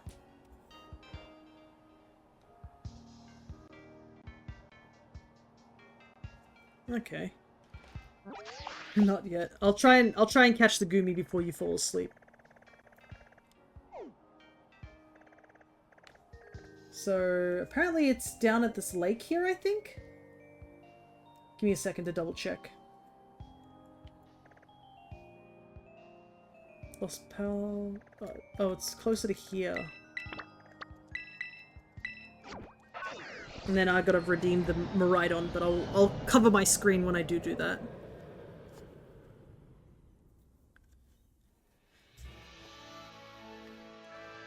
Because I am inputting a code, so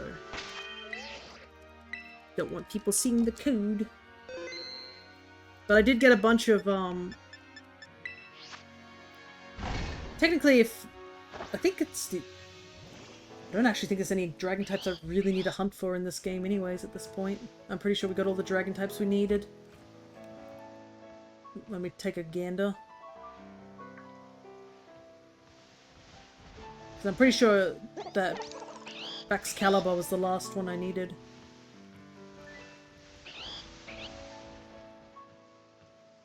Yeah. So, if I do find the Goomy, I'll just run over to, the lake and hunt there. Because I can. But, at least I now have, I can make regular shinies. Okay.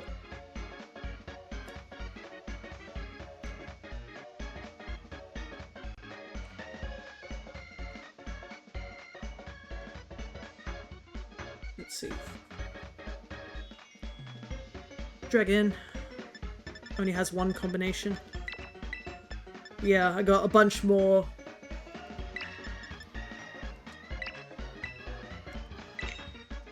Much more ingredients. I actually sat down and had the time to do that. Because I realized that if I'm going to be hunting Tandem Mouse in the future, I should probably get more Herba Mystica. Because I believe that's going to be one of the longest hunts for sure. And there's still some Pokemon I haven't gotten in this game. So we can always go back and do those hunts.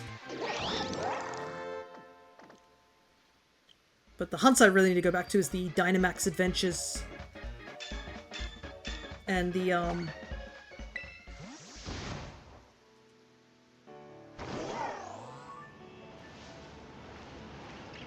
I need to go... which direction? This way.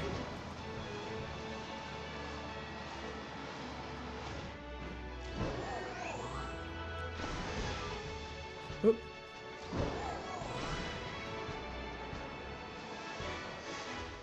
There we go. So apparently this is a very isolated spot for Goomy. Some Dreepy here too.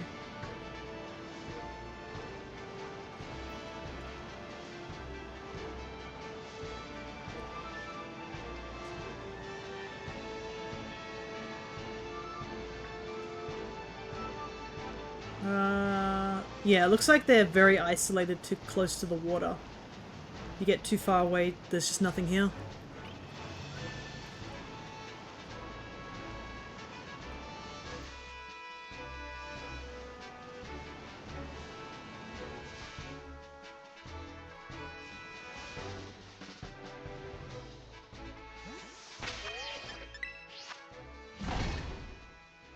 Quick picnic reset.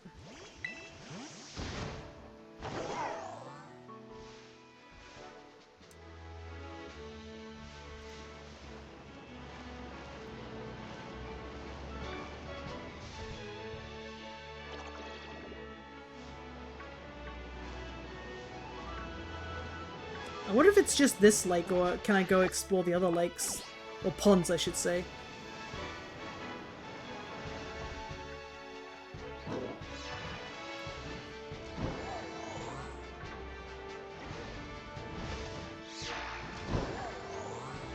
Do have to keep my eye out. It's been a while since I've hunted Goomy. I'm pretty sure I hunted Goomy back during the event. I'll check the lake down here and see if anything spawns.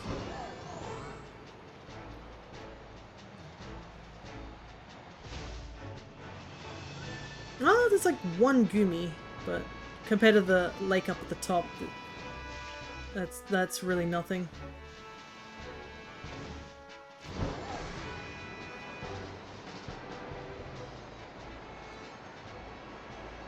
Yeah, it'll probably be a very long break before we come back to this game once ZA drops. I think we're going to be like in ZA just hunting for a while, because I do not know what the method will be for us to get the shiny charm in that game. I assume it's going to be similar to Legends Arceus, where you need to complete the Pokédex and get everybody up to level 10. in perfection, but it'll be like a similar method. I don't think they've outright said what the Pokédex is like in that game. But usually it involves you catching them all, so we might as well.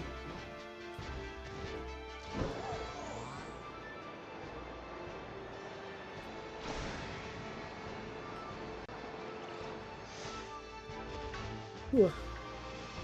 Definitely starting to feel the tired's, but I've got to push through to the end. I'll definitely need to take a long break before I play any more video games for a little while.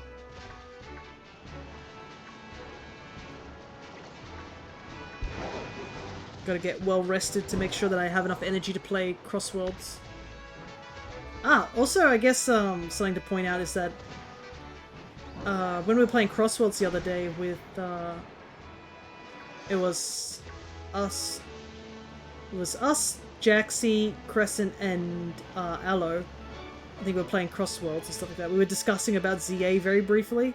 I have a feeling the four of us are going to battle each other in ZA at some point, which will be fun. I really wanted to battle those guys back in Legends Arceus, but because Legends Arceus didn't have a battle system, I couldn't.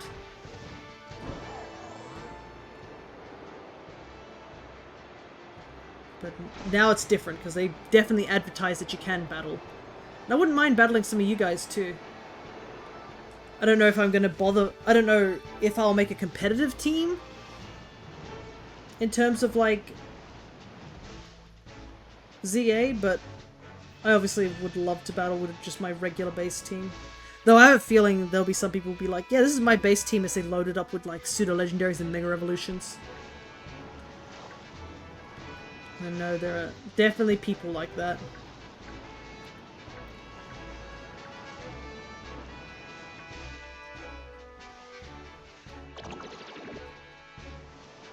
Is it nighttime or something?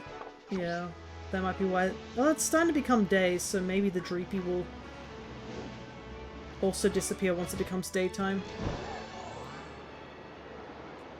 But I don't think day's anytime soon, unfortunately.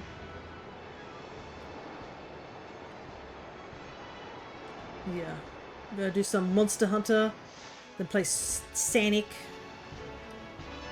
and then play more Monster Hunter on Monday, essentially. 'Tis is the cycle.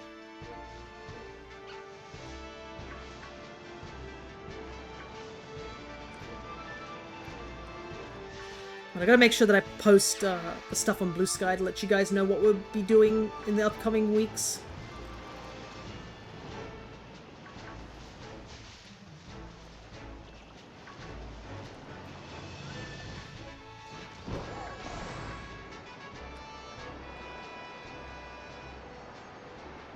But I am still probably going to be working extra days for the next few weeks at the very least.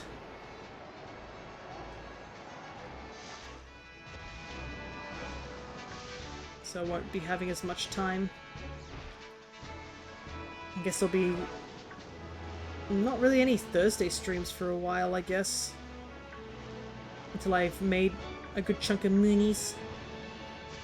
And also got to deal with my student loans as well. That's the current big thing. Games are a secondary.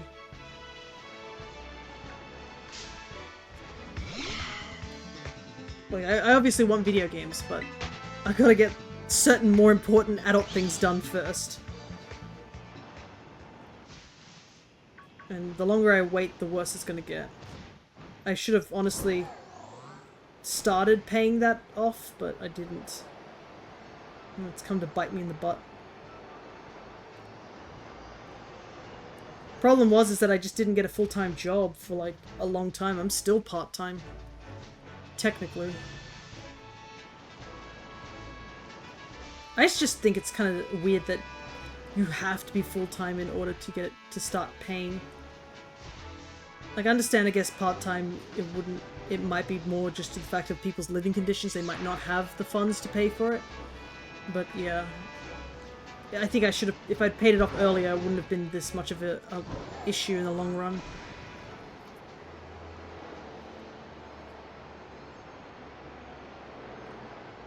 downside of neglecting adult business.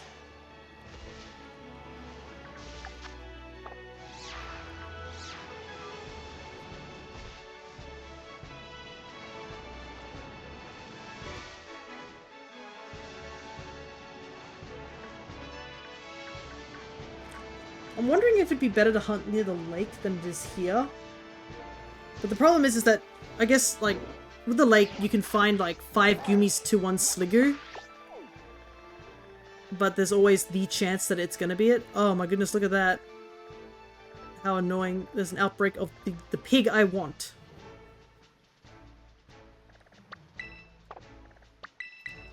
And he's right next to a Chansey outbreak, of course. Right next to a normal type outbreak. I'm gonna take a quick gander over here. I guess the reason you wouldn't hunt here is because Tatsugiri can also be here.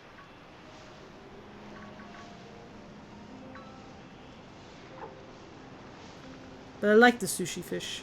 As much as I already have tons of the sushi fish. So much sushi fish, I don't need any more sushi fish.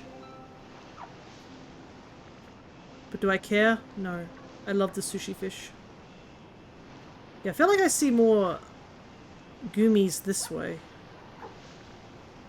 You know? You get to hear the sounds of Tatsugiris making sounds. What should be that I do this and instead do find a Sliggoo. And then Cryo will be like, oh no, that didn't count because it's not a Goomy. There.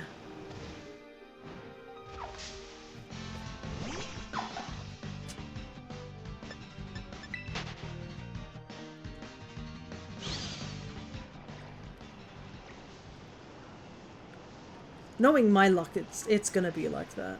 I probably have jinxed myself slightly. I know what this game is up to. I know its tricks.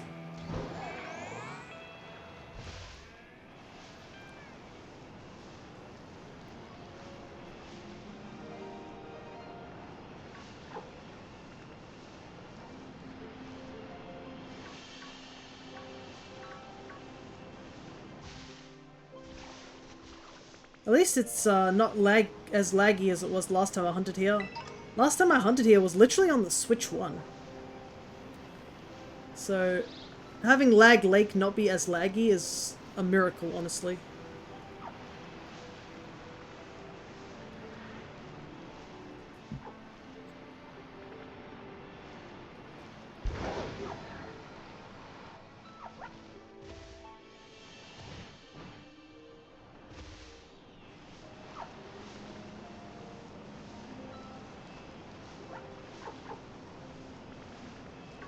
Just hear all the Tatsugiris making chirping noises.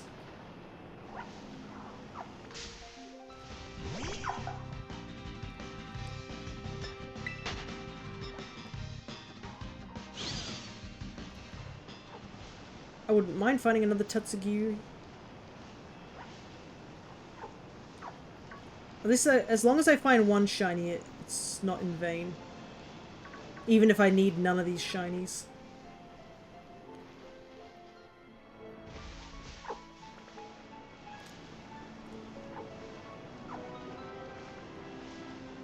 I just want to make sure I find something.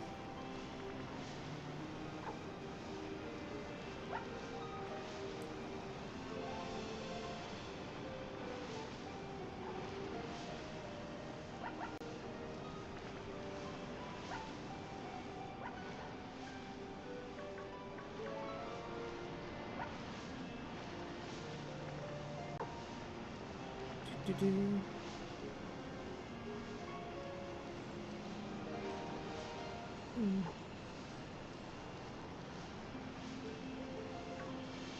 I wonder how long the, Oh god. I forgot the bikes exist here.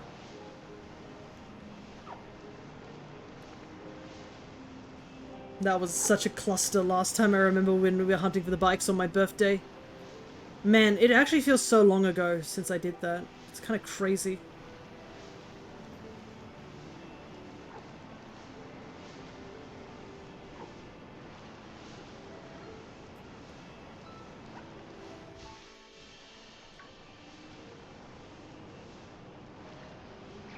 Actually, I wonder what happened. I guess I don't need I don't know if I need a shiny hunt on my birthday in this game again, because I definitely hunted on my birthday purely to get the Destiny mark, and we did get a couple on some shinies.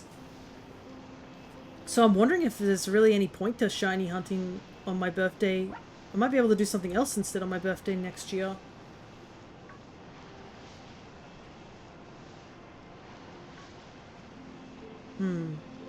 Well, I have almost half a year to think about it.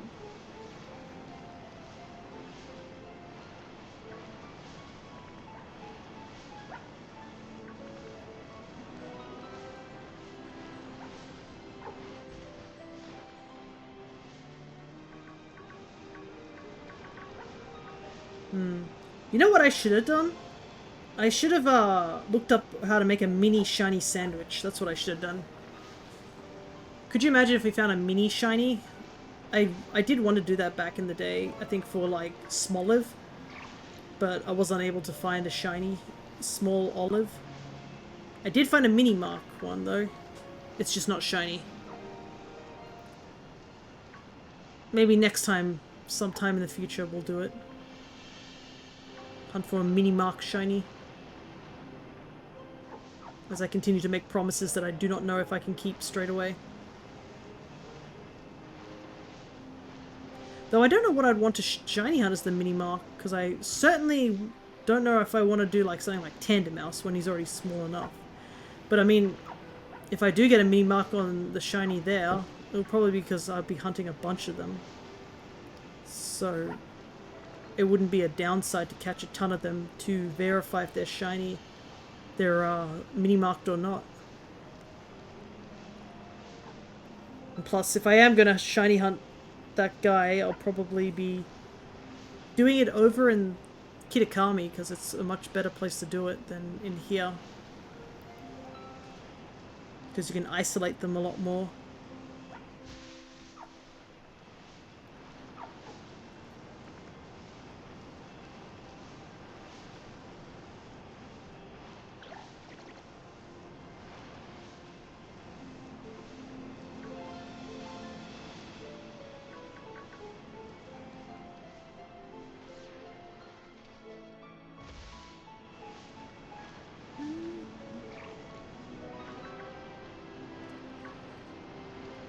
Ooh. I wonder what happened to that guy who was here earlier. Hope he eventually gets that Dusclops. It's gonna be hard for him. I mean, I guess he can catch Duskull, but still. I don't think I have the time or patience to do a shiny only run. Shiny hunting is one thing, but like full odds shiny hunting is a bit too much for me. I'm already doing it on the for the shiny type null, and even I'm like meh.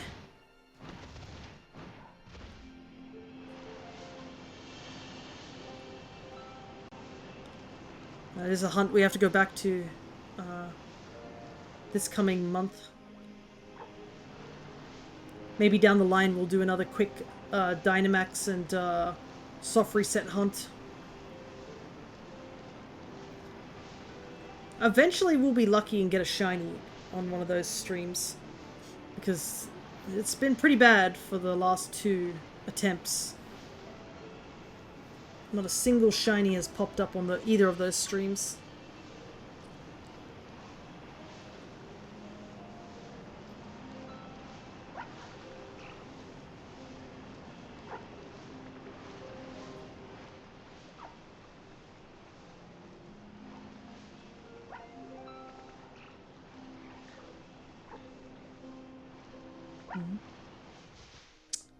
For a second I thought that might have been the shiny, but it's not. It was just a lighting sort of thing.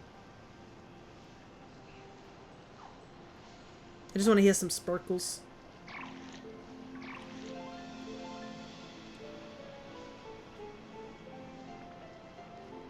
We heard them at the beginning of the stream only once because the Pillar Swine one didn't go off.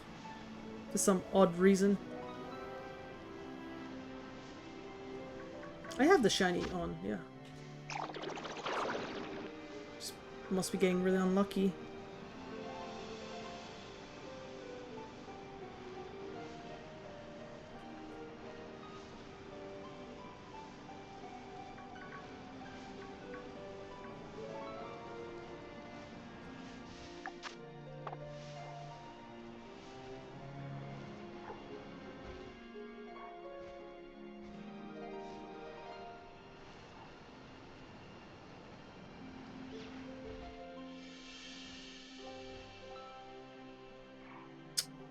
Nothing down there.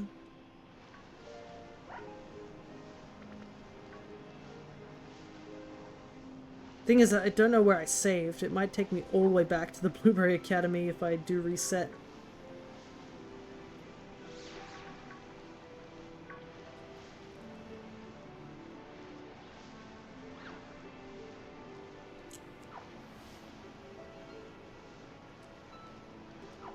Though I don't think I have the energy to pop another sandwich, I will admit. I think we're close to winding down.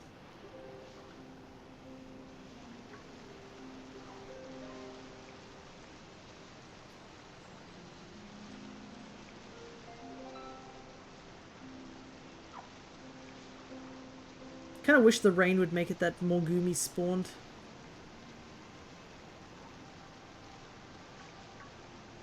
But I don't think it actually changes the odds or anything like that.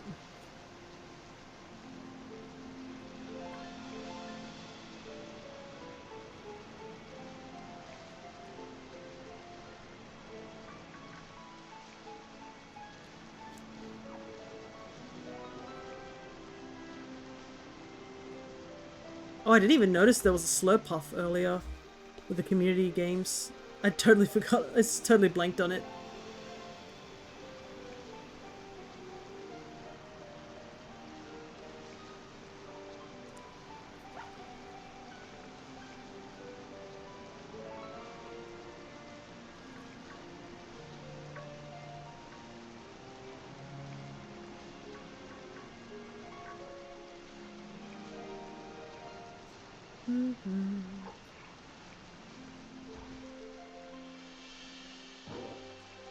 Yeah, I feel like this is definitely the better option to do the shiny hunt than over at that other pond.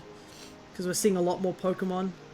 Even if it's not all Gumi, at least I think we're seeing more Gumi just within the span of time it would have taken us to just go back and forth on that little pond.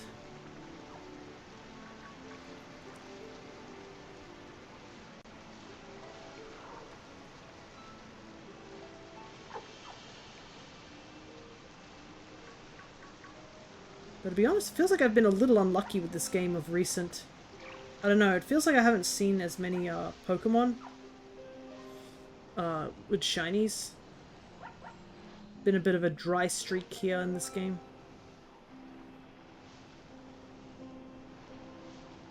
Because I think even when I was shiny hunting previously, I think there was a couple of, like, nothing happened for a while.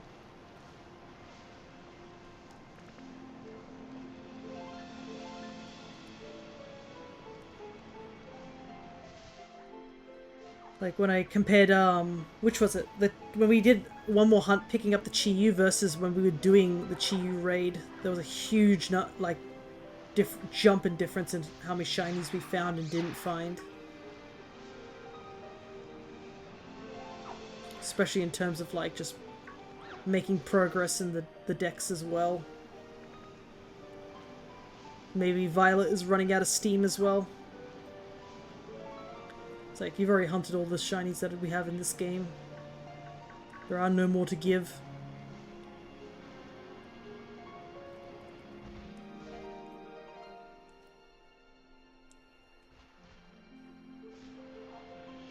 That would be funny if that was the case, but at the same time, it's not great because I still need this game just for a little while longer.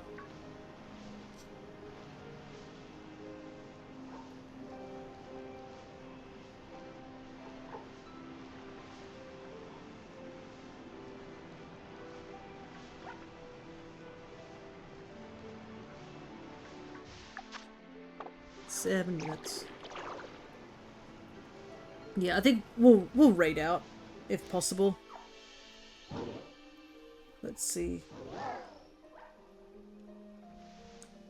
Yeah, since these two are streaming together. Oh yeah, they are collabing. We'll jump over to, I think we'll jump over to Rat Scratch because I don't think I've really, it's been a while since I've raided Rat Scratch as opposed to, like, Aloe and Aura.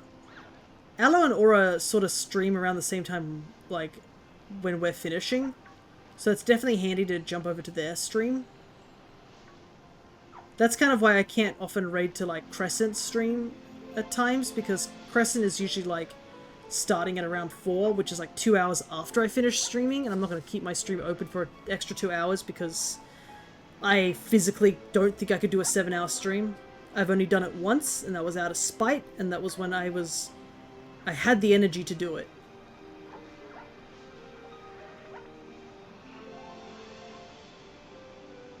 Yeah, Sonic Crosswords is definitely fun. I just gotta get better at it. And I know they're probably gonna try and invite me to join them, but I'll be like, no, I'm too tired. I gotta take a break, my eyes and my body. Especially since if they're trying to go for that title of getting the 2 wins in a row, you'd need to be at full strength for that. The online is a ruthless world.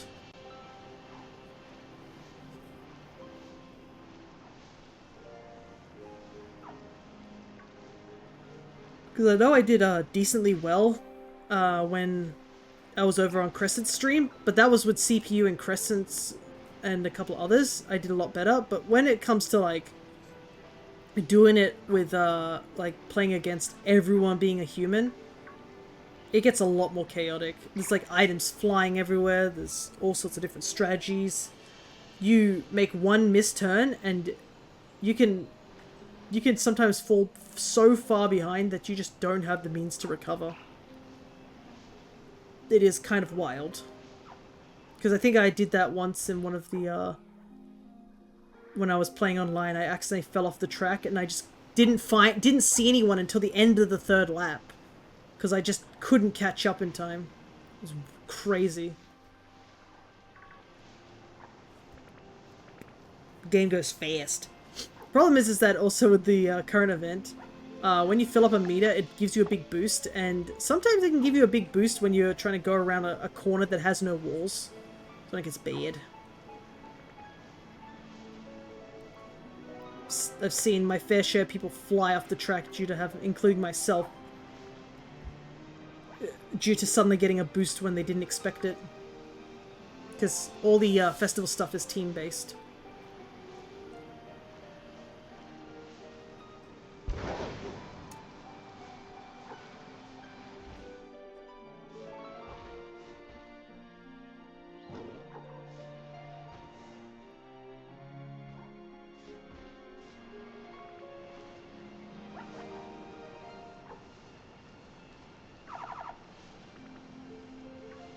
It is so funny hearing some Pokemon's cries echo over and over again, like really, really quickly. I think it's because they're like clipping into something, maybe the geometry, and it forces them to like say their cry multiple times.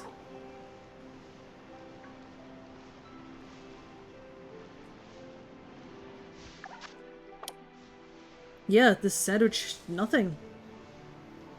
Crazy.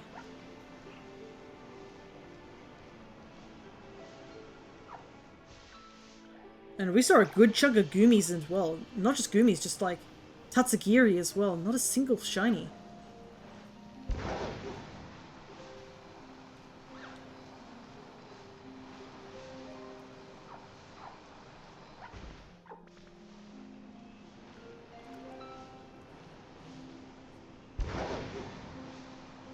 We're definitely moving far away enough to despawn things too, so it's not like we're literally seeing the same thing over and over again.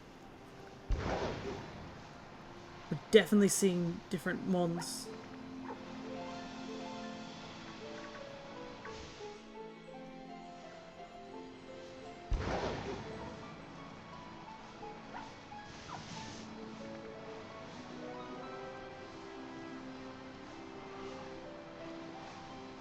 Speed it up a little bit.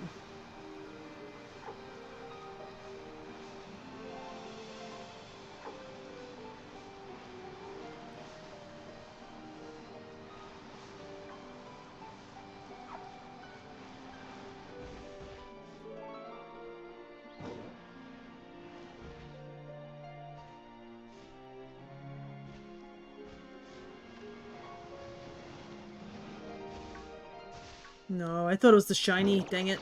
I thought this guy here was a shiny, but because the cheeks I couldn't see if they were green or not. Turns out they were Definitely green.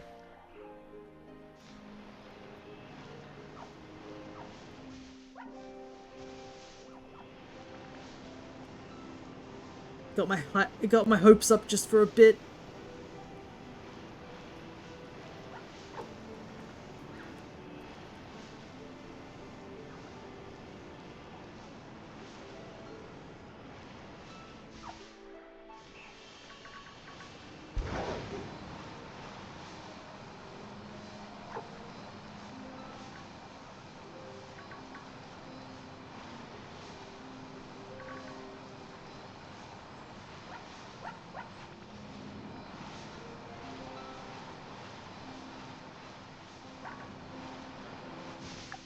Yeah. I think we're gonna have to call this, this sandwich is, empty.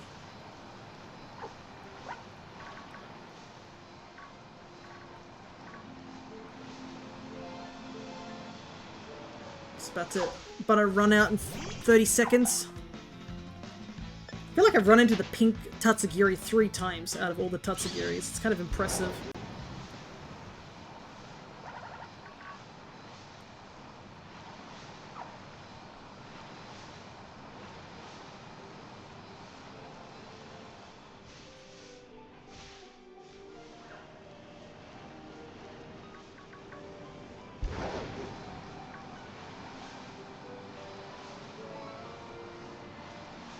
Oh, I see a slowpoke. Yep, sandwich is over. That's a bit of a shame. But you win some, you lose some. Alrighty. Let's quickly check on these guys and see if they're still here.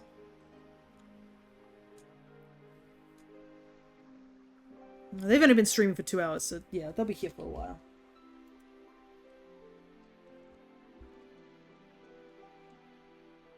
Gotta spell rat scratch correctly.